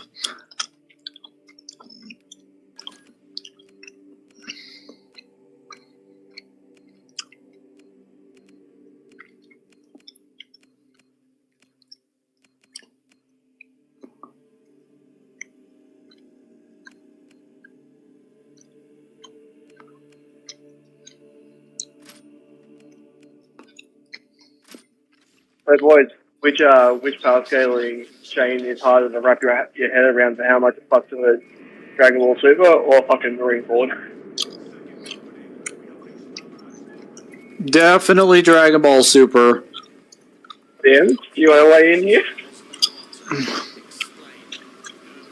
Because, like, everything you guys have told me about One Piece, a lot of what you're saying just seems like information that wasn't fleshed out in the verse itself, whereas the stuff in Dragon Ball Super is just straight up an asshole. It never existed that way, and it was created off of nothing. But, like, you don't know everything there is to know about the Emperors. You don't know anything there is to know about the Emperors at all by the time Marineford happens. So you would agree with me so Zim, Mangler would agree with me that Arlong stocked her up and he could fight Jinbei. That means he through Luffy could be able to throw the hand. Shut up! Shut up! That is wrong! Shut up! I mean, there's probably some worse circular scaling in One Piece. But if we're talking which one is more of an ass pull, definitely Dragon Ball Super. Not even a contest. No, pain in the ass. No, don't listen to Kyle. You're just fucking mad that Arlong beats fucking Horty Jones. No, he doesn't. You fucking tripping balls.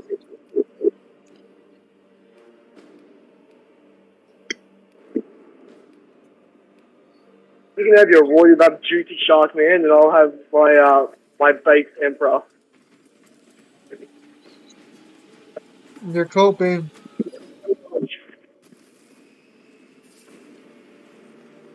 Guys with the biggest potential: Brawly, DBZ if you knew how to control himself, Cell, Cooler, Brawly DBS. I think Brawly DBS has way more potential because he actually has statements and information that confirms he could get stronger like that. Whereas, like, the Brawly in what's it called? The Legendary Super Saiyan movie, his greatest feat is just destroying the South Galaxy. But that's, like, when he's rampaging.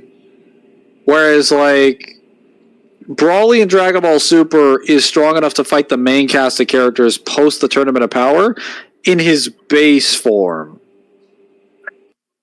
Like, he didn't go into Legendary Super Saiyan and then start rampaging, and they're like, we need to start cycling through our transformations like a motherfucker. Like, no, it was just like, he shows up, black hair and everything, in base, and they're like, oh my god, we need to go to Super Saiyan, and then Super Saiyan God. And then fuse with me, otherwise we're not going to win.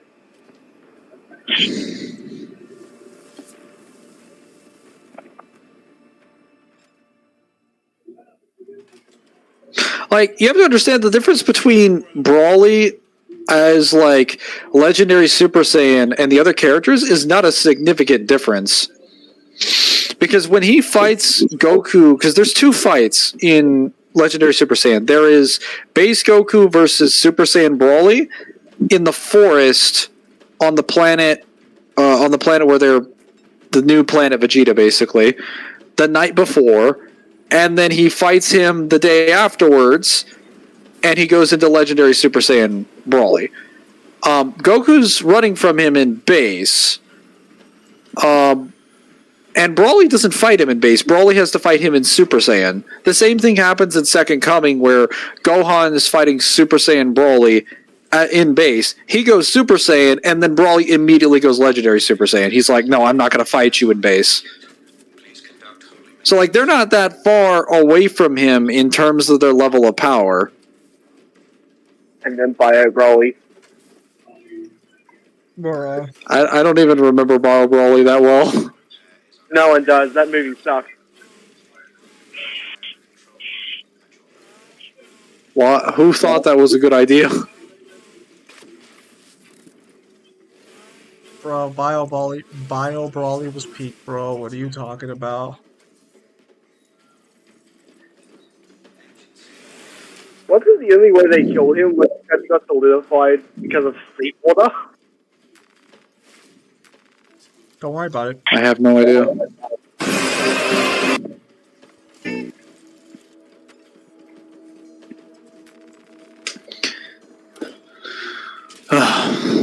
An inexperienced Broly is able to take on Super Saiyan God, Blue Goku, and Vegeta. Yes. Need power? The final part of the debate, we asked each of the two candidates to choose. He's a better fighter, and he also has had, like, no time at all to... He hasn't even really learned how to chat or do anything, whereas, like, the Broly in the Legendary Super Saiyan movie has been living with his father, Paragus, for a very long time. He's been learned and has had, like, an education and has been taught and shit, like, as well as been trained. It's just been put under power restraints. And he's just very, like, dim. He's intelligent, whereas DBS Broly is like a literal caveman. You know what's funny? That, but yes. The deployment of power stars. Alright, Beerus. You need to bring your A game team, otherwise the universe is going to get destroyed. Literally didn't realize if he just looked across the galaxy. He literally would have had somebody who would have been able to flick Jiren with the fucking Super Saiyan hobo. Yes.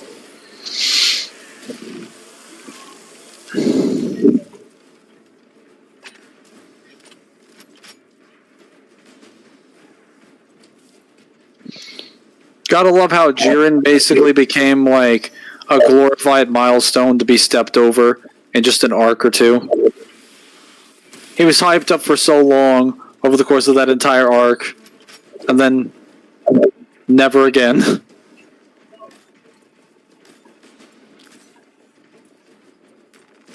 No, they did it twice because they used it as a similar metric before Jiren.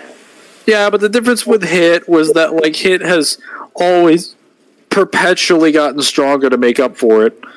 We're probably never going to see Jiren again. Well, if they're smart, we won't see any of the other universe cast characters again. Am I the only one who finds it kind of fucking hilarious that the PlayStation sold itself on exclusives and now everyone's criticizing it for having no games? I mean, probably not the only one that finds it hilarious, but I just found it kind of funny that it's like, in a day and age where we want so much crossplay and multiplayer games, people keep drifting towards consoles like the PlayStation that don't support crossovers or crossplay consistently. I find that to be hilarious. More so than the exclusive thing. Though that's still funny. Oh, wait, Zip, are you telling me that Helldivers 2 wasn't enough? Apparently it wasn't because they shot out of 140 fucking states. Bro, there's literally like 2 Helldivers 2 competitors that are dropping in the fall. This one, obviously, and then Starship Troopers literally is dropping a game the moment they realized Helldivers 2 lost some momentum. They're like, yeah, here's the original Helldivers. Move over so we can show you how it's done. And then it looks across the pond, and there's just like Black Ops 6 is on the horizon. Oh yeah, Kyle, you remember those games for the Game Awards that came out? Like the games we were reviewing? You remember that one? Most of them, because they fucking sucked and they were based in Japan or horror? Yeah, what about them? Yeah. You remember that one with the fucking Guardians of the Galaxy alien group? Yeah, so that game got shut down after like a week of being out. It flopped so bad, Sony refunded everybody. But, and I'm saying this but here, you fucking cunt, that robot platformer one that I said looked good is being praised by everybody and is selling actually poorly still, but it's being praised by everyone who plays it. At least it's got some momentum. Unlike Concord. I don't care what the plebeians think about a game. Most plebeians think that the story for God of War, fucking Thor, and Ragnarok are good. Why do I care what the plebeians think? Bruh. Speaking of Helldivers, what happened to Helldivers? Explain. I was gonna play it, or I was gonna buy it to play, but I have no one I could play it with. There's no point in me buying it. Just buy Space Marine 2. Mangler. I will play this with you. Rock and Alice will play this with you. I'm not sure if my PC can run this game, Mangler. Get a Series X. Mangler. A Series X cost me like $200, $300, $400. Just save up money over time. Oh yeah, well, I figured out a very cheap method of getting guidebook now. That's going to be way cheaper than having them posted to me. Really? Yes. Would you like to share that? Isn't that right, my little via proxy? Go fuck yourself.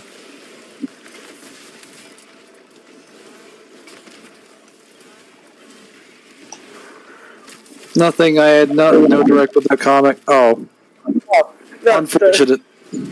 I was buying some new guidebooks last night, and I gave my sim. There was a guidebook that had a bidding price, and the bidding price was your American, like $3.99. So I put my bid at $4. So I hope I win. In case you guys didn't hear him, there's a bid on eBay for a guidebook at $8.99 or at $3.99. So Kyle increased the bid to $4. Why? Because he wants that guidebook, Mangler. So he increased the bid price by a whole penny.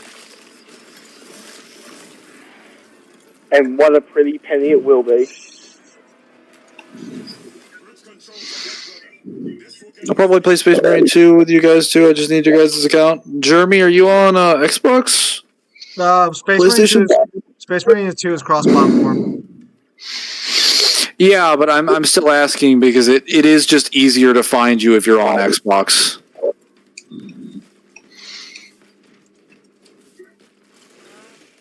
Though, if he's on PC, we will not be able to play PvP together.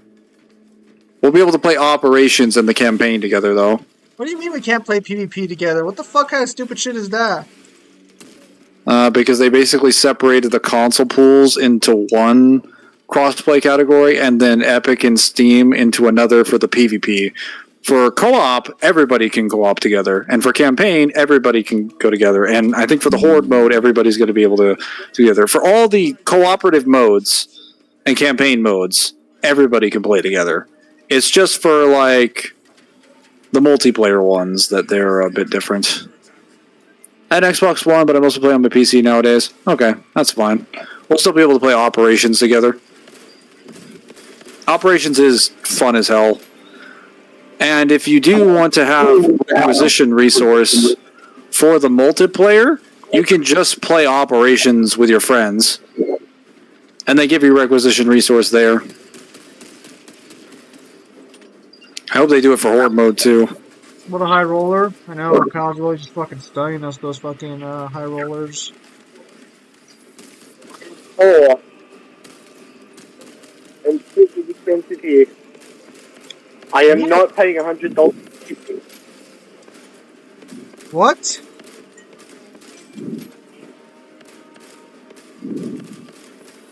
Don't you want me? No, I'm warning you.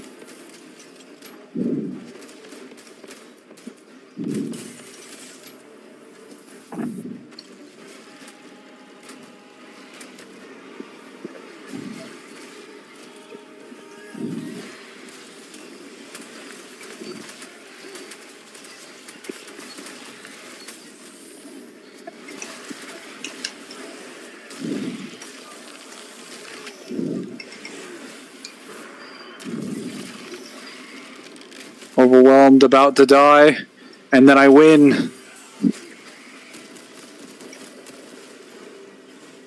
need to get back to playing Star Rails. To Hanukkah Star Rail.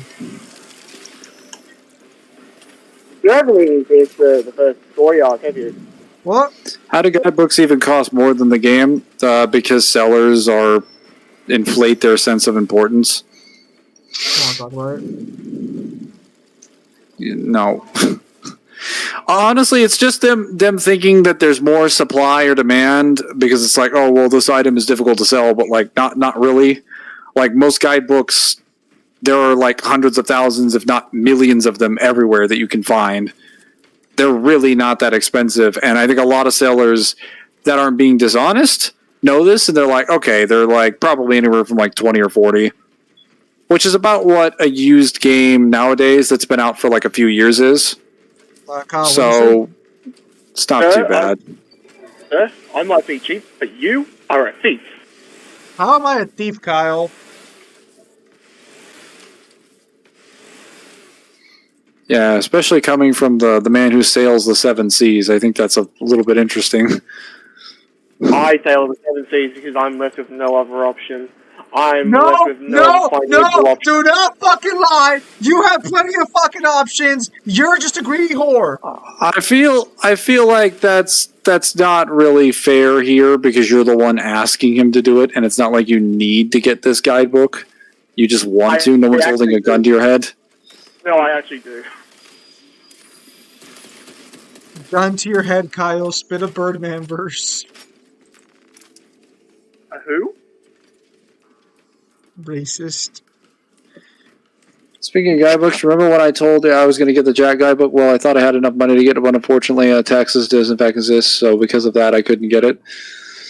Hopefully, it's still on eBay when I do get enough money. How much does it cost? See. Probably over $100. Yeah, taxes don't seem like that much when you're buying something like super cheap. Usually under like $30 or so, but then when you get to like 80, you're like, oh, this is now like another item that got added to it.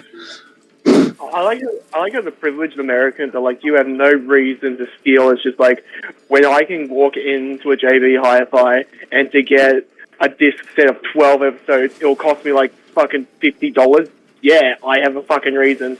That's not a reason. Your shit's just more expensive. That's not a reason to steal. Yes, it is. It shouldn't be that expensive. Well, too bad. Fix your fucking economy then. No. Let me put it. Let me put it this way. If I buy a game digitally nowadays and I don't own it, I just have the license, then pirating isn't stealing. Uh-huh. Wait, I'm sorry. Hang on. Can you repeat that again? If nowadays we don't own the games that we buy, we only have the license to play it, then pirating is not stealing. It's just getting what we need. I mean, you technically don't own anything that you buy. If we want to go down to that, that's just how capitalism works, and that's always how it's worked. That's not true. We can go 200 years ago, and I could have gotten a nice, strong fella. I think 200 years ago we didn't have capitalism, so America was founded on capitalism. No, it was not. Capitalism did not exist when America existed. We had mercantilism, which then, due to some jackass floating his stupid ideas, transformed into the model that you now know as capitalism. I know you ain't talking shit about Hamilton over there. I don't think I'm referring to Hamilton. I'm referring to someone else. We did not. Fun fact: we did not found our nation on capitalism. Like mercantilism is a very different economic system. Works on a similar premise, but not nearly as much supply and demand and mass buying of goods. No vertical and horizontal integration. More reasonable taxes. Not nearly as much regulation, though, but then again, not nearly as many industries. Rockefeller? No, Rockefeller. Rockefeller was around during the 1800s, if I remember correctly. He did not start that. Those are just the people that profited off of the system being that way. They didn't create the system as it exists. Oh, Rock and Alice, I'm starting to understand how this guy, or how you hated this section. And I hated this section. I'm starting to understand why you always had so much trouble. I took your sniping for granted. I appreciate you now.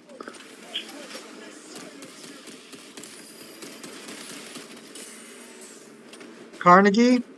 I doubt Mangler knows the top percent who created capitalism. Andrew Carnegie was not the one that created capitalism. Andrew Carnegie is the one who started the steel industry.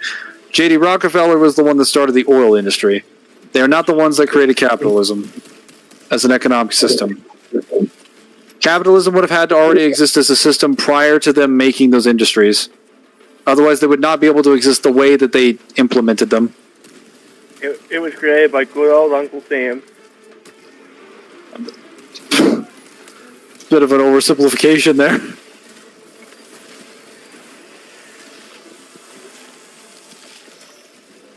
I don't believe it was Alexander Hamilton. No, he would have created the banking and credit system.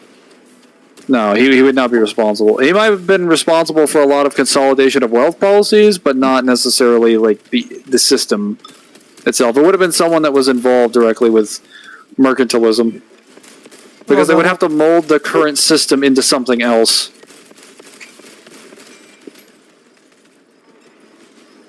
They done now? Finally.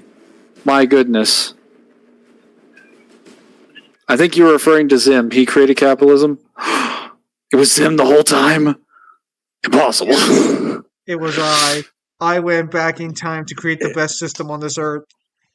Oh, I was about to assume you might have just been like 200 years, but no, you had to pull all the fucking fun out of it and be like, time travel, baby. Yes. The same way Virgil made the DMC-5. Jesus Christ. Gonna end you. The original capitalist. Okay, so Devil, since you're here, let me clarify something. The reason I ask you if you can stream or not is because if you know you're not going to stream later on, I can plan around things.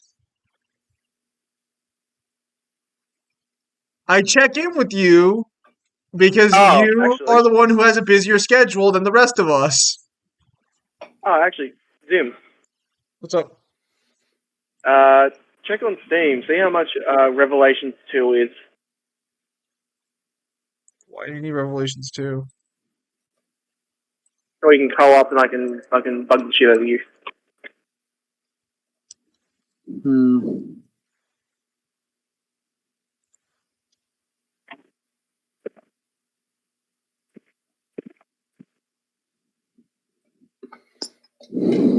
Steam's apparently down right now, so I'll have to check a little later.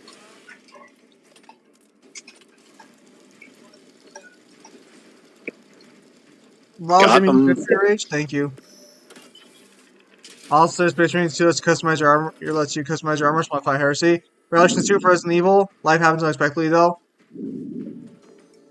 That is true. That is true. But that's why I check in advance, because maybe you might have plans, maybe you have something else you gotta take care of. Jeremy, were you here earlier in the stream? Because if you were, or I guess if you weren't, I was playing some PvP. You can customize your armor in the multiplayer and for operations. You just can't do it for campaign because you're playing as like a selected character. And the devs did actually say that like the reason they didn't want to change that was for like lore purposes. But they're more than willing to give people the ability to customize like anything that they want for any Space Marine that is not Titus in a squad.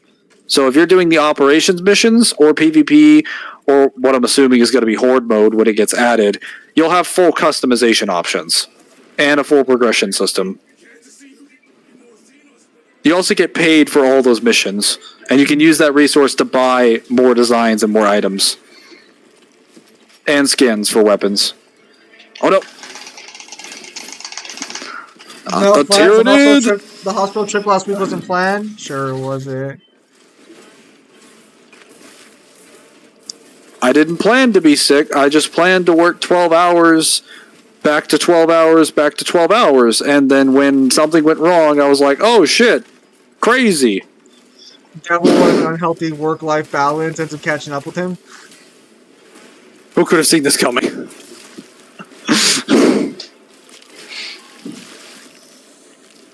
Wasn't me, I got sick and needed to go to the hospital? Oh, I see. Never mind then. Oh.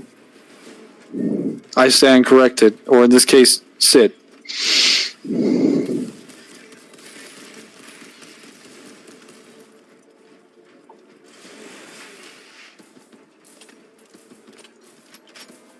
They really need to buff the amount of health that they get from the executions.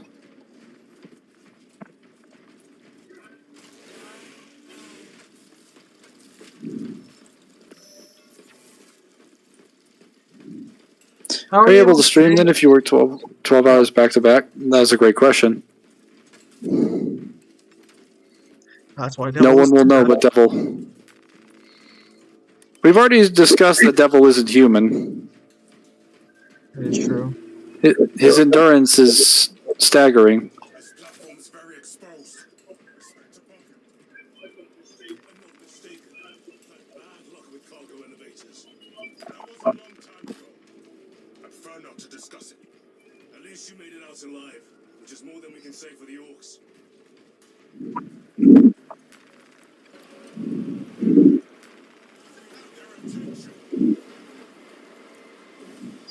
Oh, shit.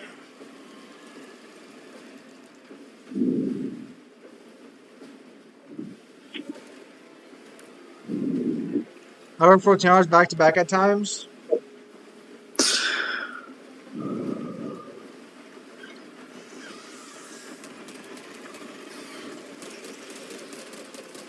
It is true.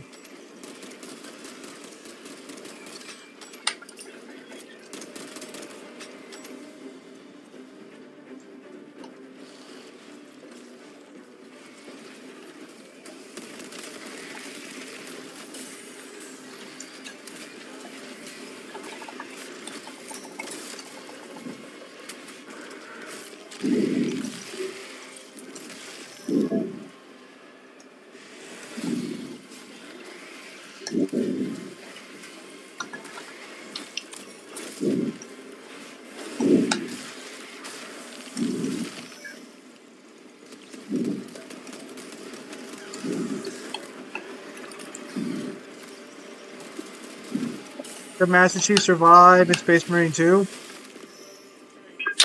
I would say probably. Unless he runs into, like, probably some of the later bosses.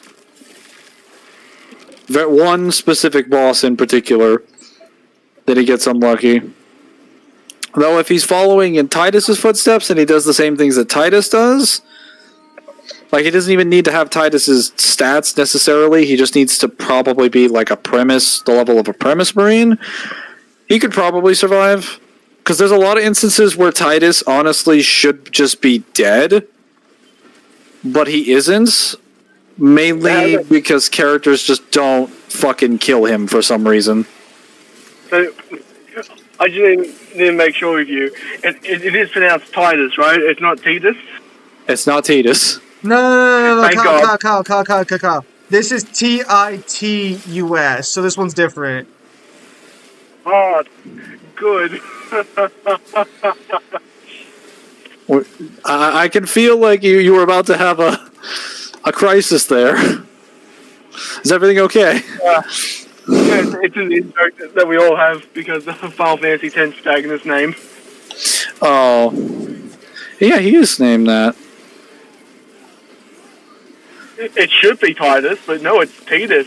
And Well, I never understood that because I always wanted to call him Titus, and then what was it? It wasn't Waka. It was, what was his female companion's name? Was it Sophie? What's her name? What, which one, Yuna, or do you mean Lulu? I don't remember because I remember them from Kingdom Hearts, and Kingdom Hearts was pulling.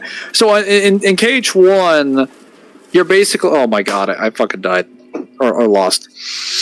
You're told that, or I guess in KH2 at the beginning when Kairi's on the island, you hear her asking Kairi to go to the island with her. Because she says Titus and Waka are all wrapped up in their ball game. They won't go with me. And I'm like, hold up a minute. What the fuck did you just say? Did you just say Titus? Like, bro. Like, I could have sworn his name was Titus. They're like, nope. His name is Titus. Should have named his parents should have renamed him to Tedious, because that's what it feels like trying to get the correct pronunciation. Now, Master Chief gets to fight along Titus in this scenario. Oh, but then he'll be fine. But like, you wouldn't necessarily have to fight alongside Titus because there are other people that are in Titus's squad that don't have the feats or the history of combat that Titus does, and they do just fine as well. It's more so a fact that, like, not I don't want to say so much plot, but it's more so like that the enemies in question are not super crazy difficult because they're usually fighting Tyranids who they shoot before the Tyranids get close, and then eventually later in the campaign you fight other enemies. Which, because Jeremy's here, I'm not going to spoil, unless anyone wants me to spoil, which I will. But it is launch day, so if anyone wants to experience the actual game, I won't spoil it. Oh no.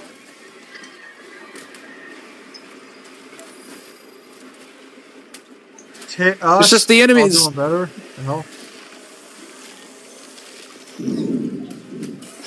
Not gonna lie, the more I hear about KH lore, the more I think of it as an ARPG.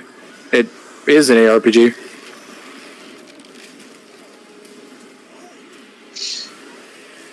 John's problem will be running out of ammo. Not likely, because he can just pick up ammo from the world around him. The bolters are a very effective weapon for killing things in 40k.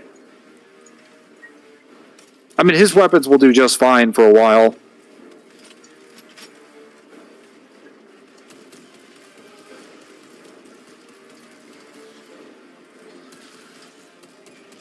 Alright, I'm gonna mute myself for a bit. I'm trying to enroll in healthcare right now.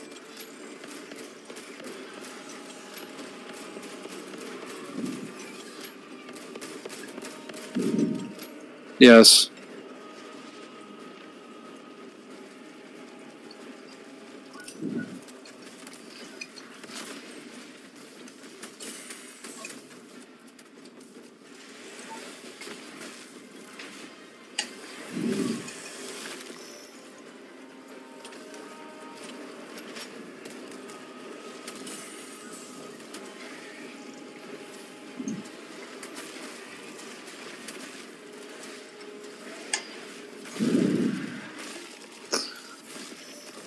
Spoil it, because I don't think I'll be here next stream. Basically, after a certain point in time, you run into the Rubik Marines, Chaos. And you end up fighting not just Chaos Space Marines, but squads and squads of Chaos Space Marine Terminators.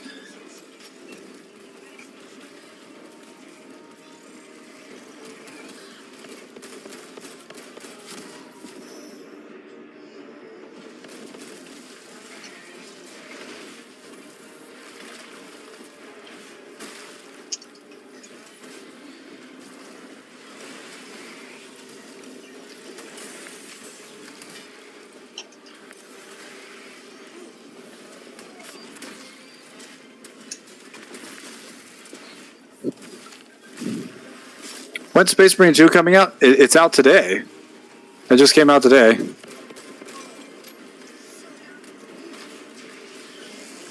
Like, no cap, why do I have to learn lore for a video game at a freaking concert? I know. Well, technically, there's nothing there that would be particularly valuable.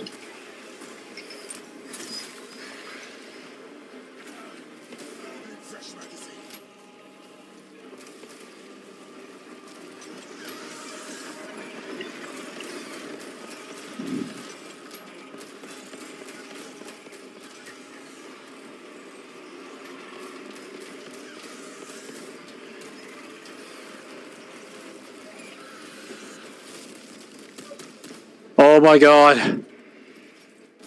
I beat it at 1%. I did it. You think Master Chief dies at that part?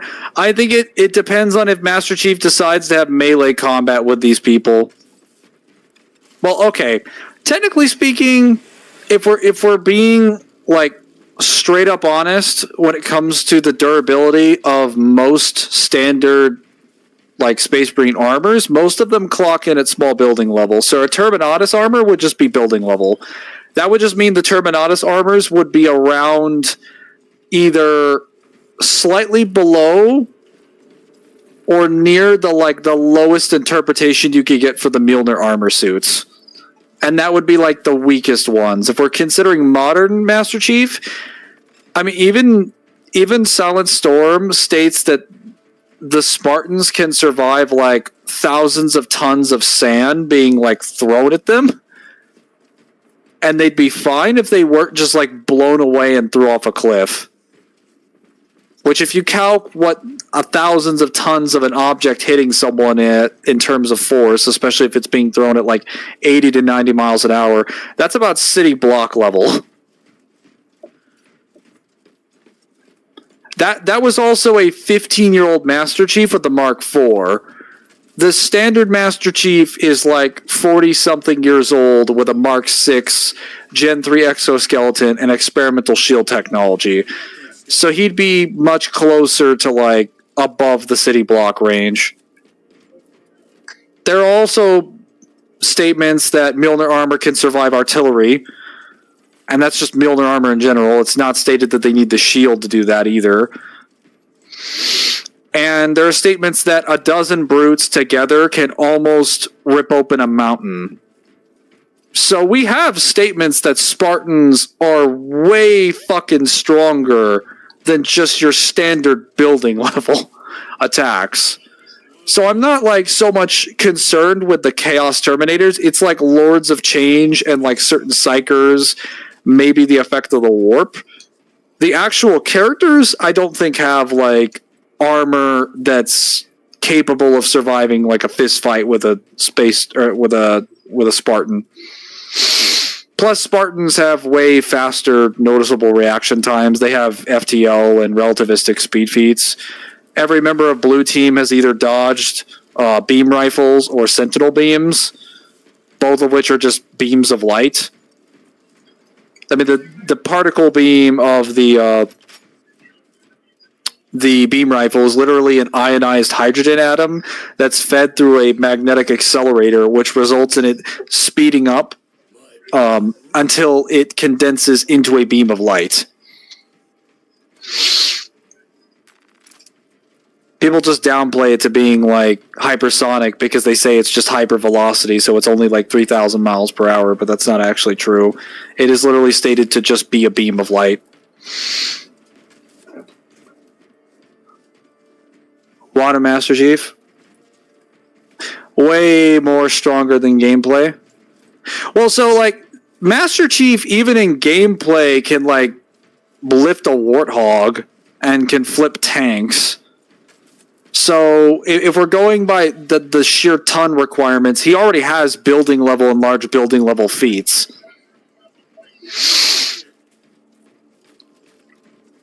Also, depending on the difficulty, he can technically survive a gravity hammer being slammed into his body. Even with the first versions of the Mark 6. Halo Infinite literally has him get hit by Atriox's custom-made gravity hammer, and he just kind of shrugs it off. It dizzies him for a second, but his shield is still up and he's fine. That gravity hammer would crush in a tank, and all it did was just kind of shrug him off. Having FTL reaction speed is always good. Yes, it's pretty good to have if you have a science fictional verse. Warhammer 40k versus DMC Cosmology. As far as what I've seen in Warhammer 40k's Cosmology, there are statements of higher dimensional stuff, but I'm not confident in the context of where that sits, given that almost all of them come from the Warp, save for the Catan. Almost all of them come from the Warp, and the Warp has a very, let's say, contradictory nature to its existence, because its space and time and its reality is entirely dependent on who's controlling the space and who's perceiving the space. That and being in the Warp isn't really, like, demonstrated as being superior to the places in reality. You just are made of different properties that function differently. The Warp is kind of weird in the sense that the Warp is essentially the straw man argument of what people think the demon world in DMC is. Where it's just different, but not necessarily better. Whereas the demon worlds is different because it's better. So I'm not going to speak on the nature of their cosmology, like, in scale. I'll just say that, like, I don't... as it currently sits, I don't think there's, like, any statements that I've seen that would put it near DMC's. But I've also got, like, dozens of novels to read in the Horus Heresy. I've got dozens of codexes to read. I've got a lot of information. So maybe I'll see some actual definitive statements about the Warp that put it there that aren't just based on perception or can't just be chalked up to perception. You know? Oh, hello, Aviator. How's it going? What's the straw man argument? The straw man argument is essentially that,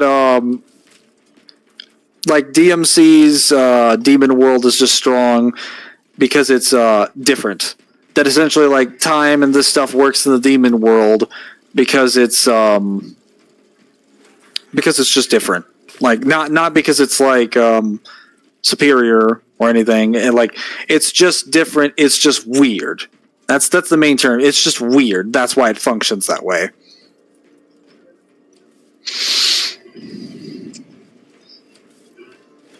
I say straw man because that is essentially the most accurate way of defining how that argument is used. I guess saying argument would be more accurate than saying straw man. Like, there's a lot of cosmologies where a space in question will have very weird interactions with reality, where space or time or laws break down, but there's no direct relationship of superiority between that space and whatever the main universe is. And that's kind of where the Warp sits in Warhammer 40k, where technically it does hold a larger space and it does hold a lot of other stuff, but its entire parameters are dictated mostly by the personal nature of whoever's in there. So, like, the Warp's confines are shaped by the emotions and the thought process and the beliefs of the person in it, as well as the beliefs of the people in the Materium. Oh no.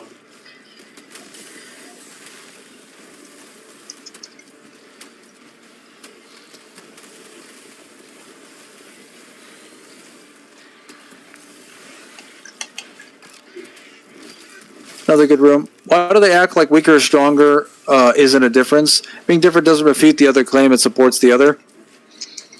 Well, it's more so that like they assume that it's like, yeah, it works this way, therefore it is.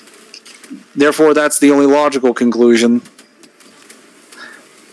It's more so an ignorance of mutual exclusivity, that because something is one thing doesn't mean it isn't another. Oh no, not a lictor. Well,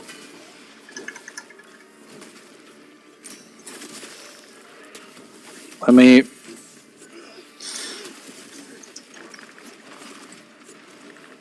technically you could use that for a lot of cosmologies. Oh.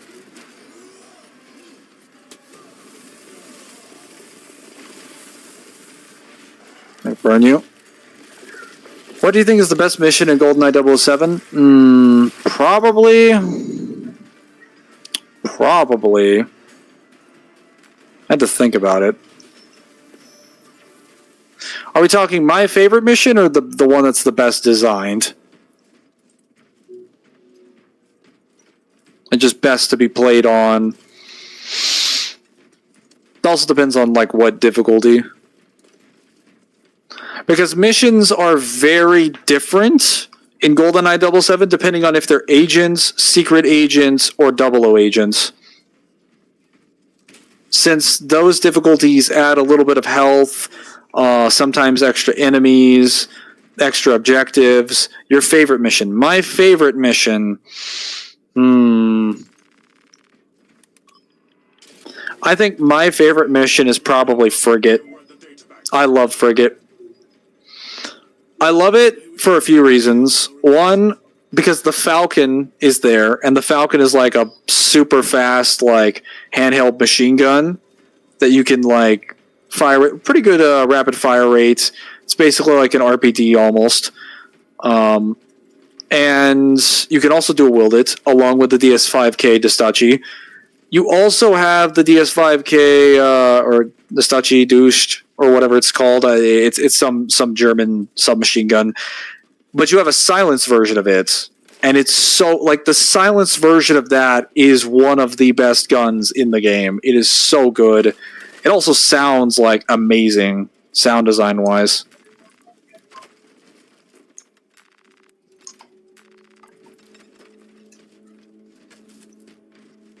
I need another bolter.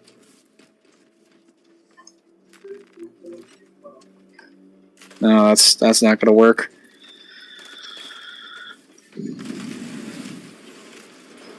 Oh, no.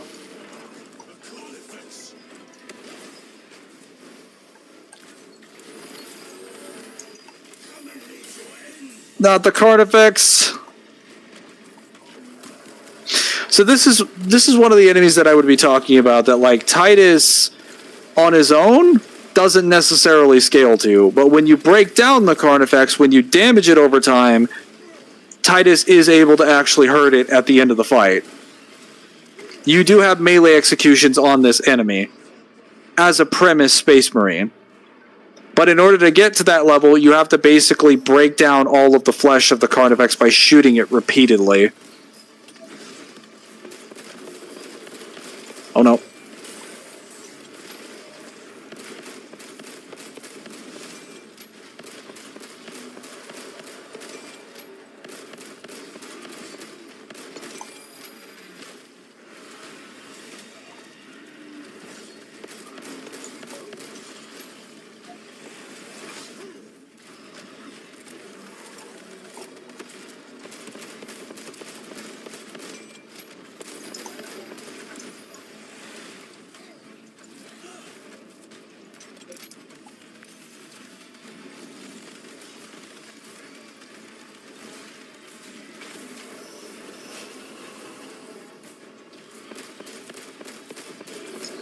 Don't forget that apparently Titus fought the last one with only a pistol.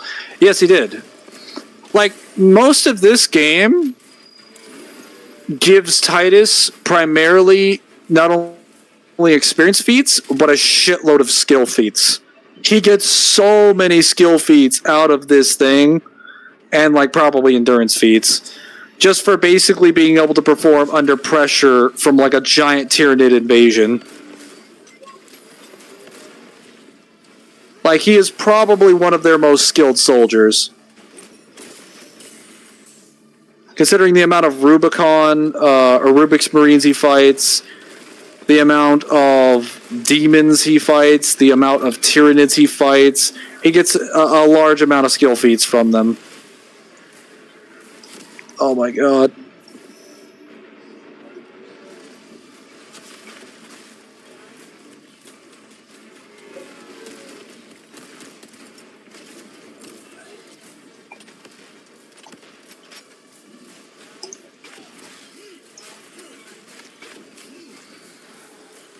He doesn't so much get like stats feats from this.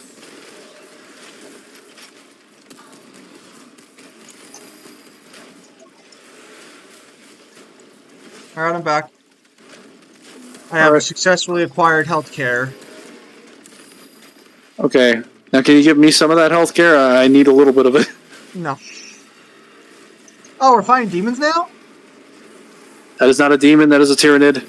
I was gonna say, because Samaj said demon, but that looked like a Tyranid. You stop moving, you son of a bitch! Imagine struggling against a Tyranid that size. I fought an entire army's worth of them. I fought Really, were they a Carnifex? Yeah? You fought an entire army of Carnifexes. Yes. I don't believe you. Why not? Mangler. Because it's not a normal sized Tyranid. Mangler. The things I fought for Ball would make you shiver. They'd make you shiver all the way down your spine, boy. Shiver down to your timbers. Now, this is what I'm talking about. He can damage the Tyranid once he gets it down enough. Once he shoots it with like 1,000,000 explosive rounds.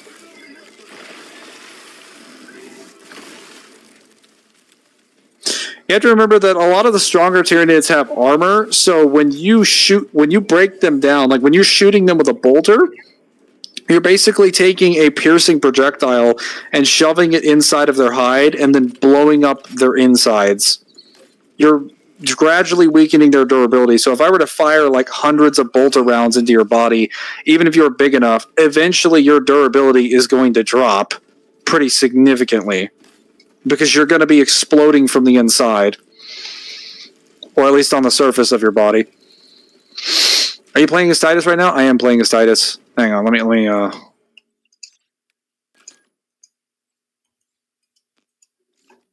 You can remove their helmets. I just had their helmets out. Like that, so... Oh, hang on. He won't stand still. We are Legion. You have no idea how difficult it was for Rock and Alice and me to take that photo where we had to move our bodies onto Sharon's to make one Space Marine. This game is demons? That's what Dante said? Oh, yes.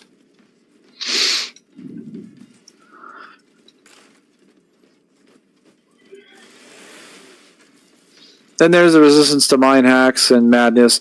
Yeah, he mainly gets like specific resistances, skill feats, endurance feats, and then like a ton of extra equipment.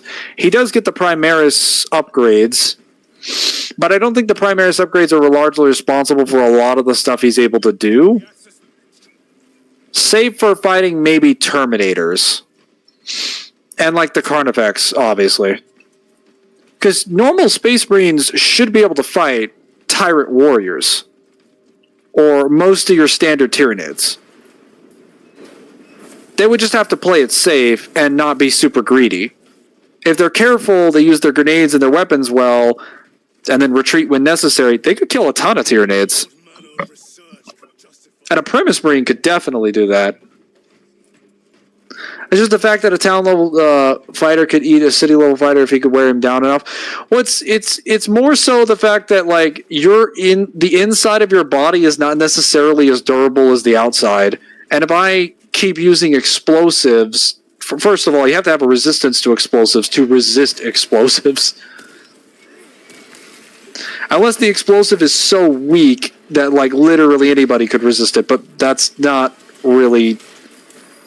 Like, it would have to be at that point, like, microscopic or something. It would have to be so small it wouldn't even be counted as an explosive.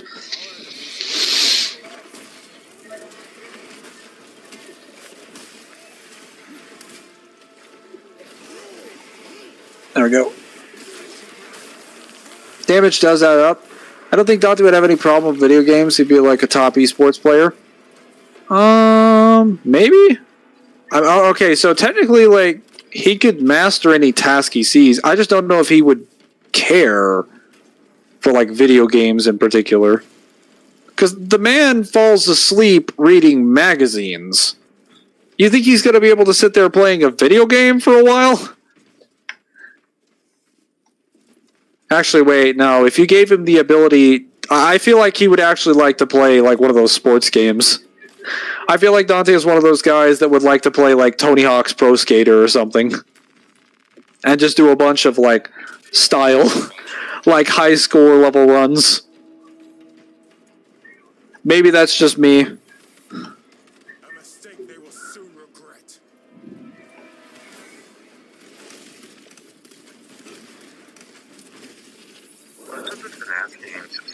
Alright. Alright, I'm back. Watching the video. Yes. Welcome back. I am back. And I said welcome back. Can Android and Nier Automata taste food if they ate it? I believe so.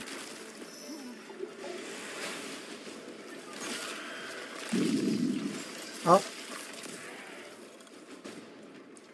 Apparently Dave Grohl cheated on his wife. Apparently that's news nowadays. Oh. Who? Ubisoft stock is the lowest it's been in 10 years. Oh, baby.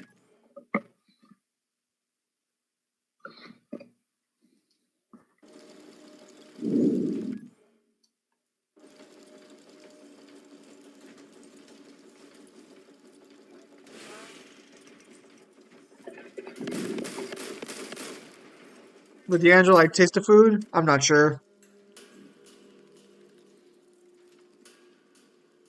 We seem to be having some ragdoll. Some uncontrollable ragdoll. There we go. It stopped. The androids near are exactly up from the human body down to the sex organs. I believe it.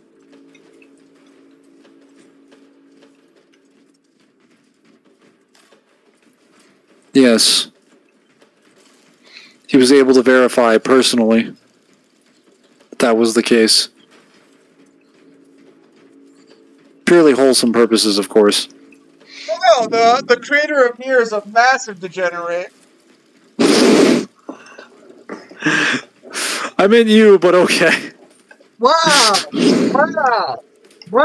Okay, so you're claiming the idea that I'm not wholesome.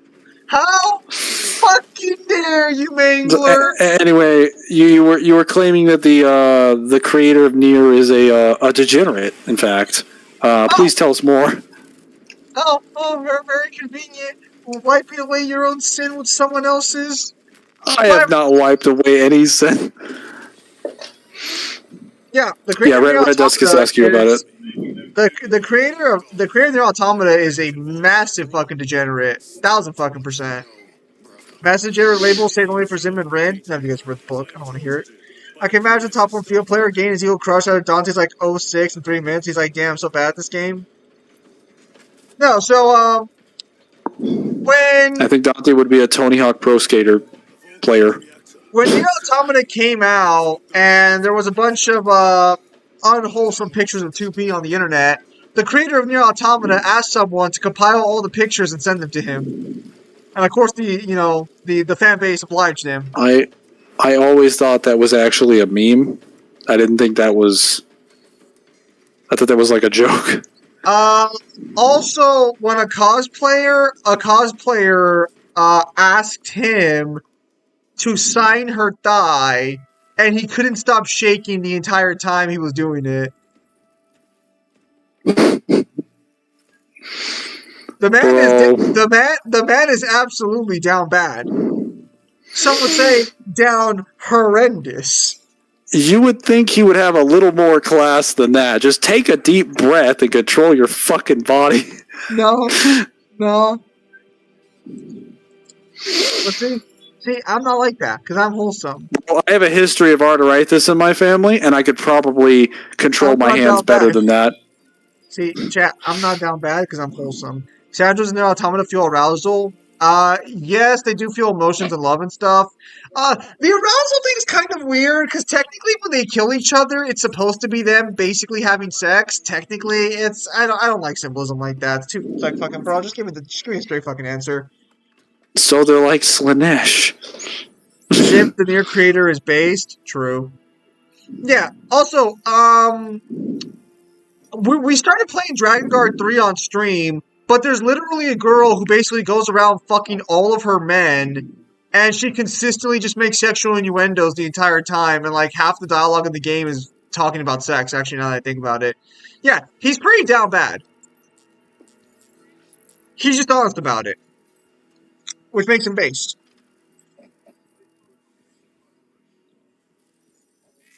It's okay. Not all creators can be wholesome like me. It's fine.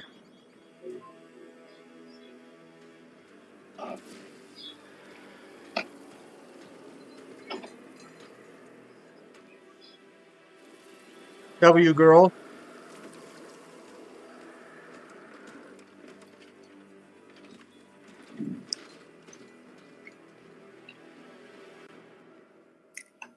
They are throwing themselves into the reactor.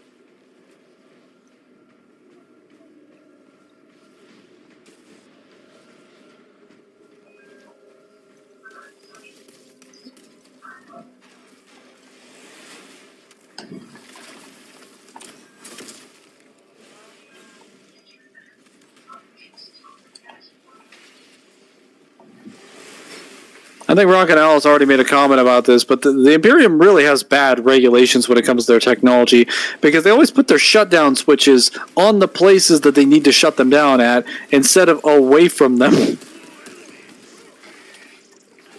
Damn. Should have never left this hive ship.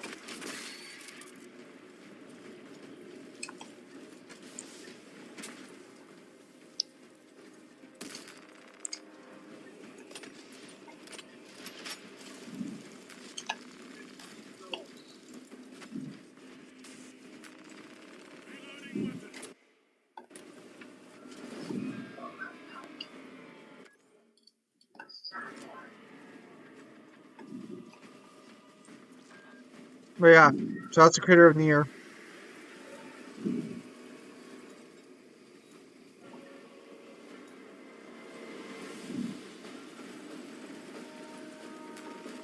Really cool guy, but he also, I do think he also downplays himself pretty substantially.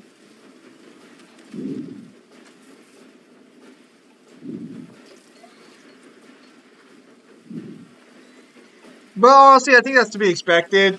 Nier Automata was a fluke. I can't hear dialogue during the cutscenes. Yeah, it's a little low. They're like the COG. I didn't think anyone was as unsafe as the COG, but apparently found another one. Also like William Joyce. The COG? Yeah, the COG safety mechanisms on their tech is like terrible. What do you mean? They have the best safety mechanisms. I can't call a Hammer of Dawn strike down on my friends. That's as good as it's gonna get. Have you ever seen what their Hammer of Dawn like satellite bunkers look like? They're so bad. Like, oh, if it malfunctions, just shut it off. Okay, where's the switch? Next to the next to the inside the silo with the rocket. Beg your pardon. Why isn't it inside the facility behind the high tempered glass and the thing that would protect me from the rocket? Oh, that would be too easy.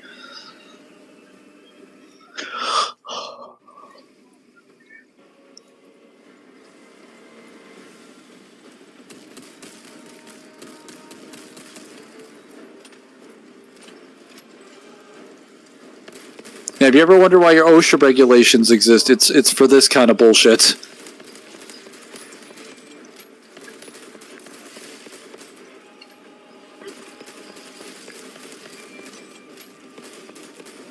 There's another mission that's hard to do alone.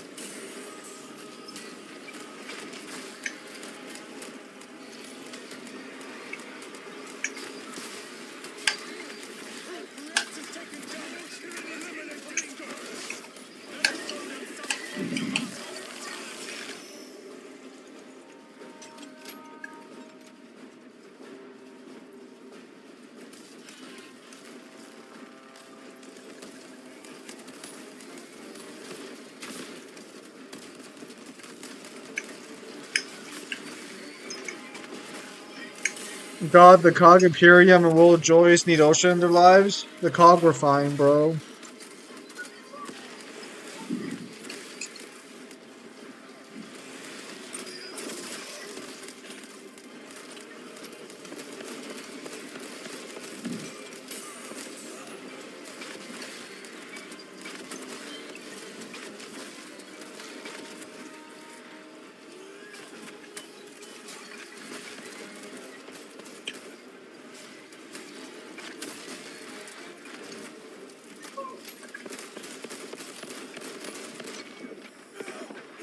What do you think is the worst weapon in GoldenEye?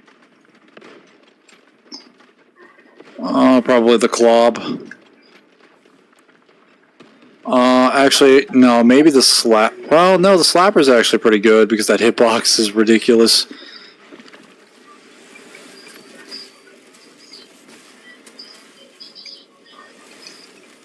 Oh no. Okay.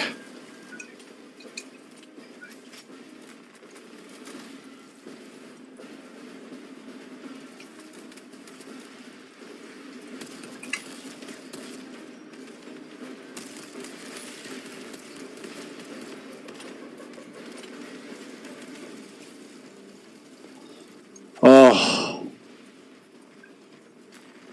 Is there some grenades somewhere? Mangler explained to Zim where Will kept the reset switches for the time machine.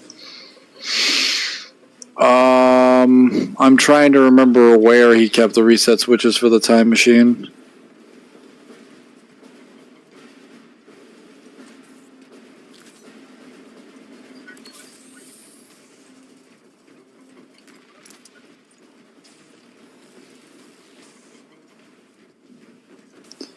Man, what is with all these candles? I think I was in a Dark Souls game. The amount of, like, handful of random candles just sitting in a corner.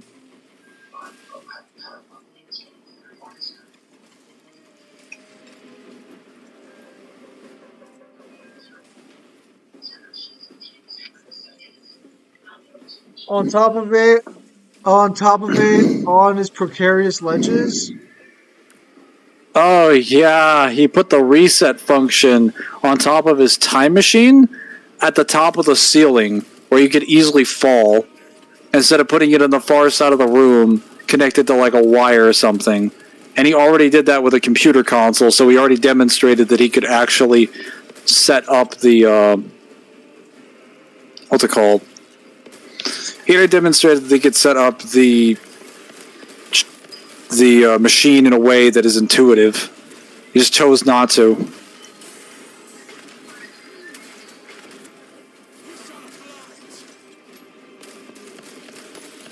Alright.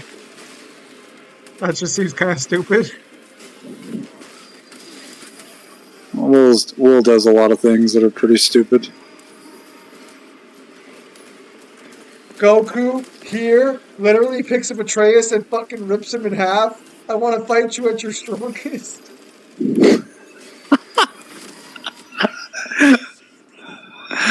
Oh, Fight as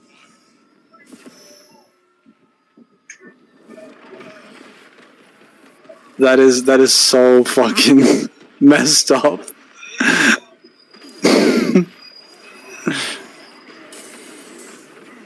The funniest part about that is not that it would just be like a great meme.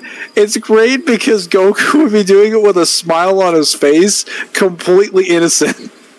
Like, yeah, I just murdered a person, innocent little child, but yeah, I want to fight you at your strongest. Your opponent's taking significant damage.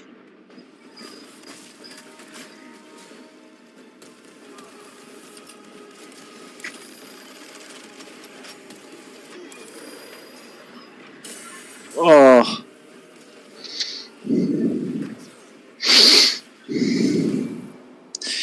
Yeah, this core area is a lot funner with two people. By yourself, god damn, it needs a heavy bolter in here. Like a heavy bolter. Oh wait, I have a rocket launcher. Could probably do that.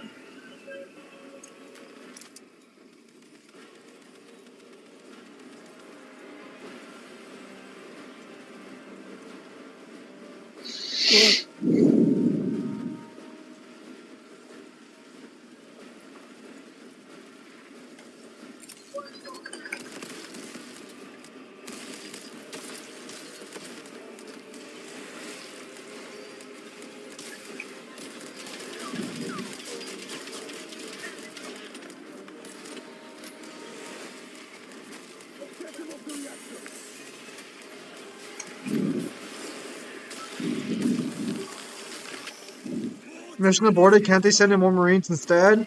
Nope. Nope, they lost.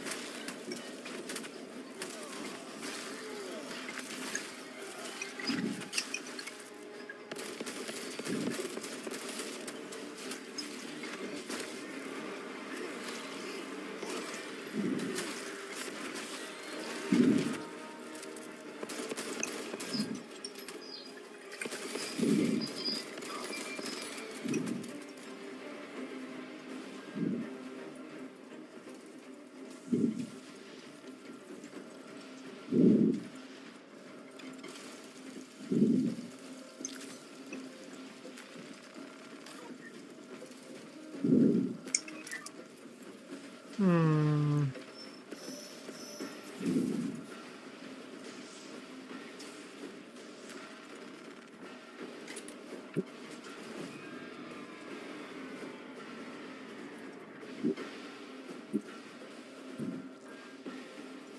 Are no more Marines. Red Dusk.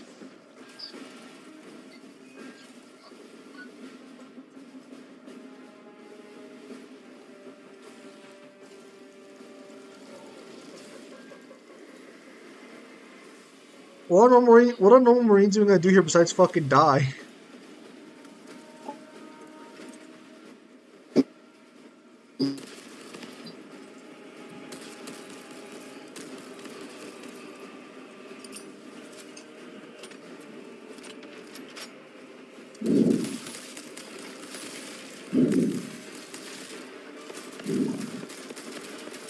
Oh yeah, the One Piece spoilers came out today.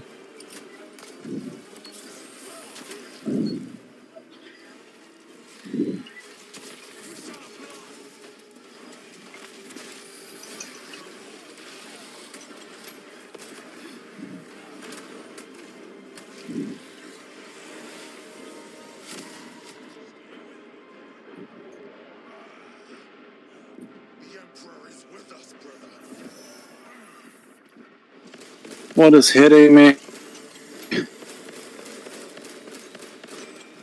Oh, spoiled about Fraud Mama? Nah, Shank's just going around killing a bunch of random people.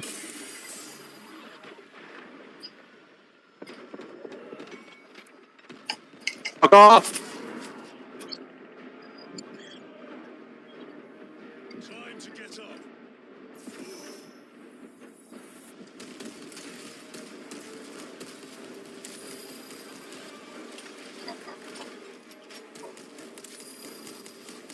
Might I suggest something more effective than a pistol?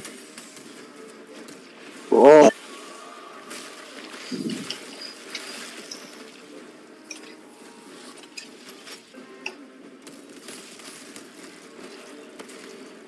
Finally!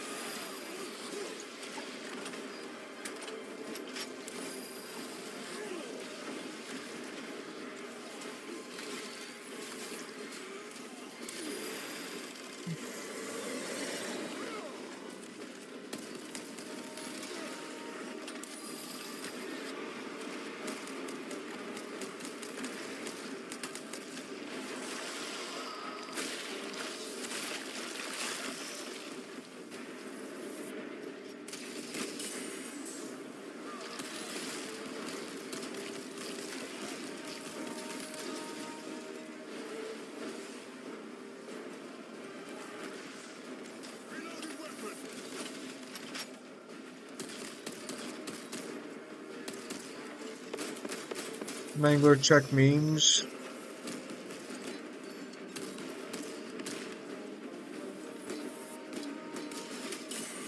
Imperium, when they find a mentally unstable child, you want to become a space marine? Based. Fuck, it's just like the UNSC for real.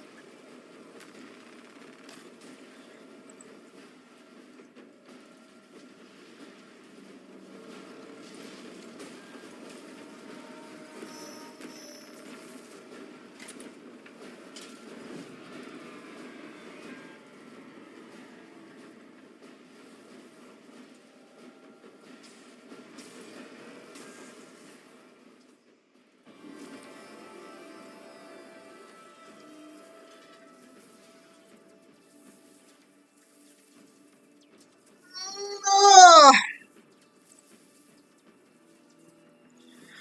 Did you post that Moondus Divergent Argosex Chad meme on DeviantArt yet? You guys came for a giant fucking ball spear?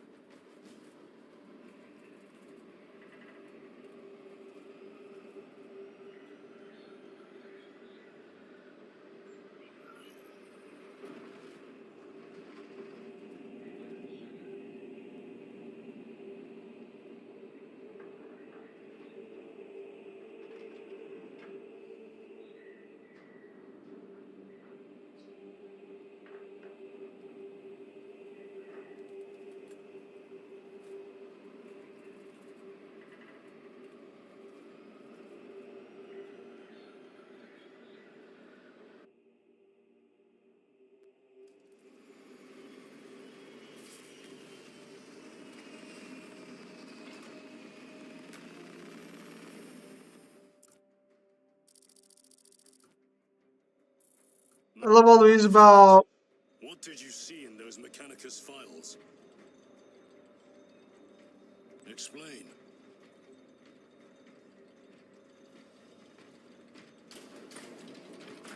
I love all the memes about rebuild his elder dom on me. So you only have 3 men in your squadron? Seems so.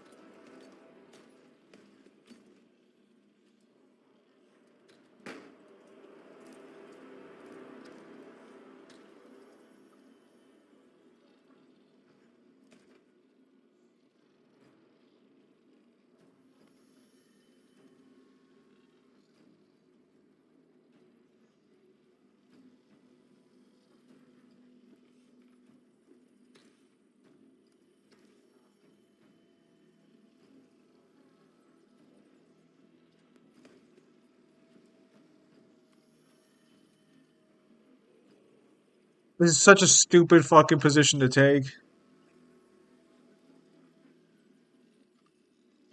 I'm back. Welcome back. Fuck my computer. Stupid bullshit.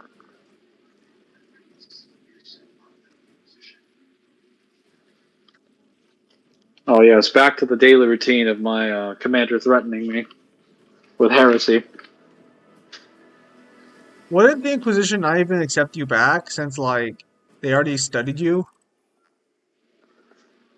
They probably just send a different inquisitor. Alright, this one didn't get it, but the next Inquisitor will find his heresy. After a certain point, they'd be like, all right, no. Fuck you. The dog. You criticized the captain for withholding intelligence. Henry Cavill would have been a perfect choice for Titus. To the same evasive Probably would have been. The He problem even with looks that, like Titus. Henry Cavill would have been a solid choice for any, like, generic Space Marine. Get it!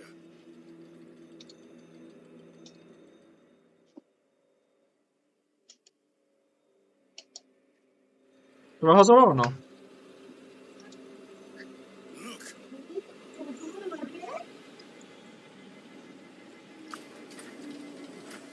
Estoy preguntando si vas a trabajar, no, si eres un güey.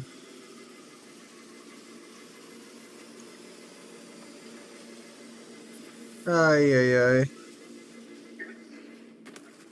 I hope they survive. Entonces vas a trabajar.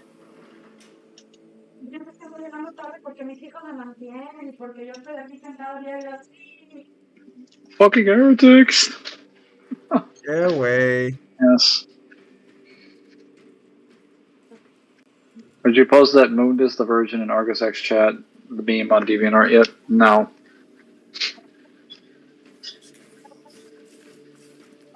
I did not.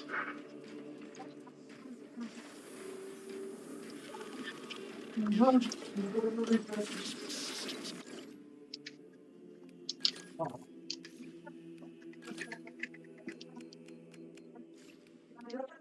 botella de agua, ¿cómo vas a hacer comida?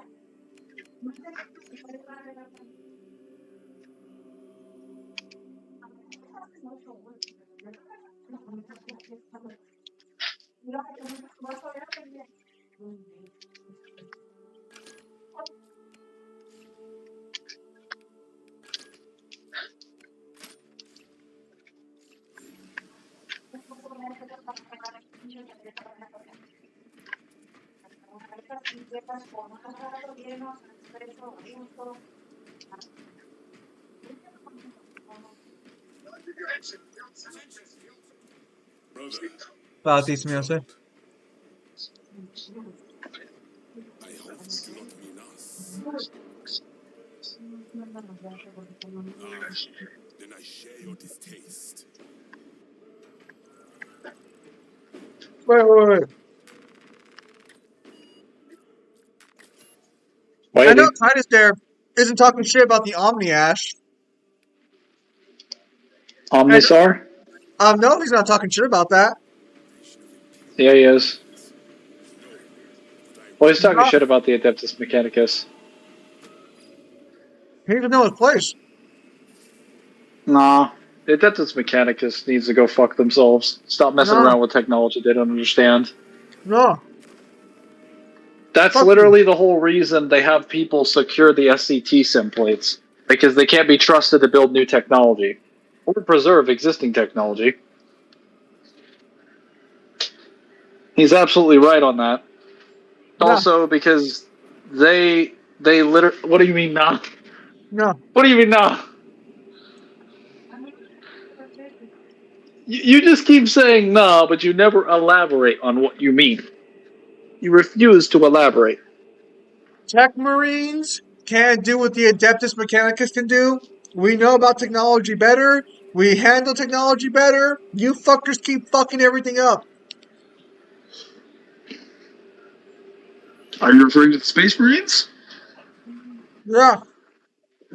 No, the Space Marines just go out and recover tech, which shouldn't even be their responsibility. They're soldiers fighting the Imperium's enemies.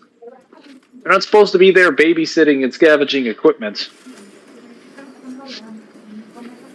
If the Mechanicus has a problem with it, then they could build some actual technology that's strong enough to go get the tech that they want. I mean, they literally built Titans. There is no reason that they shouldn't be capable of building something that's strong enough to face a space marine. Sasha might be at full power, Mangler. That kind of doesn't really matter. Because Titus and his squad don't even damage him until they activate the final pylon.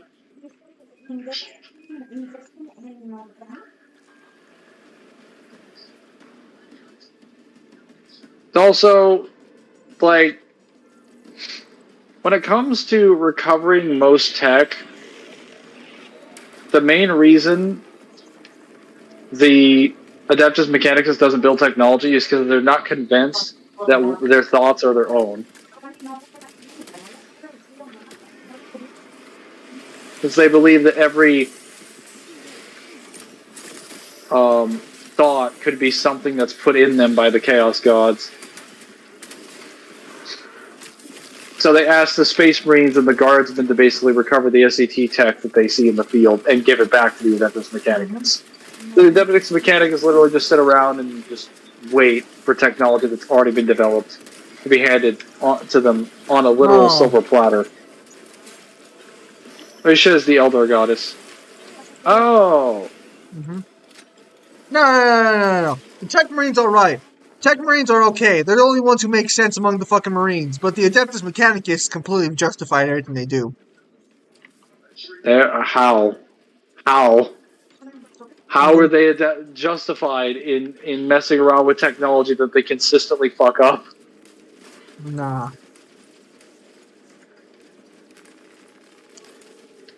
That makes no sense to me. Make it make sense. Help me understand. Oh, look at Cicadians. I never understood why... Voy a usar Anthem por un tiempo porque ellos traen más gente.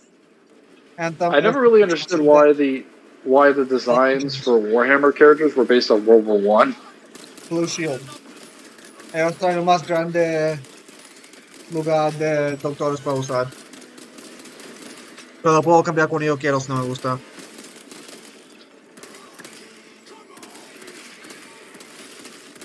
Oh yeah, that's some delicious damage. Well, I got my health insurance early on, so I guess I'll be able to go play some cards later. Nice. Rock and Alice, I'm definitely going to be repping the Marksman Carbine from now on. It's really good, the amount of ammo that it has. Yeah, it's like a 5-shot kill to the head. And I could just use my bolt pistol in the meantime.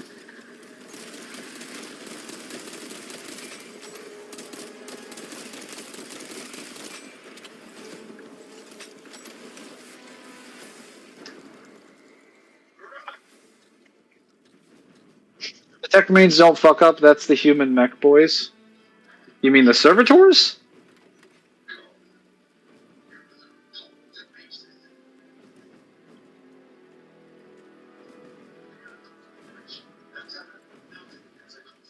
Do you fight Necrons in this game? No. That would have been nice. Oh, can't wait for Space Marine 3 where you fight Necrons. No, it would probably be some other alien race. Then it would be Necrons halfway through the game, because that's basically how every Space Marine game goes, where you're fighting a primary alien faction, and then halfway through the game you're like, now you're fighting a different faction. No. So the next game's gonna start, you're fighting a bunch of fucking orcs on a planet, and then out of nowhere a Necron tomb pops up, and you're like, oh no! Well, if you stick around, you might find something interesting. When I'm casually killing heretics, and then I step into a Necron tomb. What told me this was a tomb world? Tech Marines are based, 100%. Now, Zim is talking about the Tech Marines, Space Marines that undergo Mechanicus training but are still part of their chapter. Yeah, but they're based because they do what the Mechanicus should be doing, which is my point. They're literally better Mechanicus because they have the power and the intelligence to actually enforce the technology that they make and keep. The power to keep it and enforce it. Like they can keep it safe and mass produce it. And they can also go recover new technology, whereas the Mechanicus doesn't do any of that. Mechanicus just sends out servitors to everyone's, like, and astropaths. And that's pretty much it. Actually, wait, no, the astropaths are not even sent by the Mechanicus. That's sent by the Adeptus Ministorum.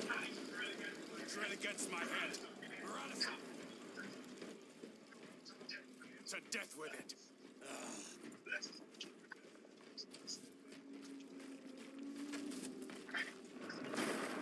Those, yeah, but no, those Marines are pretty good.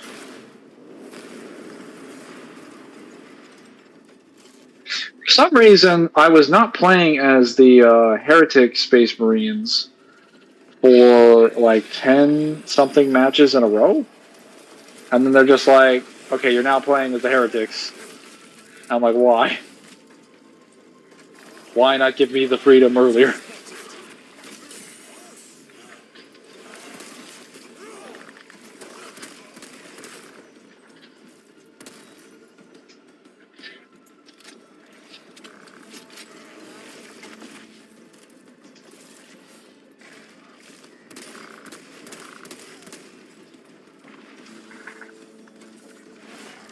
I've killed a lictor.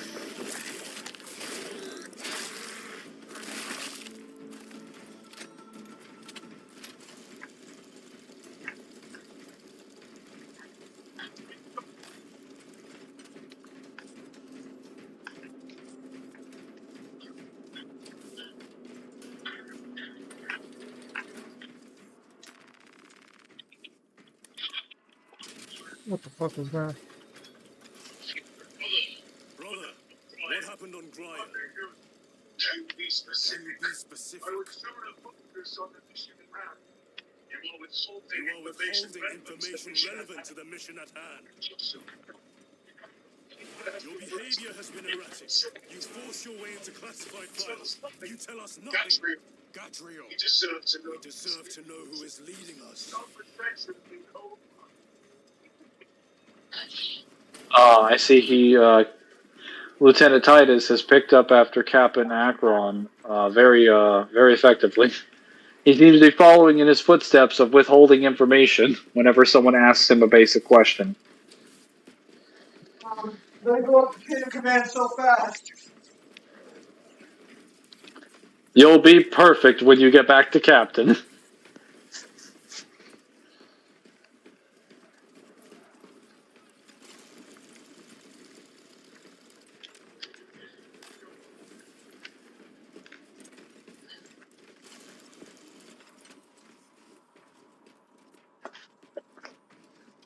Damn, Titus just looks bad here. Yeah, he has a lot of bad moments where his soldiers is just like, hey, can you just like be honest with us? And he's like, no, I want to talk about something else.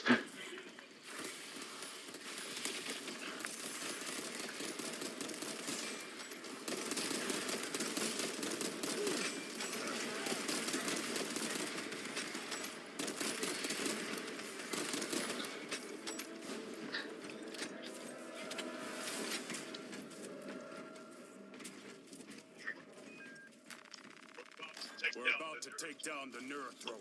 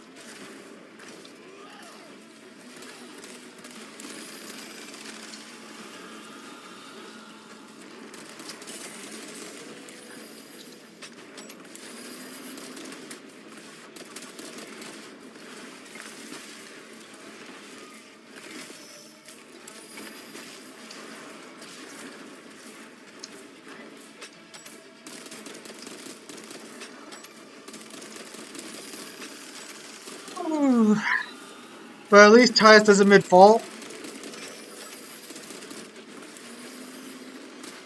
Yes.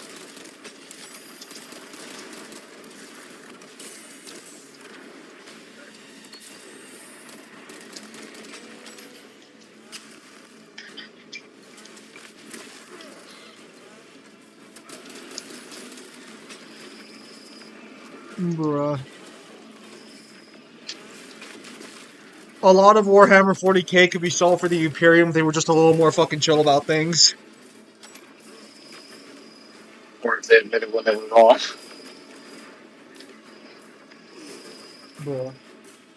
A lot of it could just be solved if they were just willing to ask each other for help or calm down. Alfarius is a good example of this. Alfarius is like, hey, I don't have a problem with members of my name members of my legion using my name. Notice how my brother Horus does this. When he names someone after himself, he feels the need to name them Little Horus, as if to imply some kind of hierarchy or some superiority, because it isn't enough for him to just name his own son. I have no such weakness. Because when I tell my legion that they're Alfarius, I basically mean that my name means nothing, only my function does. I'm like, based. Fucking based. Finally, a Primarch who doesn't bitch and moan all day long about how great they are.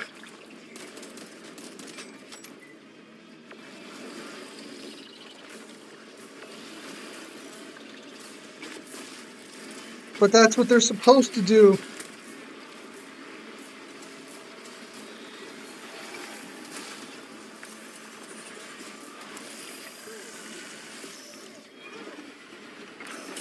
Oh no. Oh. Get back, knight. Let us go.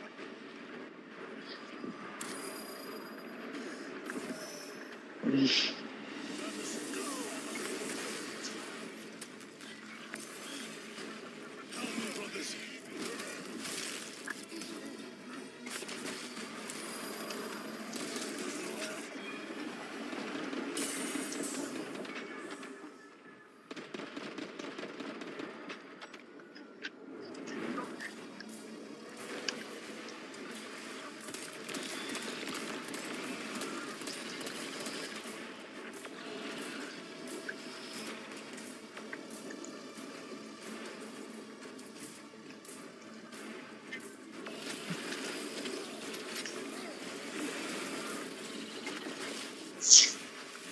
I already killed one of you earlier.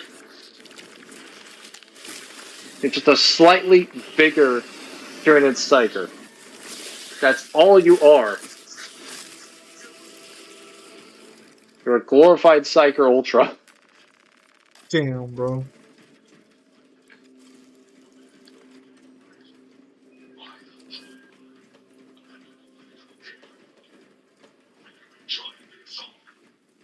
I need to be that guy, Valeris. But it seems like your men just couldn't aim apparently.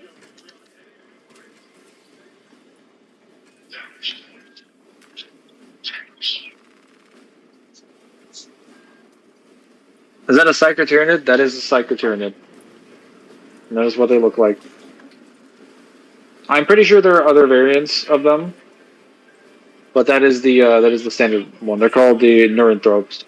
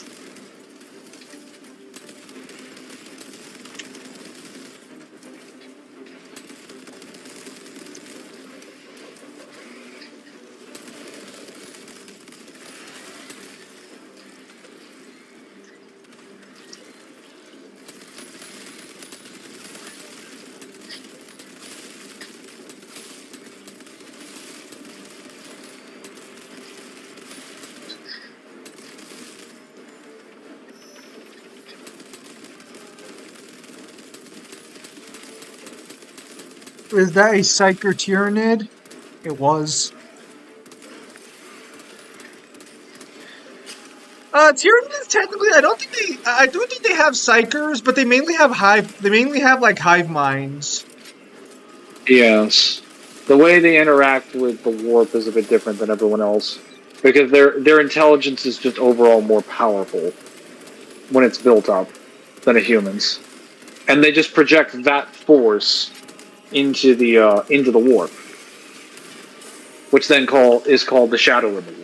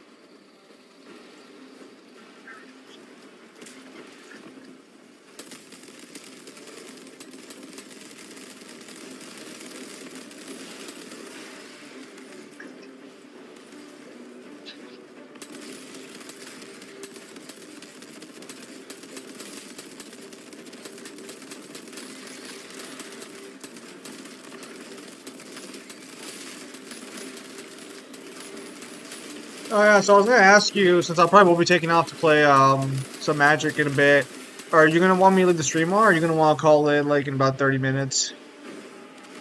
How long would you be going? Or I'll how long probably be would you be gone. gone for? I'll probably be gone for like maybe like 3 hours. Yeah, I'll probably call it in 30 minutes then. Yeah, I was gonna say because I don't think you want to go for another marathon like you did last week. No, I don't have the stamina.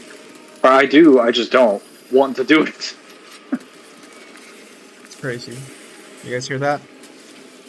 Crazy. But yeah. All right.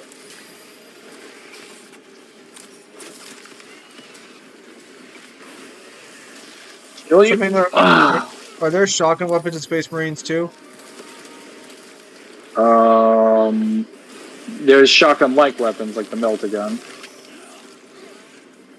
I don't think it's the actual like Space Marine shotgun, because they do have an actual shotgun for Space Marines. It's not the Melta, but the Melta functions like a shotgun. It's just way more devastating.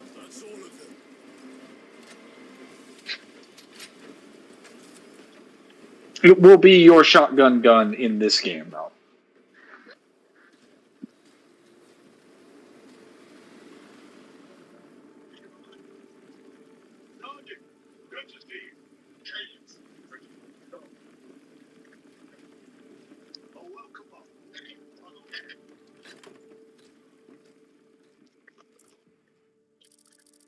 It's me, your boy, Valerius.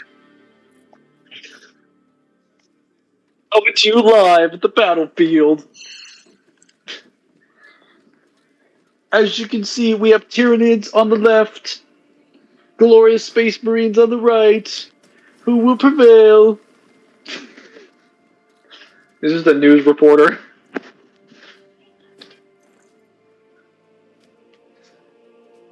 Ah, yes. The soldiers.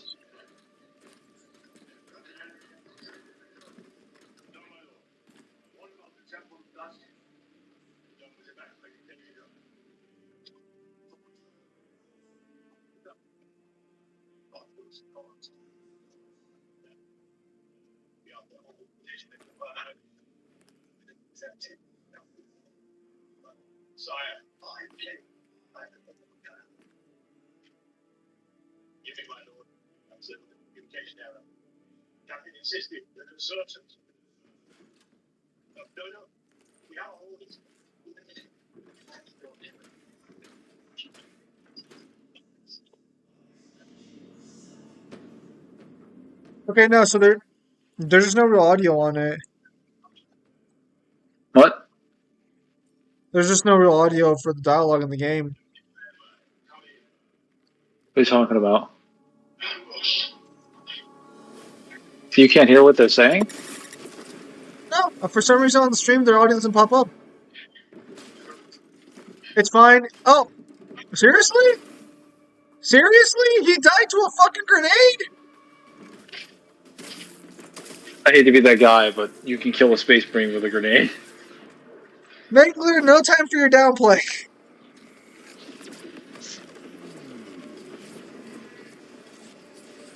Oh, what the fuck? Chaos Marines? The Thousand Suns.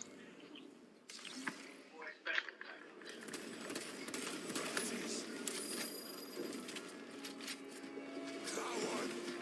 You will pay for what you've done! Damn, Mangler, they're squaring up, bro. Why aren't you squaring up?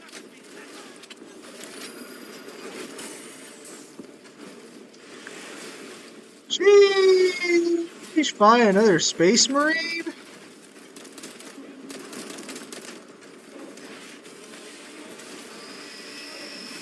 So, okay, that's cool, because I like to rock with shotguns and shurikens. I have to get up close to my enemies and face and then just pow and watch them fly.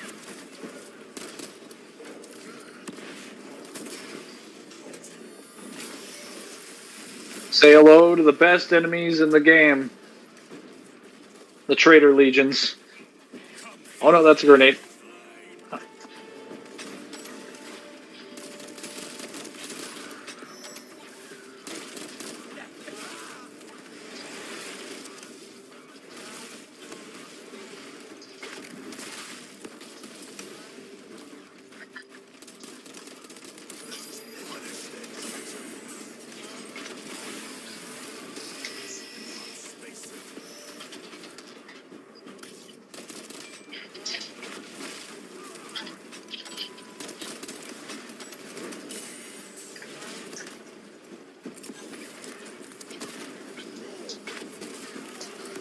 Getting sandwiched. I don't like it. Wait, who did that spy work for? Chaos.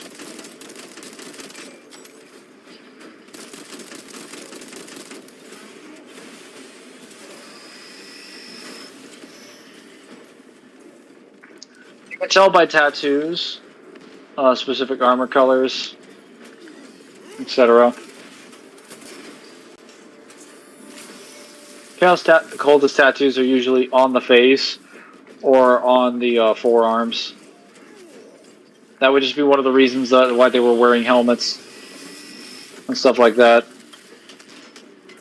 Most likely those guys were actually not Chaos at the beginning of the battle, and they fell to Chaos.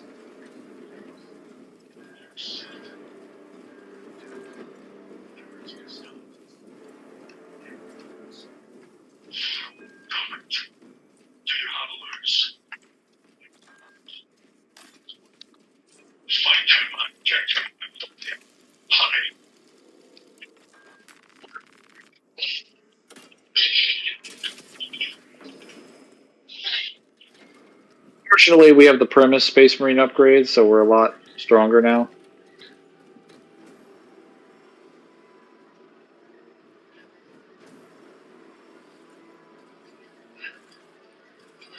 Are you Allegedly. not strong enough to save your friend? Nope.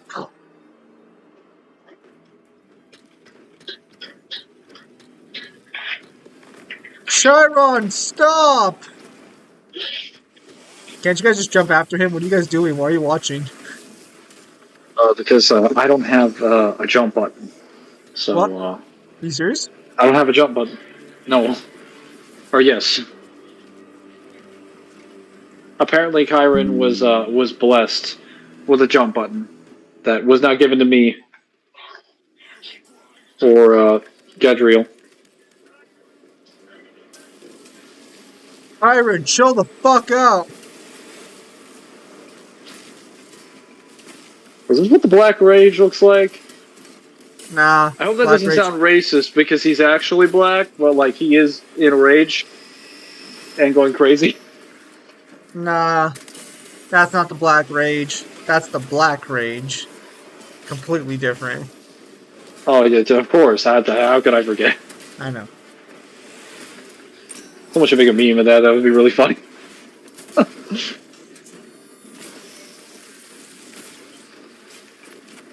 I mean, isn't the Black Rage just you going into a berserk state and just getting really strong? No. The Black Rage is you seeing Horus everywhere. Are you serious? So the Black Rage is Dante's fury at battling Horus during the Horus Heresy. It just got spread through his gene seed to every single member of the Blood Angels. So when they go into a Black Rage, the reason they start murdering everything is because everywhere they look, they see Horus. So Damn. So let me put this in comparison. When they enter the Black Rage, they are effectively Dante charging after Horus during the Horus Heresy. Yes. That is what happens to them. I lost a good soldier to the Black Rage in that game. He was a good man. Chaos, I you're knew right, it's always Sanguinius. chaos, isn't it? Sanguinius, not Yes. Dante, my apologies. Dante is the leader of the chapter, right? He's the leader of the either the remaining Blood Angels or the Blood Ravens. Yeah, Dante, I believe, is the leader of the Blood Angels. Okay, yeah, Sanguinius is the Primarch. You're right, Sanguinius. Also, my apologies. Zim, you were always under the impression that the Blood Ravens were just a successor chapter to the Blood Angels, right? Blood Ravens? No, I've never even heard of them. I would assume they're connected Oh. because they have blood in their name. Okay, yeah, and they even have the same insignia, and they're just a slightly different shade of red. They're probably like a special branch of the Blood Angels. Let me take a look. Well, so the reason I say that is because the game makes it sound like the history of what chapter they're connected to is a mystery, and they're hunting for clues to determine what their true history is. And I'm like, guys, just look at the Blood Angels. According to the official lore, it is unknown who they come from. That's bullshit. Maybe unknown to people who don't have common sense. Dude, that makes about as much sense as saying like we don't know who Nero's a descendant of. So like, bro, they're just trying to figure out who the fuck is their Primarch. But I mean, they look pretty suspicious. They look suspiciously red. They look very much like another fucking ancient blood group. They also have blood in their name. They're named after some flying object with a emblem on their forearms that is also a flying thing with wings. Yeah, they're just a Blood Angel successor chapter. Let's not forget... hang on. Let's not forget that Sanguinius beat Horus's ass when he wasn't sucking tumor dick. My boy Sanguinius deserved better. And that was after he finished kicking Agron's ass, after Agron upgraded into a demon. It's like, I'm just gonna show up and kill all of you. Who was the guy who they told him how that he was gonna die to this specific moment? So he's all like, "All right, bro." So that means I'm invincible. So it was Conrad Kurz, the Primarch of the Night Lords, told Sanguinius, "You will die at the Battle of Terra," or something. "I've seen your future. You'll die." It's like, all right, when do I die? At the Battle of Terra. He's like, "Yes." Like, what do you mean, yes? It's like, if that means I die at the Battle of Terra, that means until that moment, I am invincible. Oh no! And when Conrad Kurz is like, "That's not what it means." Like, but yes, it is. You said that I wouldn't die. Yes, that means I cannot be killed until that moment. Oh no! Conrad's like, "Wait a minute, what have I done?" Yeah, bro. I have given him the ultimate confidence boost. Sanguinius is a real G, bro. He absolutely could have taken down Horus, 100%. Horus is a bitch, bro. I'm kind of paraphrasing it. I don't know the exact words of what he says, but he does tell him when he's going to die in the future. And Sanguinius just smiles. He's like, yes. And Conrad's like, why are you smiling? Realistically speaking, if someone tells you the exact future when you're going to die, yeah, like, I mean, like, most people don't take it that way, but yeah, if you know when you're gonna die, that means that everything else can't kill you because you're destined to die at that point.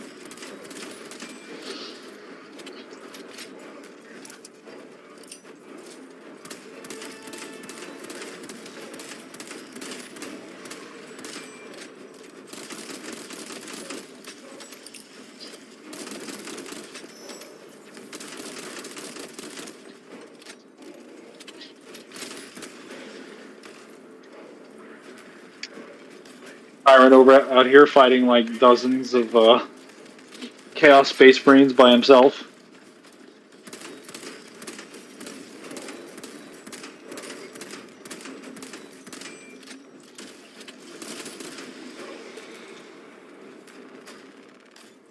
I don't think that's how it works in.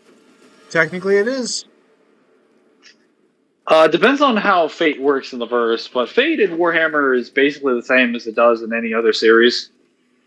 And most characters in Warhammer can't resist their fate. Sanguinius being one of them. Because Sanguinius has also seen the future. He also has future sight like Conrad Kurz. He saw his own death as well. So he's like, yes. So it wasn't just like, you know, knowing that he was going to die. It was satisfaction knowing that two different people that have the future sight saw the same vision and confirmed he was going to die. So he's like, yes, I'm not hallucinating. It is going to happen.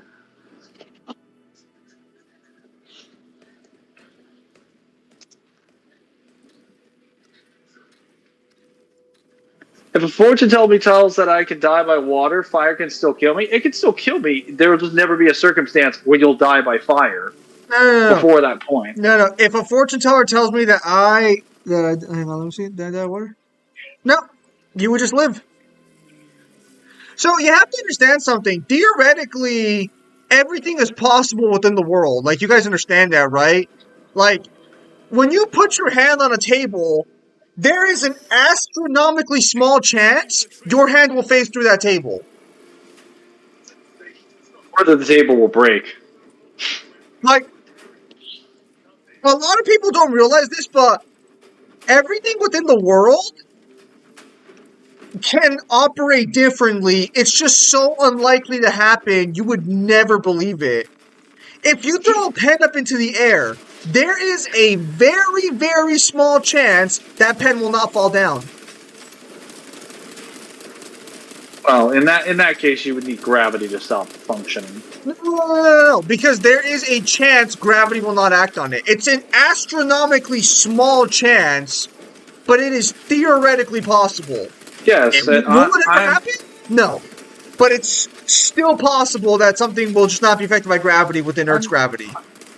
I'm more so saying the fact that it's even though something can kill you, it's very likely due to not just self-preservation, but people's will to live, that most things in the world probably won't kill you.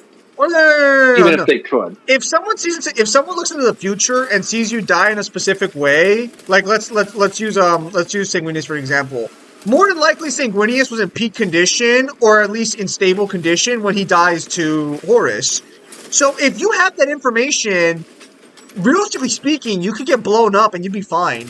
Because the future already determined you're going to die in this condition at this point. More accurately, what it does is it basically gives you that kind of catharsis where you're like, I know exactly what's going to happen. I have complete control of everything up until that moment. Well, more so I can do whatever it is I need to do. Well, because correct me if I'm wrong, but doesn't Sanguinius just go on like 1v, like he just goes to 1v1 armies, basically? He literally just goes out and is like, I'm just going to 1v all the entire Traitor Legion at the Battle of Terra. I'm going to murder all of you because I know I'm going to die to somebody here. Actually, I don't know if he knew he was going to die to Horus. but he knew he wasn't going to die to the armies. So he's like, I'm just going to kill all of you because none of you are going to be responsible for killing me. So, yeah, that didn't turn out well for the traitor legions. They weren't ready for him.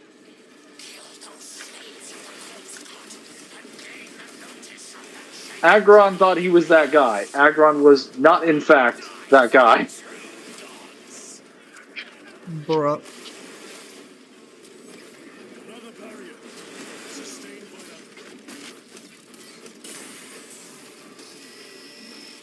that. Purge the heretics.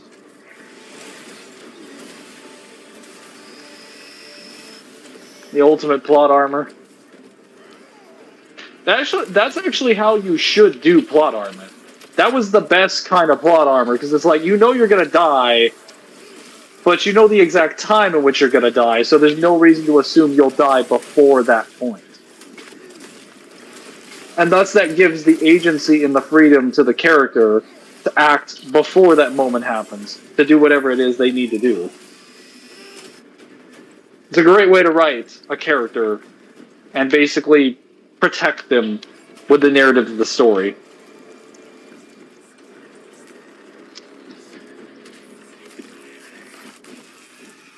So you're saying fate will keep you alive until it wants you to die that specific way? Yes, because fate has dictated you will die via, like, cause and effect. So no cause is going to be capable of causing the effect of your death that way. Unless someone is somehow able to rewrite that. Sanguinius, so are you saying fate will keep you alive until it wants you to die that specific way? Yeah, that would be how it would work. Fate very much works the way that cause and effect does. Sanguinius likely wasn't, since he had fight his way to Horus, but the fact that he destroyed Titans, beat Angrion like a redheaded stepchild, then tore through the legions, then fought Horus, but unfortunately tumors got involved. It wouldn't matter. Yes, tumors got involved, but that would also be fate manipulation, as in he was already destined to die.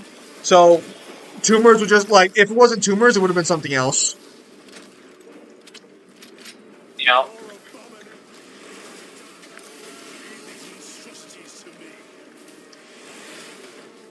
What if it was trying to get rid of you because you were existing in a timeline that you aren't supposed to? Depends on how powerful fate is. If fate has governance over that, then yeah, it's going to get rid of you. That wouldn't even matter in this context, though. Because this context is just the idea of you are destined to die at this predetermined point. So it wouldn't matter if you're not, like, you would already exist within that timeline. Yeah, also none of the Space Marines or Primarchs or anything like that have resistances to fate manipulation. So that is just GG on them.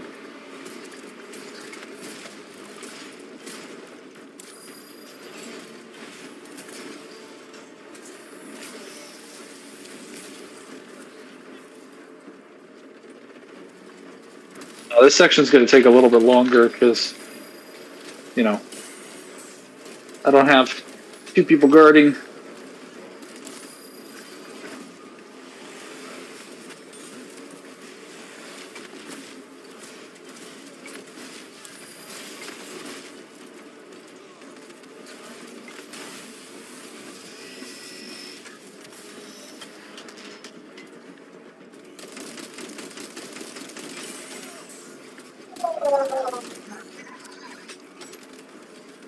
Oh.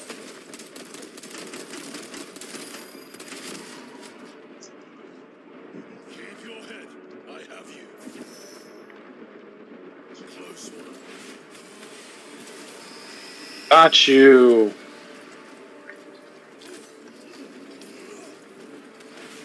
It's very much the same way, like, technically having your fate manipulated a certain way to allow you to die is the same thing as having your fate manipulated to prevent you from dying.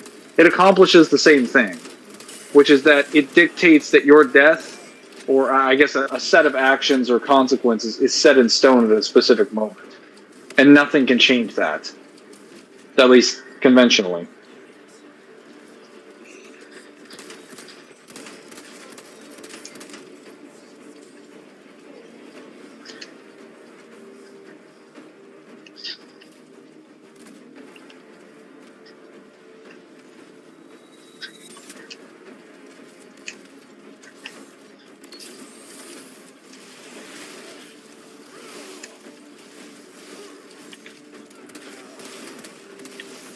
my goodness.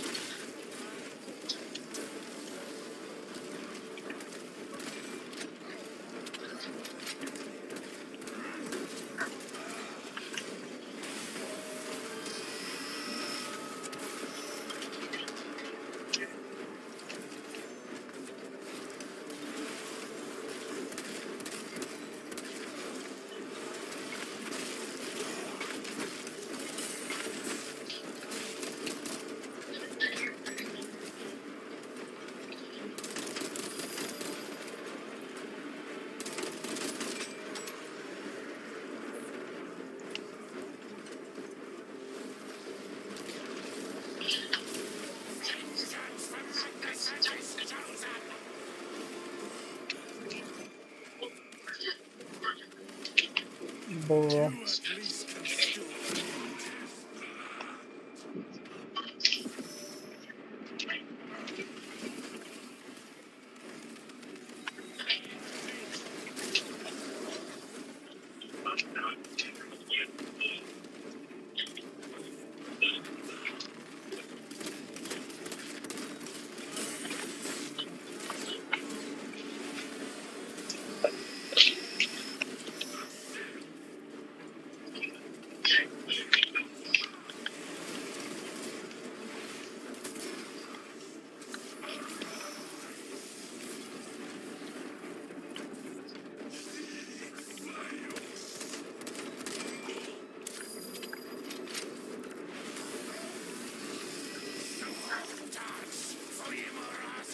What the hell? Yes.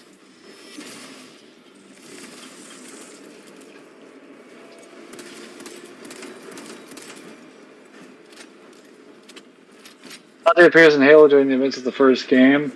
First two games, the UNSC clues him into what's going on. Would he have a logical sense of going right after the leaders of the Covenant? Dante from Warhammer or Dante from DMC? I only ask because we were just talking about Dante from Warhammer like less than a few minutes ago. So, would you like to know the rematches that they put up for Death Battle this season? So these are Yes. these are the rematches you can vote for Death Battle. Mm-hmm. Ninja Turtle Battle Royale, Mario vs. Sonic, Master Chief vs. Doom Guy, Zelda vs. Peach, Terminator vs. RoboCop, Garo vs. Toph, Yang vs. Tifa, Mewtwo vs. Shadow, Tracer vs. Scout, and Ben 10 vs. Green Lantern.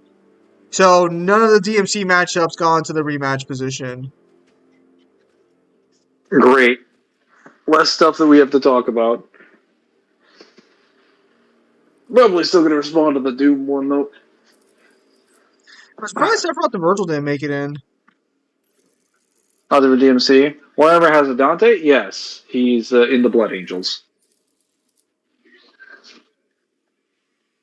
I think if he's told in the event of the first three games where what the Covenant the Covenant is basically trying to wipe out humanity, he would just probably take like a ship or something to go there, and then would just he'd just go assassinate the Prophet leaders. That'd be very little they could do to stop him. He would just need to know where they're located.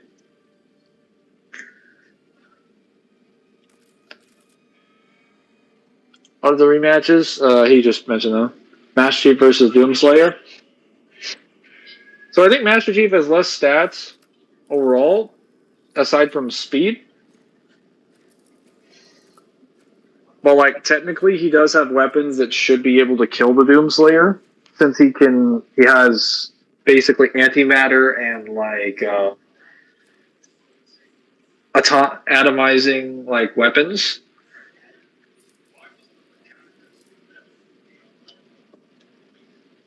So there is an argument to be made he could just itemize the Doomslayer, because I don't believe the Doomslayer has like any resistance to deconstruction. Definitely not any resistance to antimatter.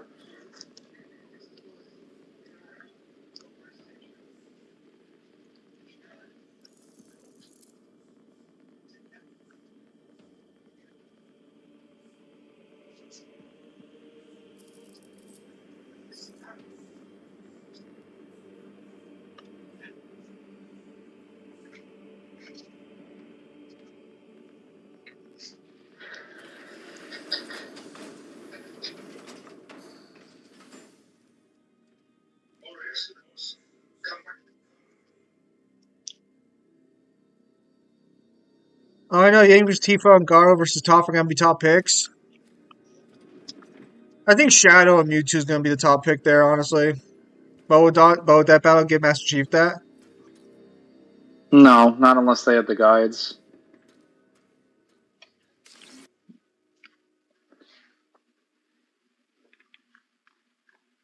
You have to understand, like, one shot from the incineration cannon, one shot from a binary rifle would literally itemize or just obliterate all the atoms or positive matter of Doomslayer's body. It's not a matter of AP, it's just how, like, matter functions with antimatter. And he has no resistance to something like that. He's also slower than Chief is. Yeah, like Chief's a lot weaker, but he doesn't have to be fat. He doesn't have to be strong enough. He just has to be fast enough.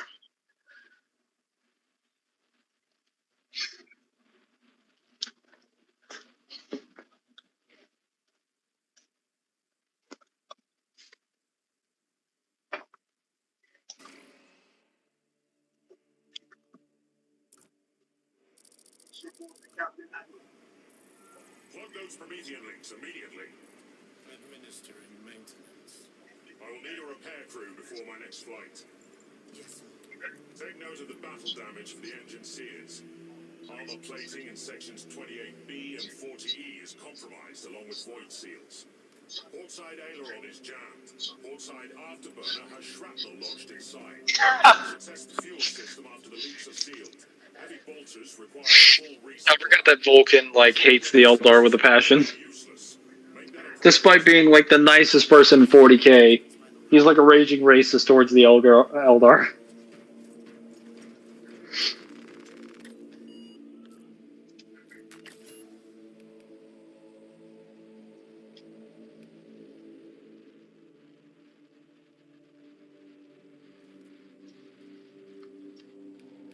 You saving or what?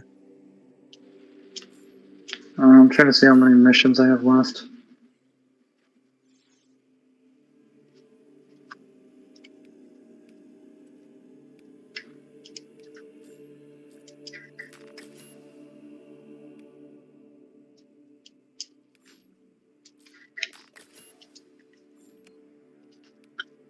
I've got 2 operations. 2 missions.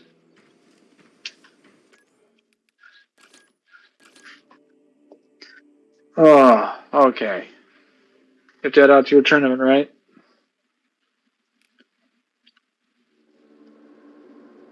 What? I said you had to head out to your tournament, right? Yeah, so we'll call it there. Okay, we'll probably be done next stream then. Nice.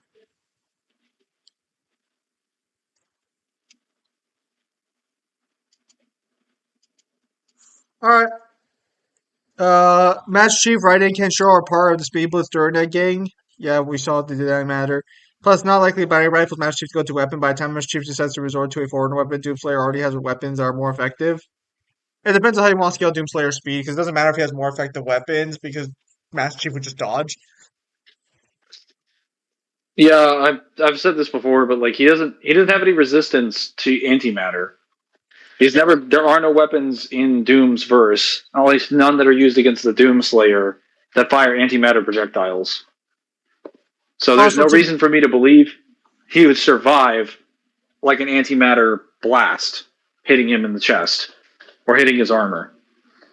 Also, to be clear, they argued Frieza could resist antimatter because of Hakai, so there's that. Yeah, they probably. I'm not saying what Death Battle would argue. If we're talking about what Death Battle would argue, Death Battle would just argue a stat stomp. Because they would probably argue that they would argue Master Chief is like hypersonic, and they would argue Doomslayer is like infinite speed or some bullshit. Because they would argue the same crap about the Con Maker flying throughout all of creation with their wings, ignoring the fact that the Con Maker used technology to get them everywhere throughout the dimensions that they have. And that what their wings do is that their wings open up portals that they can use to travel throughout space and time.